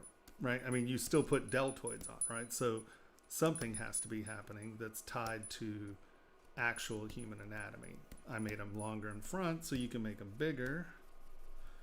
And this can change, you can distort it all you want, but if it has a bicep, that bicep is going to go under the pec, which is going to sit under the deltoid. Otherwise, it just looks like, and I mean, you can smooth all that out so it's not quite so cut, but it sort of needs to be there. Otherwise, it just looks like balloon animals, right? Because if it has muscles, the muscles have to have some sort of mechanical logic, or it will look like, because the problem with not doing the cutbacks, or at least when you're blocking it up, having it cut back, is right now this muscle does this, and muscles don't do that, right? They work on tension, right? You can draw a straight line through how a muscle works, right? It's just these straight lines that then, bulk and tense. So, unless you're making it a snake, right? And you could make it snake arms, then they're going to be tubes. But, you don't want it to look like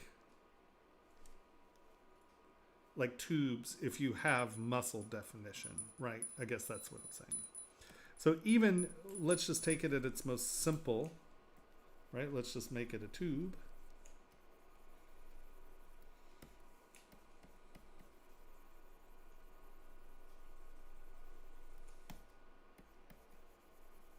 So there's no real bicep. That still has to come under the deltoid somehow, right? It's not going to just, because this has pecs, it has a deltoid.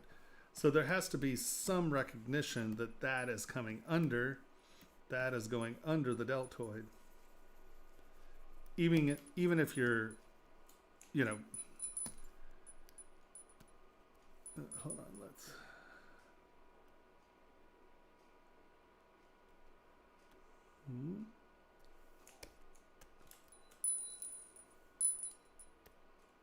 So here, actually, let's use Chris.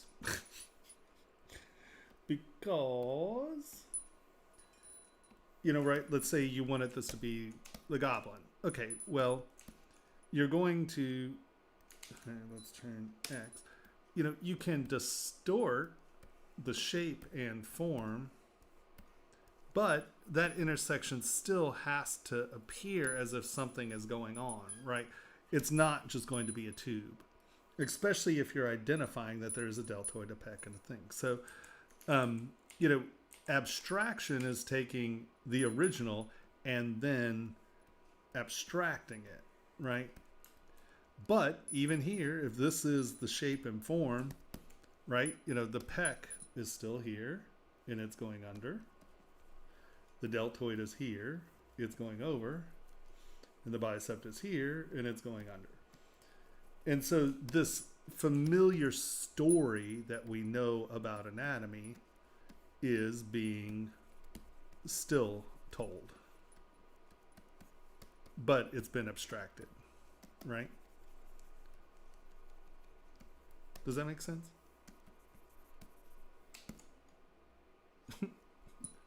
Sorry.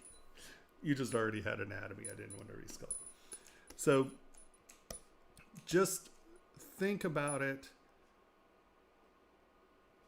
and just try to avoid the pillowiness. And I'm like, okay, I'm making a pillow monster. Fine. If you're making a pillow monster, you can have pillows. But you want that to happen. And this is another thing. The thickness of the armpit, you will almost never, I'm not going to say never because there are some wacky anatomies out there. You're missing a really important muscle here for the silhouette, and that's why this just looks like this. And that is our scapula back here is what fills in the armpit from the front. So this, you really need that silhouette. Or it just looks like a U, right? And there is nothing that has a big U right here. I mean, there are people who are missing that muscle, and in turn it looks like that. But I mean, you know, that is sort of the layered silhouette that people, that your brain is expecting to see, if that makes any sense.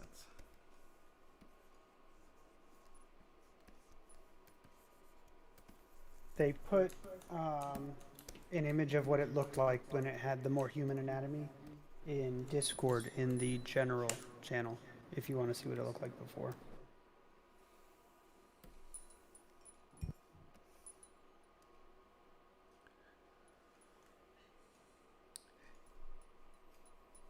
Yeah, no, I mean, I just think that you want to be careful. If it has muscles and it has a bone structure, I'm not saying that it needs to be proportionally correct. I have not a single thing wrong with the proportions, right? Like the proportions don't bother me. It's a fantasy object. It doesn't matter. But it's these silhouettes, like, you know, you had this going on, and then these are just sort of this. And it just, the silhouettes,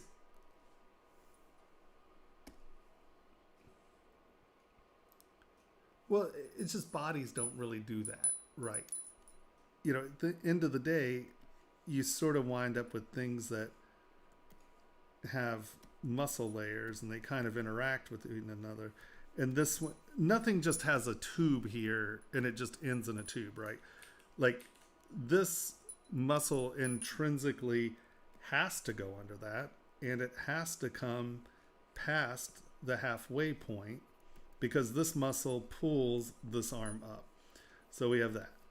Now, this muscle sort of does that. And that muscle kind of does that.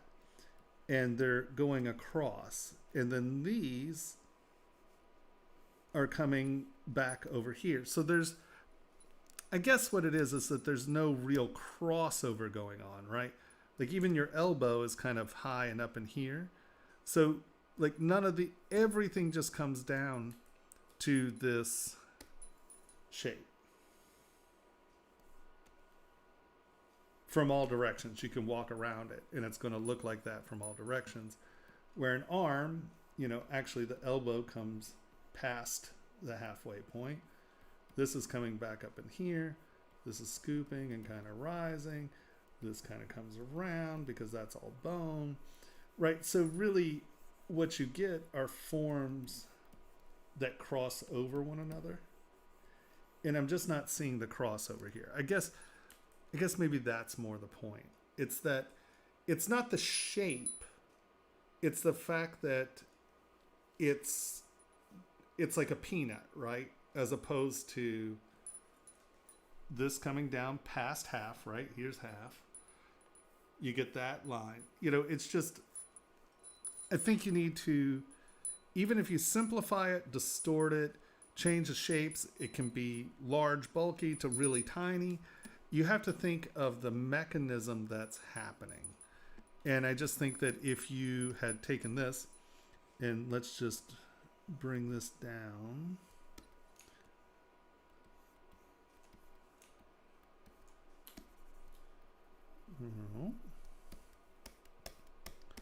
And then you've taken this and bring this up.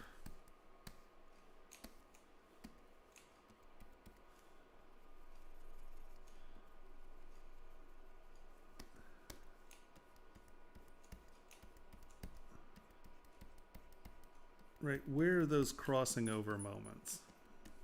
And I'm trying to keep it sort of round.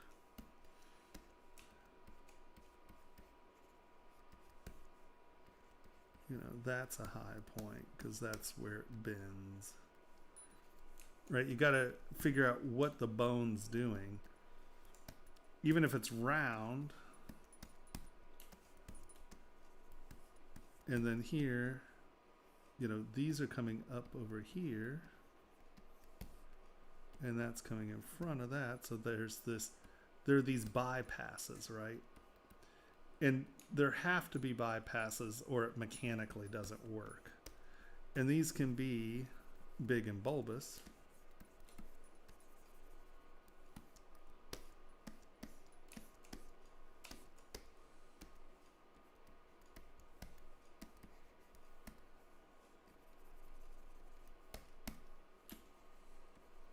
Right, and we can smooth out all the detail.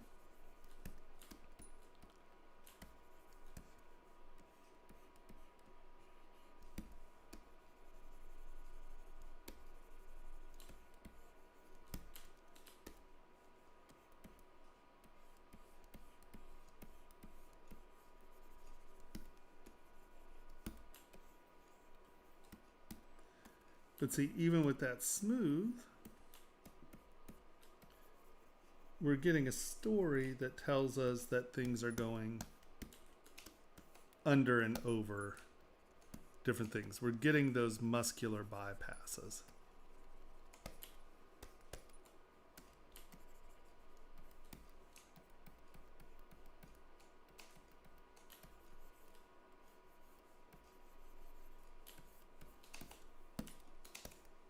Does that make sense?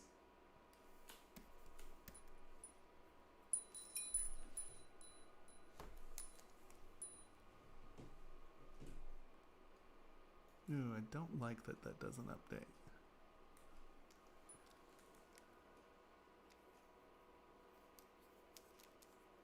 I assume you're reading it.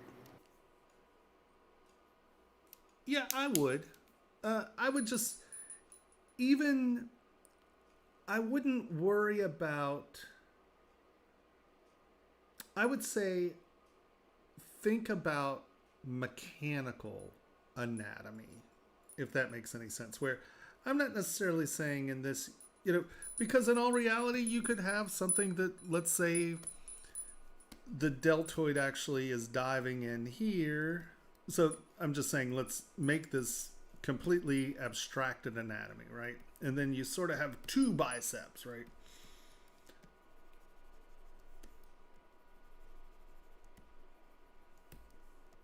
That is breaking up of anatomy, right? Because, we don't have dual biceps.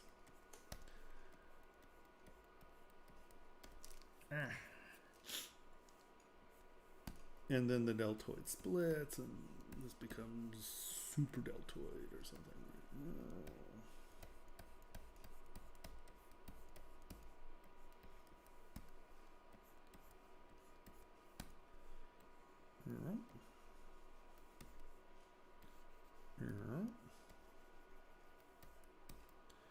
But these are inserting somewhere, right?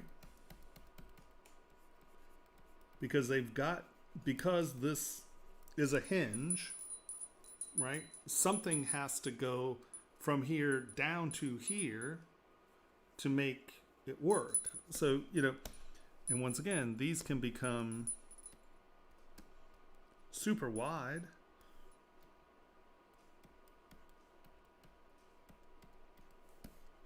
And come all the way down there. But that means that this pivot has got to drop a little too. You just need to think about what's happening. This is pulling that, so this pivot has to be back here because this is going to pull this up. So that gives us a skeleton that sort of looks like this. It's a much bigger ball. That comes there. We have our little pivot there and there. So now these muscles are coming down and attaching to here. This is pulling this the other direction, right? So that something has to attach up here and come down here to get, what is it? Pronation and, I can't even remember my words for functionary. So, this has got to move it this way and move it this way. If the arm comes out, well, that means that the joint has to be here. So think about,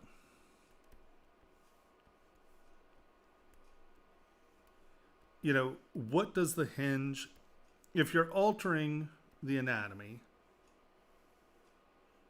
right? You got to think about mechanically what's happening.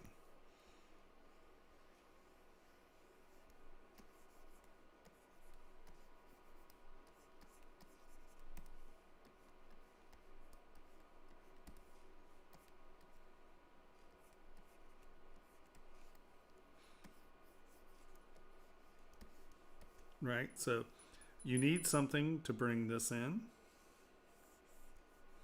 You need something that is going to bring this back. So does that mean there's a spur here? And then this is a muscle that brings us back and in? Well, that means you don't need a muscle up here. So that means the deltoid could come all the way down there. Okay, so what makes the hand come back? Well, you need something that's coming up here and attaching to this, because that's the only way those are going to work, right? So figuring out mechanically what's happening, it by no means has to be, put an extra hinge in there. Well, what's attached? Where is it going? And what's it doing? And that's where looking at animal anatomy and looking at, let's say, a dog's back leg, and turning that into a forearm where there's an extra joint right there, really, right? So now you're getting this, and then this is the beginning of the hand. But a dog's back leg has tendons and a muscle that's making pronating. What's the other word? I can't even think of my two words. Oh, it's so... Oh, man, you're all mean. I'm getting hand harassed. I see how these people are. Man. I didn't think you'd look. Oh, I see how you guys are. Right, so just, it doesn't matter if it's real anatomy, but it has to be a real mechanism. Mechanically, it has to make sense. or you're going to know. Oh my God, I am so gonna sculpt a hand. If this is the last critique, I'm sculpting a hand for you after this one. Oh, you know it's not. There's more files. My pizza is so cold. We can cut it off. It's like I came in here hoping to learn how to make a map. Okay, well, it's the exact same thing. You have to understand what's happening, right? So, really, this is sort of a group of tendons that kind of come up here and attach. And then this is sort of this muscle structure, and then the cheek muscle comes down over it. And so, honestly, your mouth isn't bad. I would say that, I would say you're actually pretty good here. The only transition that's, I would say, is off or is this. Because this is coming in.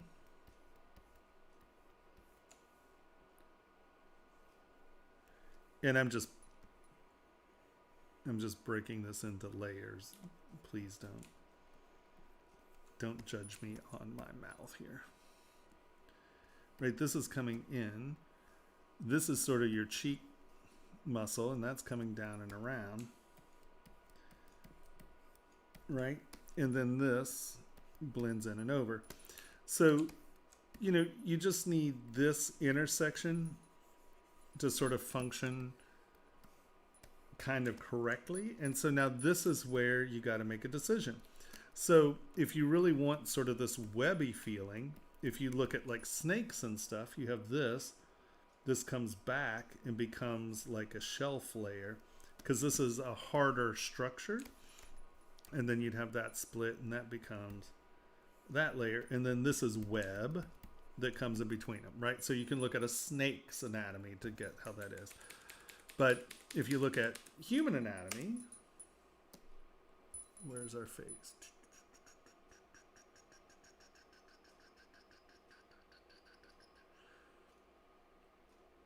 I still haven't got the book that's just the faces yet. Yeah, I need to get the faces book too. All right. Come on, show me the muscles. I know they have a picture of them. Yeah, that's okay. So, what you're getting is this attachment here. And as you can see, you get the stretching, but this is still this comes out and that comes under, right? You're getting this kind of pinch here. But this little attachment is what creates a lot of your facial reactions, right? So the cheek, all that sits below this. This is cheek. What's that called? I can't remember what it's called. Right? So even with the mouth open, you're getting a little bit of that webbing. Come on. Where is it? But see here, this is still over. This comes under. This bunches up. Right, and it's that structure right there that, even here, right, you're still getting that same, because the substructure doesn't change. That's coming there. That's below that. This is coming from within. Right? It's still, just like the armpit, there's a distinct order that those things lay in. And that is, yeah, we definitely have to get the face one because it's hard to, oh yeah, here, hold on. That was really good. Come on, you.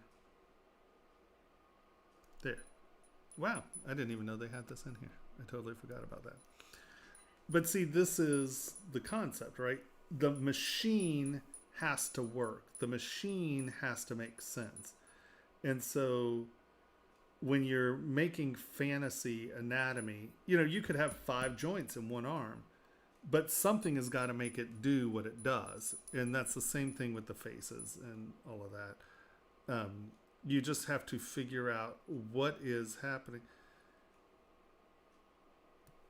Supination. Thank you. Damn it. I'm like pronation and I couldn't remember my other word. You know, but see, this stuff is so important. This is coming up like that, right? This is flexing, but it's attached up here.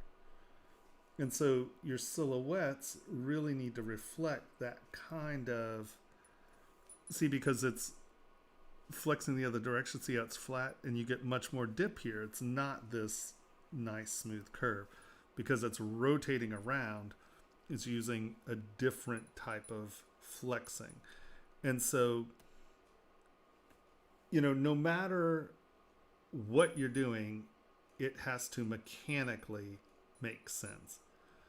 And I would say wrap your head around this anatomy more than trying to get actual anatomy, right? Or muscle detail. Think of it in layers and function more than anatomy. Or even if you're abstract, if you're making it, I've said it 1,000 times. There it is. Make sure the machine works. That's what I'm getting at, I guess. I know I was having problems with supination. Can you supinate a finger? I got your finger supination. Someone can. I don't know that you can. Huh. It's yet to be proven.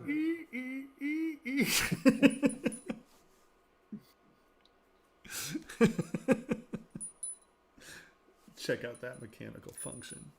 So, yeah, I would work on wrapping your head around how your machine works and your anatomy, and use the referencing. I think it'll help you a lot. Okay. Right. Ready for the next one? Who's next? Three more total, and I said we're done. Up next is Lucas. Have we downloaded it? Oh, it's this one, right? Lucas, you have the next 2. You have not yet. Okay.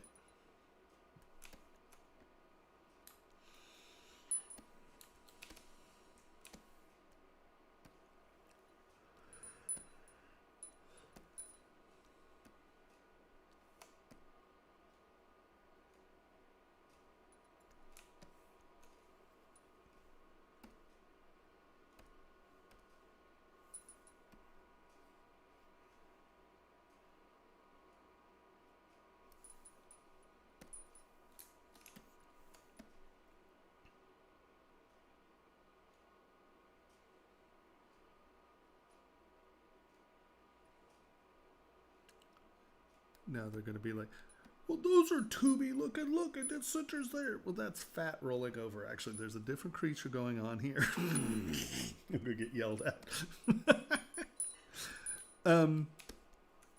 I like that your fabric's not symmetrical. Looks good.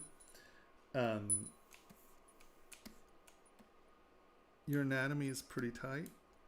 I mean, it's hard because it's just a big bulby baby thing, but everything's looking in the right place. And just seeing how this is blocked out, you have weights in the correct place. That looks good. No, I just want that. Oh my God.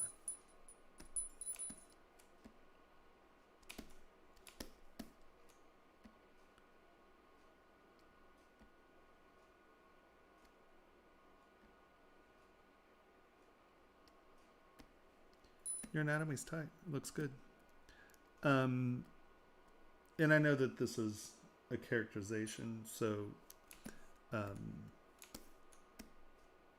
it's not so much an issue. You may want to consider but see, this is where character work is, obviously this is not real. You're not trying for real. I mean, you've got realism, but like, the eye has no eyelid. It's just the stretch around. You have the implied forms. And that makes the eyes a little bigger, a little tighter. And so you're getting a focus on those eyes. So I understand that you're going to do quite a bit of that probably with paint, right? Oh, you have the eyelashes there and that's hiding it. Okay.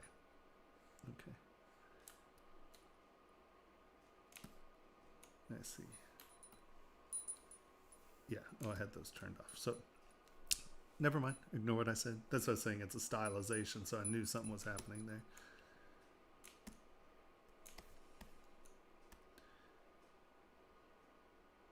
No, it looks good. Is it for rendering? Are they here? They are here in text. The eyelashes and eyebrows are just placeholders. Yeah.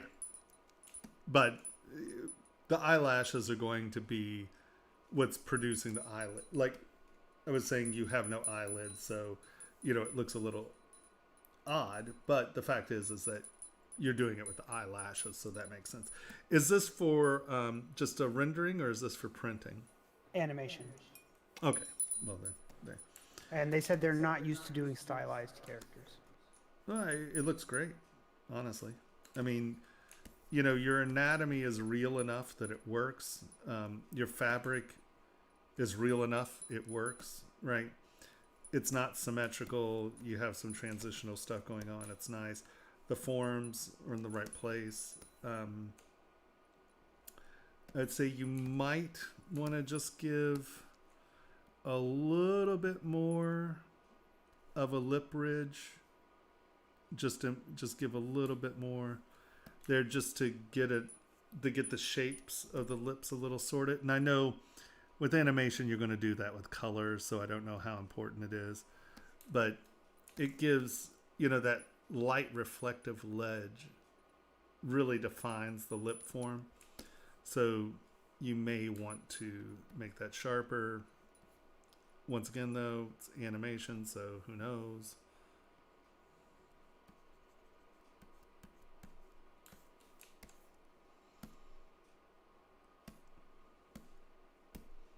Because that lip ridge allows for a lot of definition and facial expression. If your lips are tight, this starts to straighten. If you're puckering, it changes. So I'd say that reflective edge right there tells a whole lot of story in, does she have thick lips? Does she have little lips? I think that defining the actual lip line will help you some. And yeah, maybe just a touch more definition there to give that a lip. But I mean, in animation, you're going to be sort of painting that stuff on in a lot of ways. So I don't know how important it is. Come back in and finish off your hair.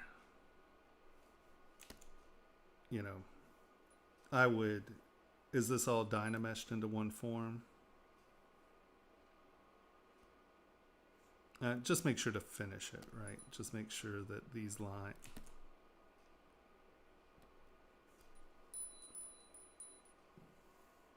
Why is that not doing anything? Oh, okay. It's because there's 4 polys. Yeah. Why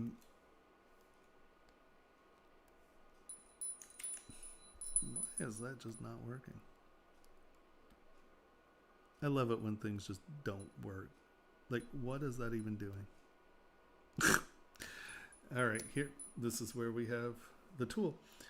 Just make sure that these cut through. Just so it looks finished, right? The bangs as well. Just have those lines, dynamesh it into one form, reproject it, and then cut those in. So because those little height variations will tell the story that you have layers.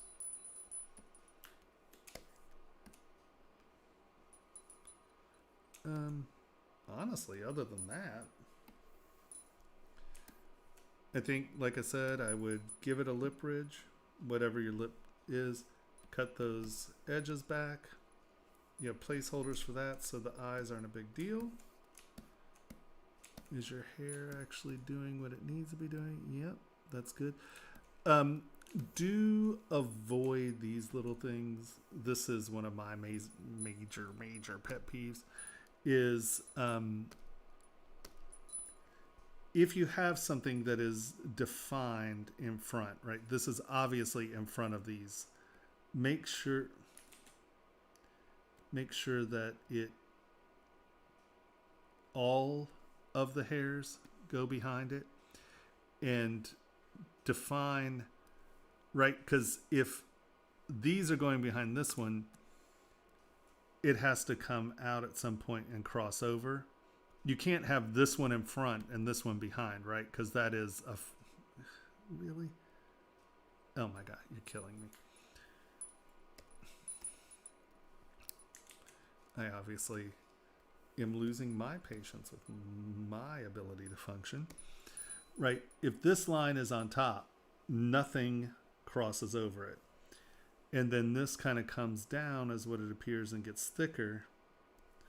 Well, these can't be, right? You can't have some of these over and some of these under. These have to be very clear, defined lines, unless it's weaving, obviously.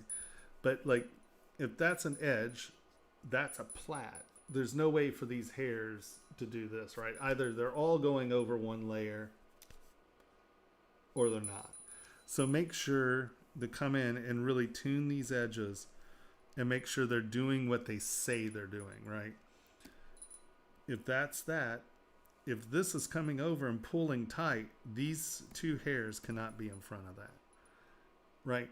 So just make sure that your overlapping areas make sense. Because I'll tell you, that's something that makes me nuts. And I know, I know a number of art directors and stuff that'll look for that. So if you have, this is a place where there's a transition. So this one could be in front of that one, and that one could be in front of that one. And that's how this seam works out, right? Because this is bangs. But the second this comes down, right, I can see two lines here. This is coming from under here and like this. So these have got to go below that. Now this one right here feasibly could come under that one, but why is it doing it, right? Why would that, right? Chances are that's going to go all the way, and then these are going to go all the way, and then you're going to have the few underneath it. But having one go over and one under this little lip, it doesn't really make sense. Like this one right here, see how this is coming over that one? Make sure that that stays on top. And the tighter you have these intersections, the better your form's going to look. Like these are okay because, right, this is coming down and then those are being combed up. So this not being a perfectly straight line is perfectly acceptable. But these are things that are folding over and under one another. And you just have to make sure that it makes sense, right? You've established this as a layer going over. This is under. This is over. Yet under that, this is like this. These are under that. These all are under this. So go back through and make sure that each one of those things makes sense. I know that sounds like a horribly anal, disturbing thing, but let me tell you, people are looking for that. And it's one of the things that makes me absolutely crazy. I hate things that share surfaces and you're just like, no, either it's going around it or under it or over it, especially in hair. You don't get, it doesn't happen. So it's just this seam, that little intersection right there, this little intersection right here, this right here, and then it sort of does that, and that's okay. I just say, look at this intersection area here and clean it up.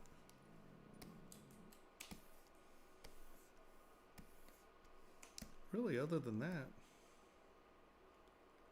looks great. Yeah. I have to download 2 more. Yep, and real quick, any tips for a stylized nose? Honestly, your nose looks great. I mean, it has a lot of character. It, you know, yeah, no, I wouldn't worry about it. I mean, your silhouette's nice. You know, it turns up. I mean, you know, the only thing you might want to do is just kind of give that just a turn Sculptures Pro off. Is tuck that a little just so it makes that a little more puckerish, or define that edge a little cleaner and have it be a slightly more reflective surface there, right where you actually have a plane change there. Fill that in, and then it looks like, you know, because they're the people that, you know, you can really see that frame come down and in. But I mean, that's how minute it is. I don't, honestly, I think your nose looks good. I might just tuck that edge just a touch, just so it appears that, you know, you have that nice little clean pert thing. But yeah, no, I mean, also children, often this is deeper just because it gives you that sort of puckery little, but like I said, I mean, that's all silliness. Honestly, your face looks great. I wouldn't worry too much about any of that. I mean, and once again, that's all just character stuff. You know, I mean, when I say character stuff, I mean, it's like, it's hard to say if that's right or wrong, right? You know, because it's like, well, no, you know, it looks like that. I'm like, all right. So, but I mean, you know, it has that little ball nose. It's a little pointed up, little kid's silhouette. I think you nailed it. It looks great.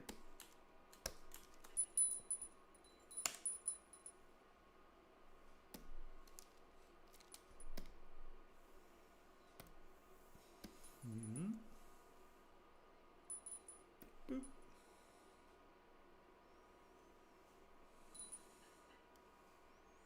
Boop. Boop. Well, here, let's just do this.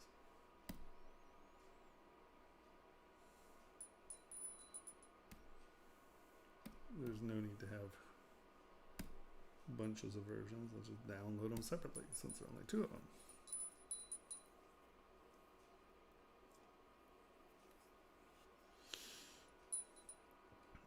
Okay. Boop boop. And boop boop. Who's first? Arseny, the one that starts with an A.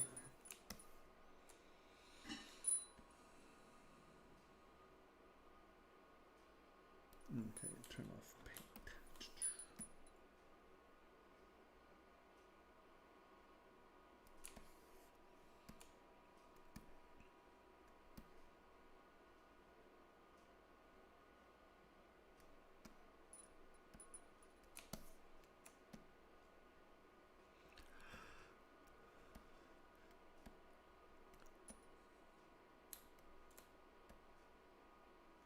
Looks nice.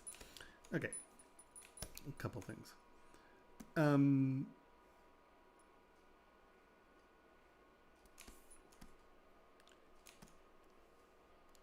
You have sort of this like crossing over, but there's like a weave pattern going on here. You sort of lose what's on top. And it sort of looks like you know, it could be the muscles there and then that's a vein, but it doesn't really go past that. So clarify this layer, right? What's happening there, if that's going up, right? Turn, okay, is symmetry turned off? It is, good.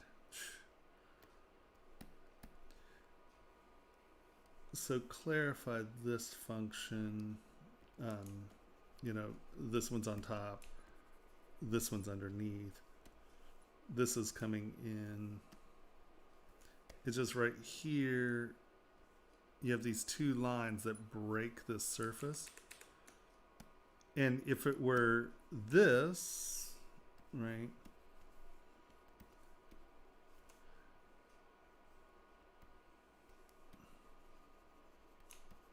So we have this layer, and you have that kind of tension going down.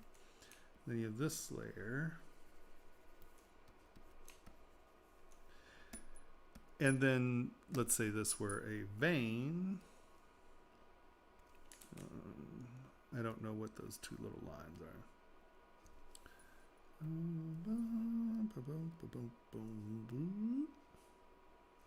You know, if it were a vein, it would go over and continue to go over, and it would, you know, you would get that hump, but it wouldn't necessarily cut into that layer, right? Those two cut lines confuse me about what's happening with that tendon or muscle tendon thing going on right there. So clarify what's happening here on that intersection.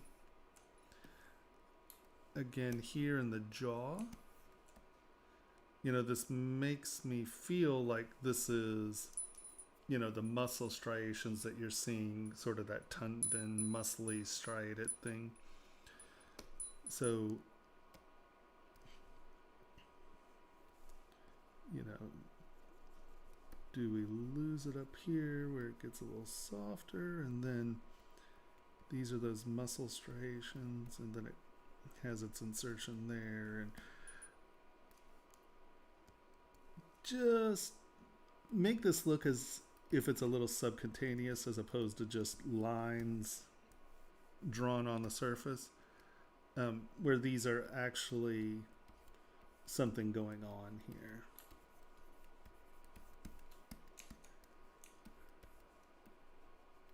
And if you make them a little bit more like steps as opposed to just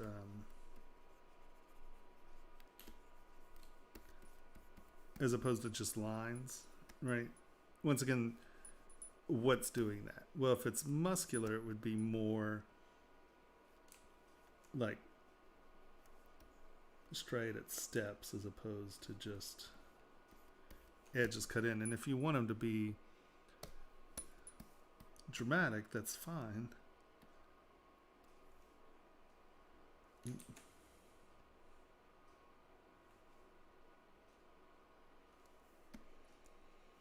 But it's still, I think, would probably read better if it was something going over and under, because then it feels like something's happening underneath. It doesn't look like they're just drawn lines.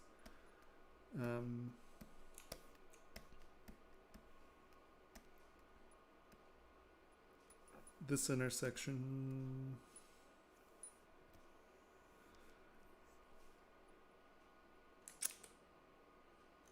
I don't know, with it being this just clear a transition, it sort of makes this look like a mask as opposed to part of the body, I think.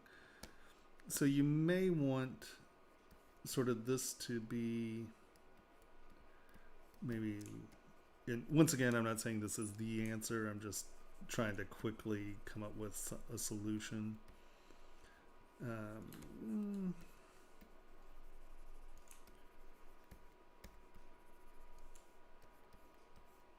Right, because this appears to be that. Yeah, maybe ending there, this. And that can still be a sort of textural thing, but maybe have this continue around, sort of where you have this as a facet and then that's a facet. So that can be a clear line, but this is tying this to the skull somehow, right? As opposed to it just being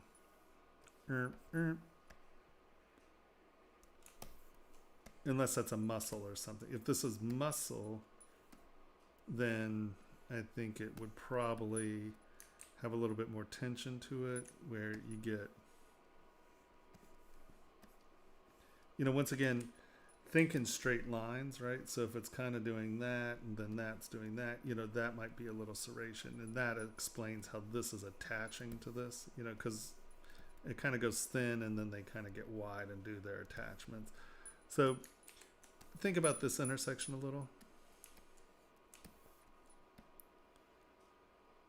This stuff looks good. You know, this looks nice.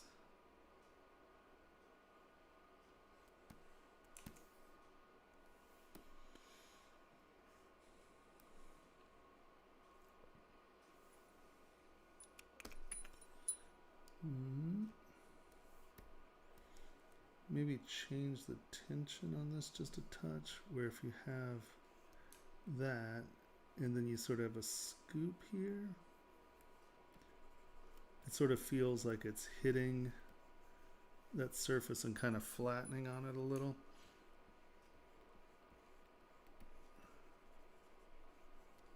Oh no.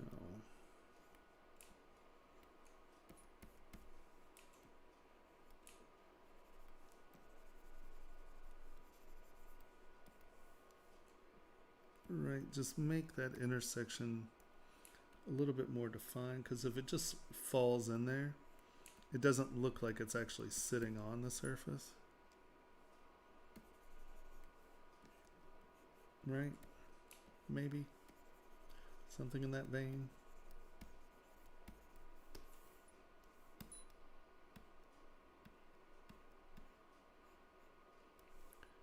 Just try to get it to look like it's interacting with the surface, not just penetrating it. And here, sorry, you have a very strong edge right there. If it is intersecting, you know, make it make sense, in the sense of, you know, something. If that's going to be a hard edge, make it a consistent interaction, right? You know, you're not going to get a hard edge and then nothing's going into it, right? You know, maybe that, you know, something's got to be, it's not just going to be, right? Something's going into that tube, or it's completely covering it, right? Where this is actually penetrating down and in, then have it actually penetrating down and in. Don't get wishy-washy with that edge, because what that tube is doing is important, right? You know, that's a hard mounted surface. So is it behind or is something coming out of it? You know, it can't have just a wishy-washy intersection. It's got to decide what it's doing.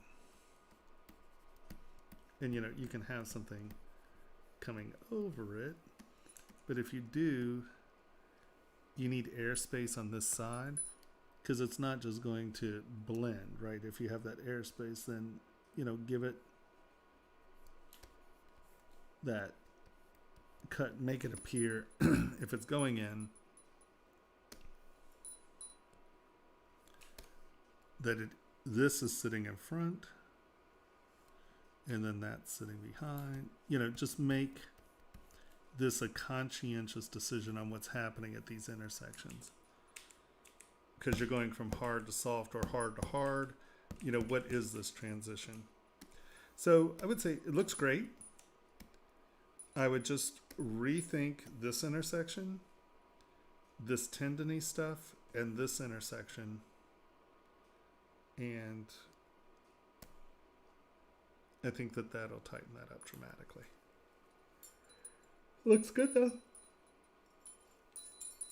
And then who's next? Oro. O-R-O. Oro. And that'll be the last one. Oh, hell yeah.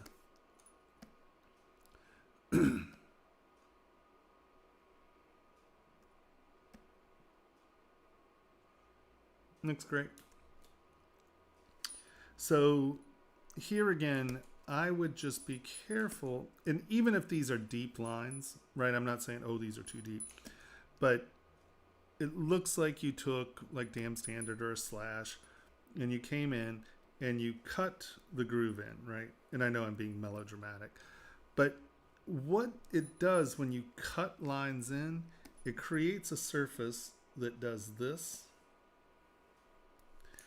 And, oh, come on. It's only 3 strokes. Stop being like that. Boom, boom, there. And I think that keeping sort of that idea that this is, you can see all I did there was fill in that little scoop.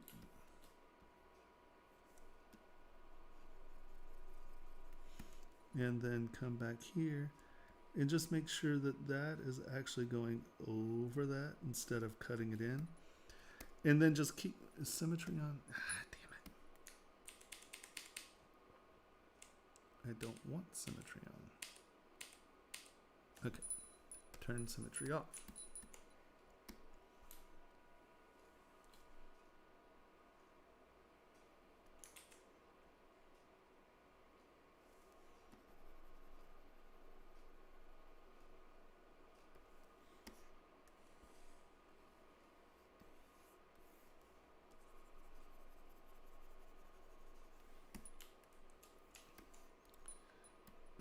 Right, so if you think about it, this is a plane, and then this is a plane, and they intersect. You can have weight on this plane, and then they intersect, but very rarely are you going to get this, right? So in your intersections, just think about what's happening there. And let's say you want this to be deeper than what I've just put in here. Well, what's happening? Well, this is actually folding over this side. So it's not a U shape. It's this is coming over that other surface.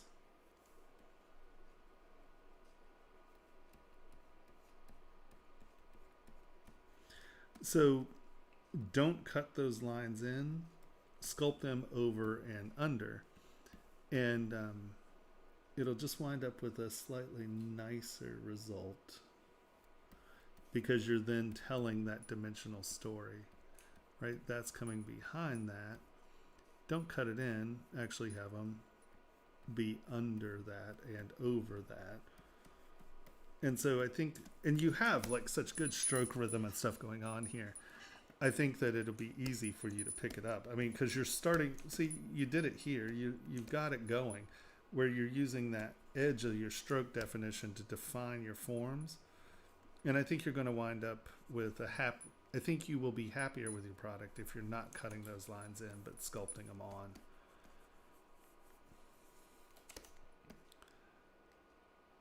And that'll also give you, like here, if you're thinking about these as layers, right? You're defining these curves with the edge of your stroke, and it'll allow you to get a little bit more dynamic edging or dimensionality in there. And you can keep it soft, but it kind of crispens up, right? Because this is baggy, it's not cut in, right? You're going to get that, and then you're going to get a layer, right?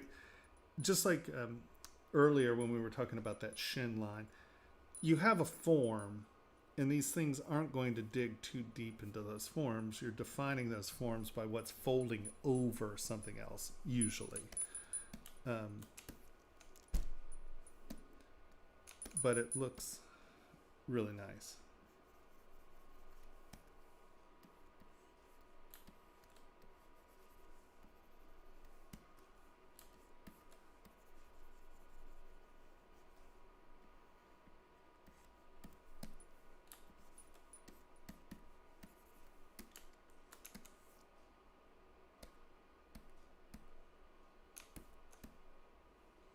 No, I love your stroking. I like how you're defining your surface with your strokes. You get directionality out of your strokes.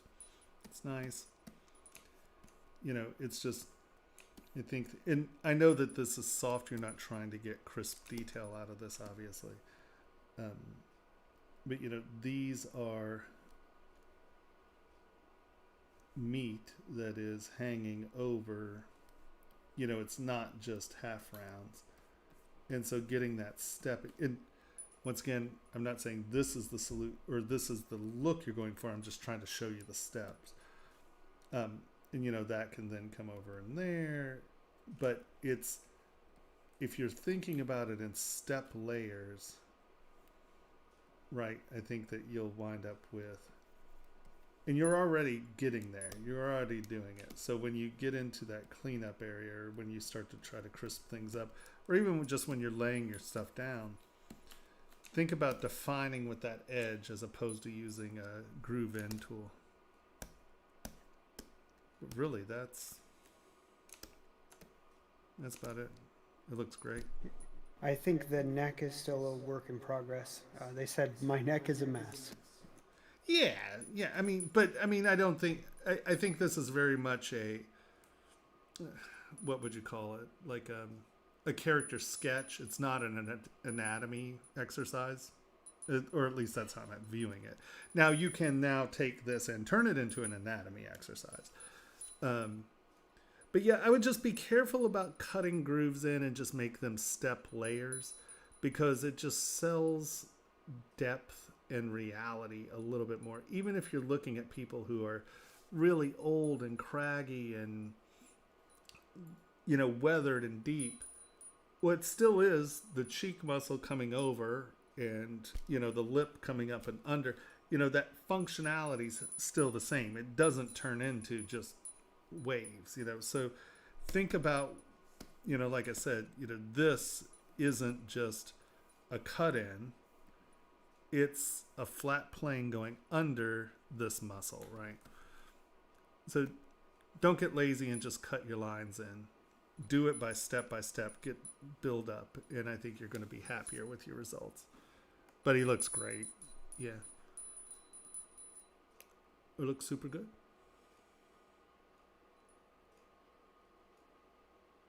Does that make sense, though? Like the difference that I'm trying to say there?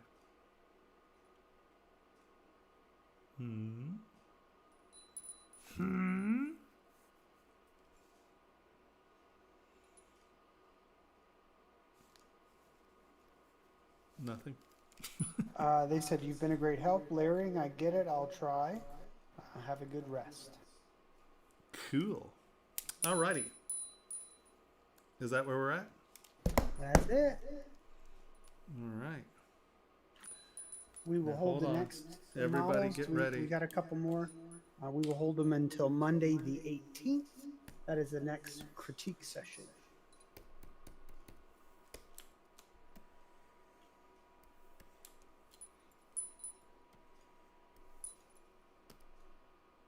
What are you about to do? Oh, Lord.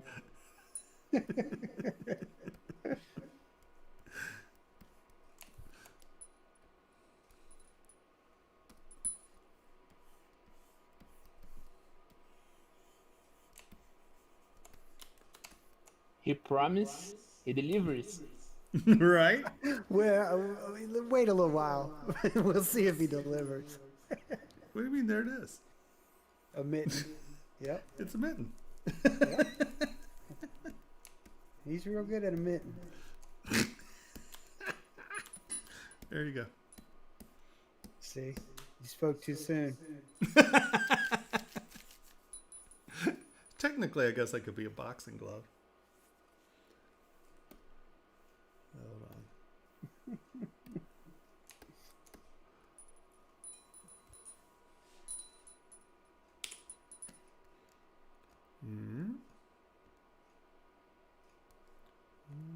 Oh, hold on.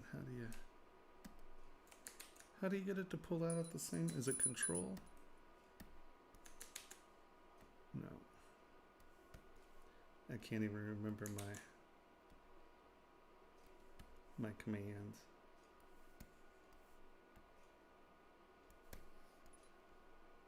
Mm. Mm. Mm. Mm. Oop.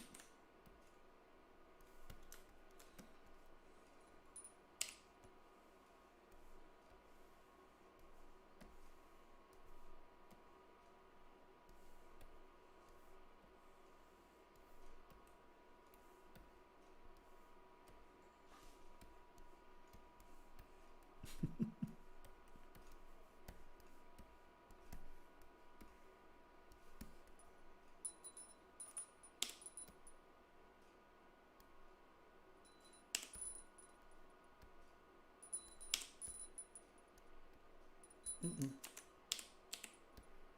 Mm. These are pretty long, aren't they? This is actually up here.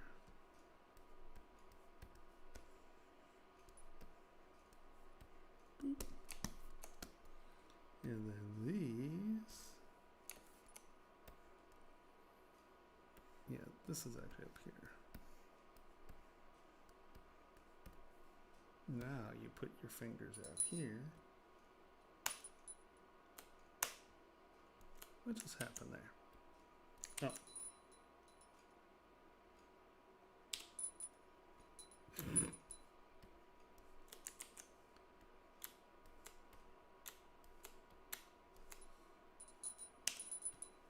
Mm-hmm. Mm-hmm. Mm-hmm. Mm-hmm.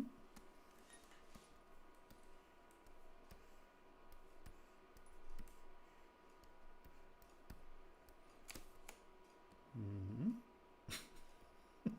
It's not a mitten. I don't know if I'd call it a hand either. Not yet. No, you're right.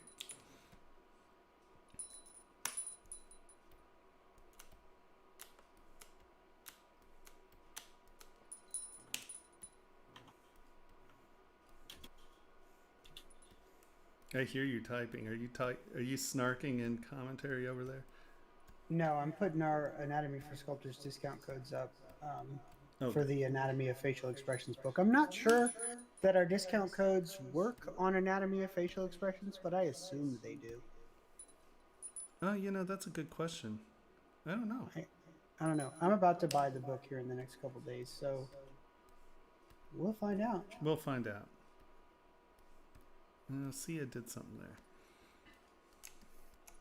That comes out there. That's out there.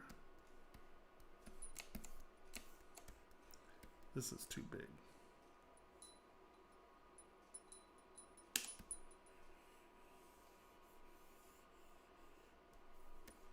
And then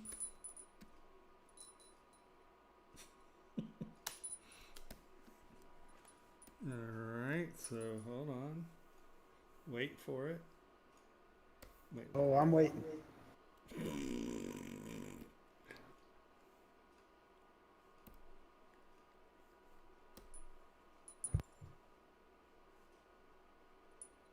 Perfection.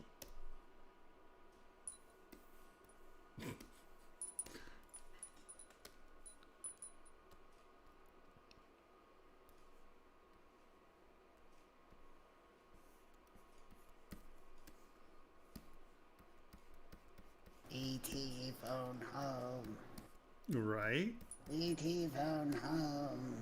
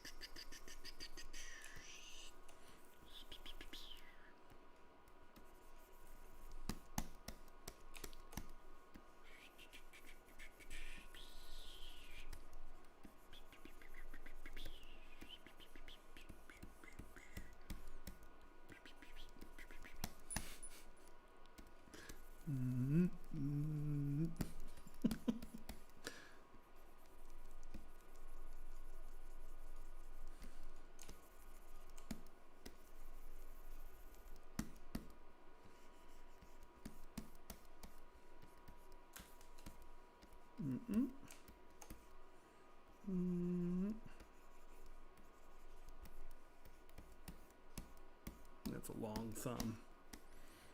It's a really long thumb.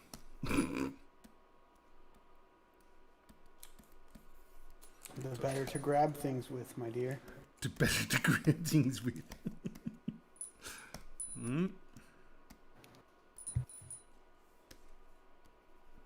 Oh, what is that about? Has symmetry been on all this time? That's not good.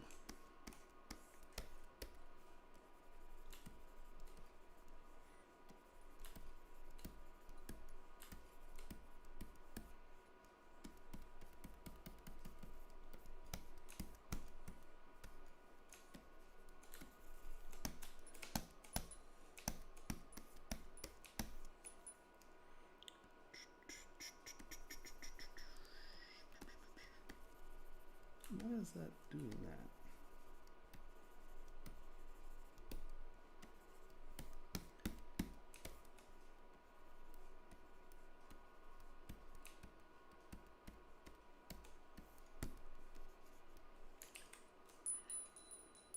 What is going on with that? Come on.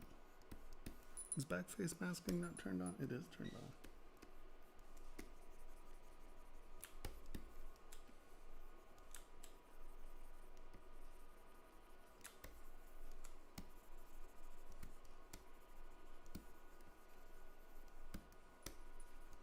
Can't believe I'm doing this for you.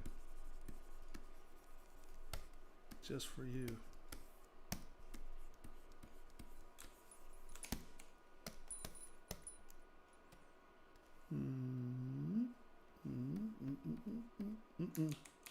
Too much. Trying to find a way to get meat on here quick. I want pizza. I'm hungry. You can stop at any time. I need to eat. You're making me sculpt a hand. I am most certainly not. You totally are. This is all about you. No, you promised me a tutorial. Oh, did I? Yeah. All right. Well, you're going to have to remind me of that then.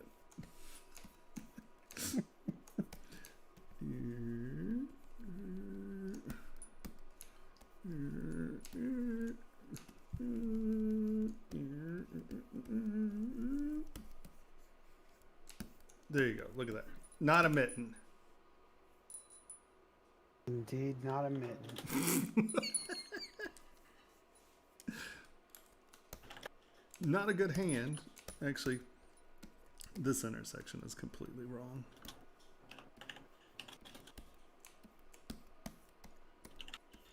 My thumb's a little low there. I'll get you a hand tutorial. I promise. Here. I know this is what you're really looking for.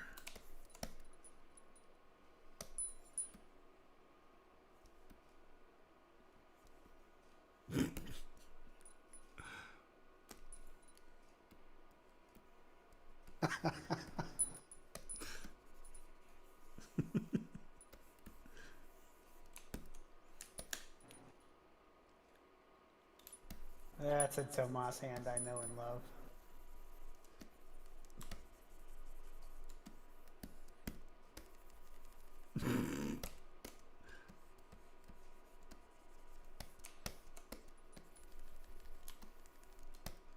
Gotta give it its little belt here at the bottom.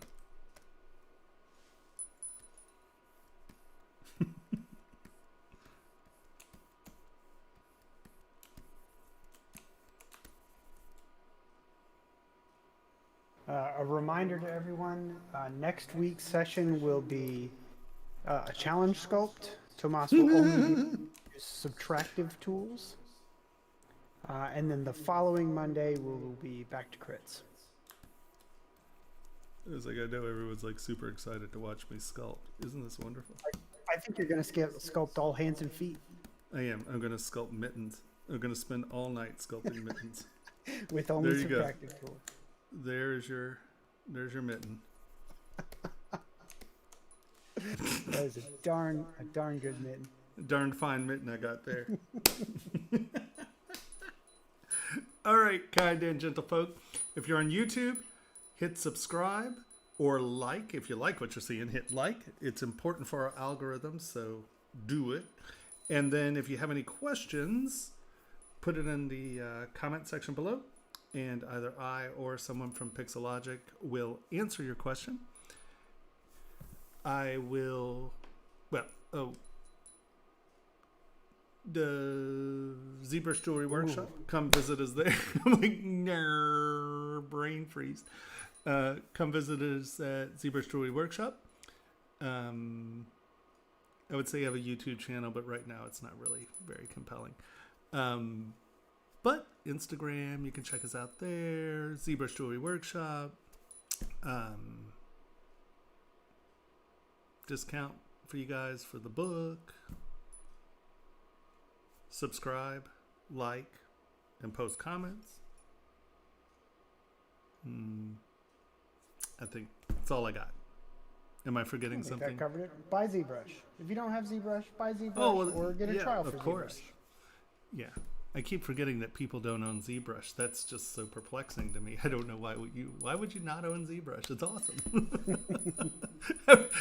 Wow, that's not even something I can consider. All right. Thank you, kind and gentle folk. I will see you next week. Have a wonderful day, night, afternoon, evening, whatever you're doing. And we'll talk to you soon. Thanks a lot for being here. Ciao.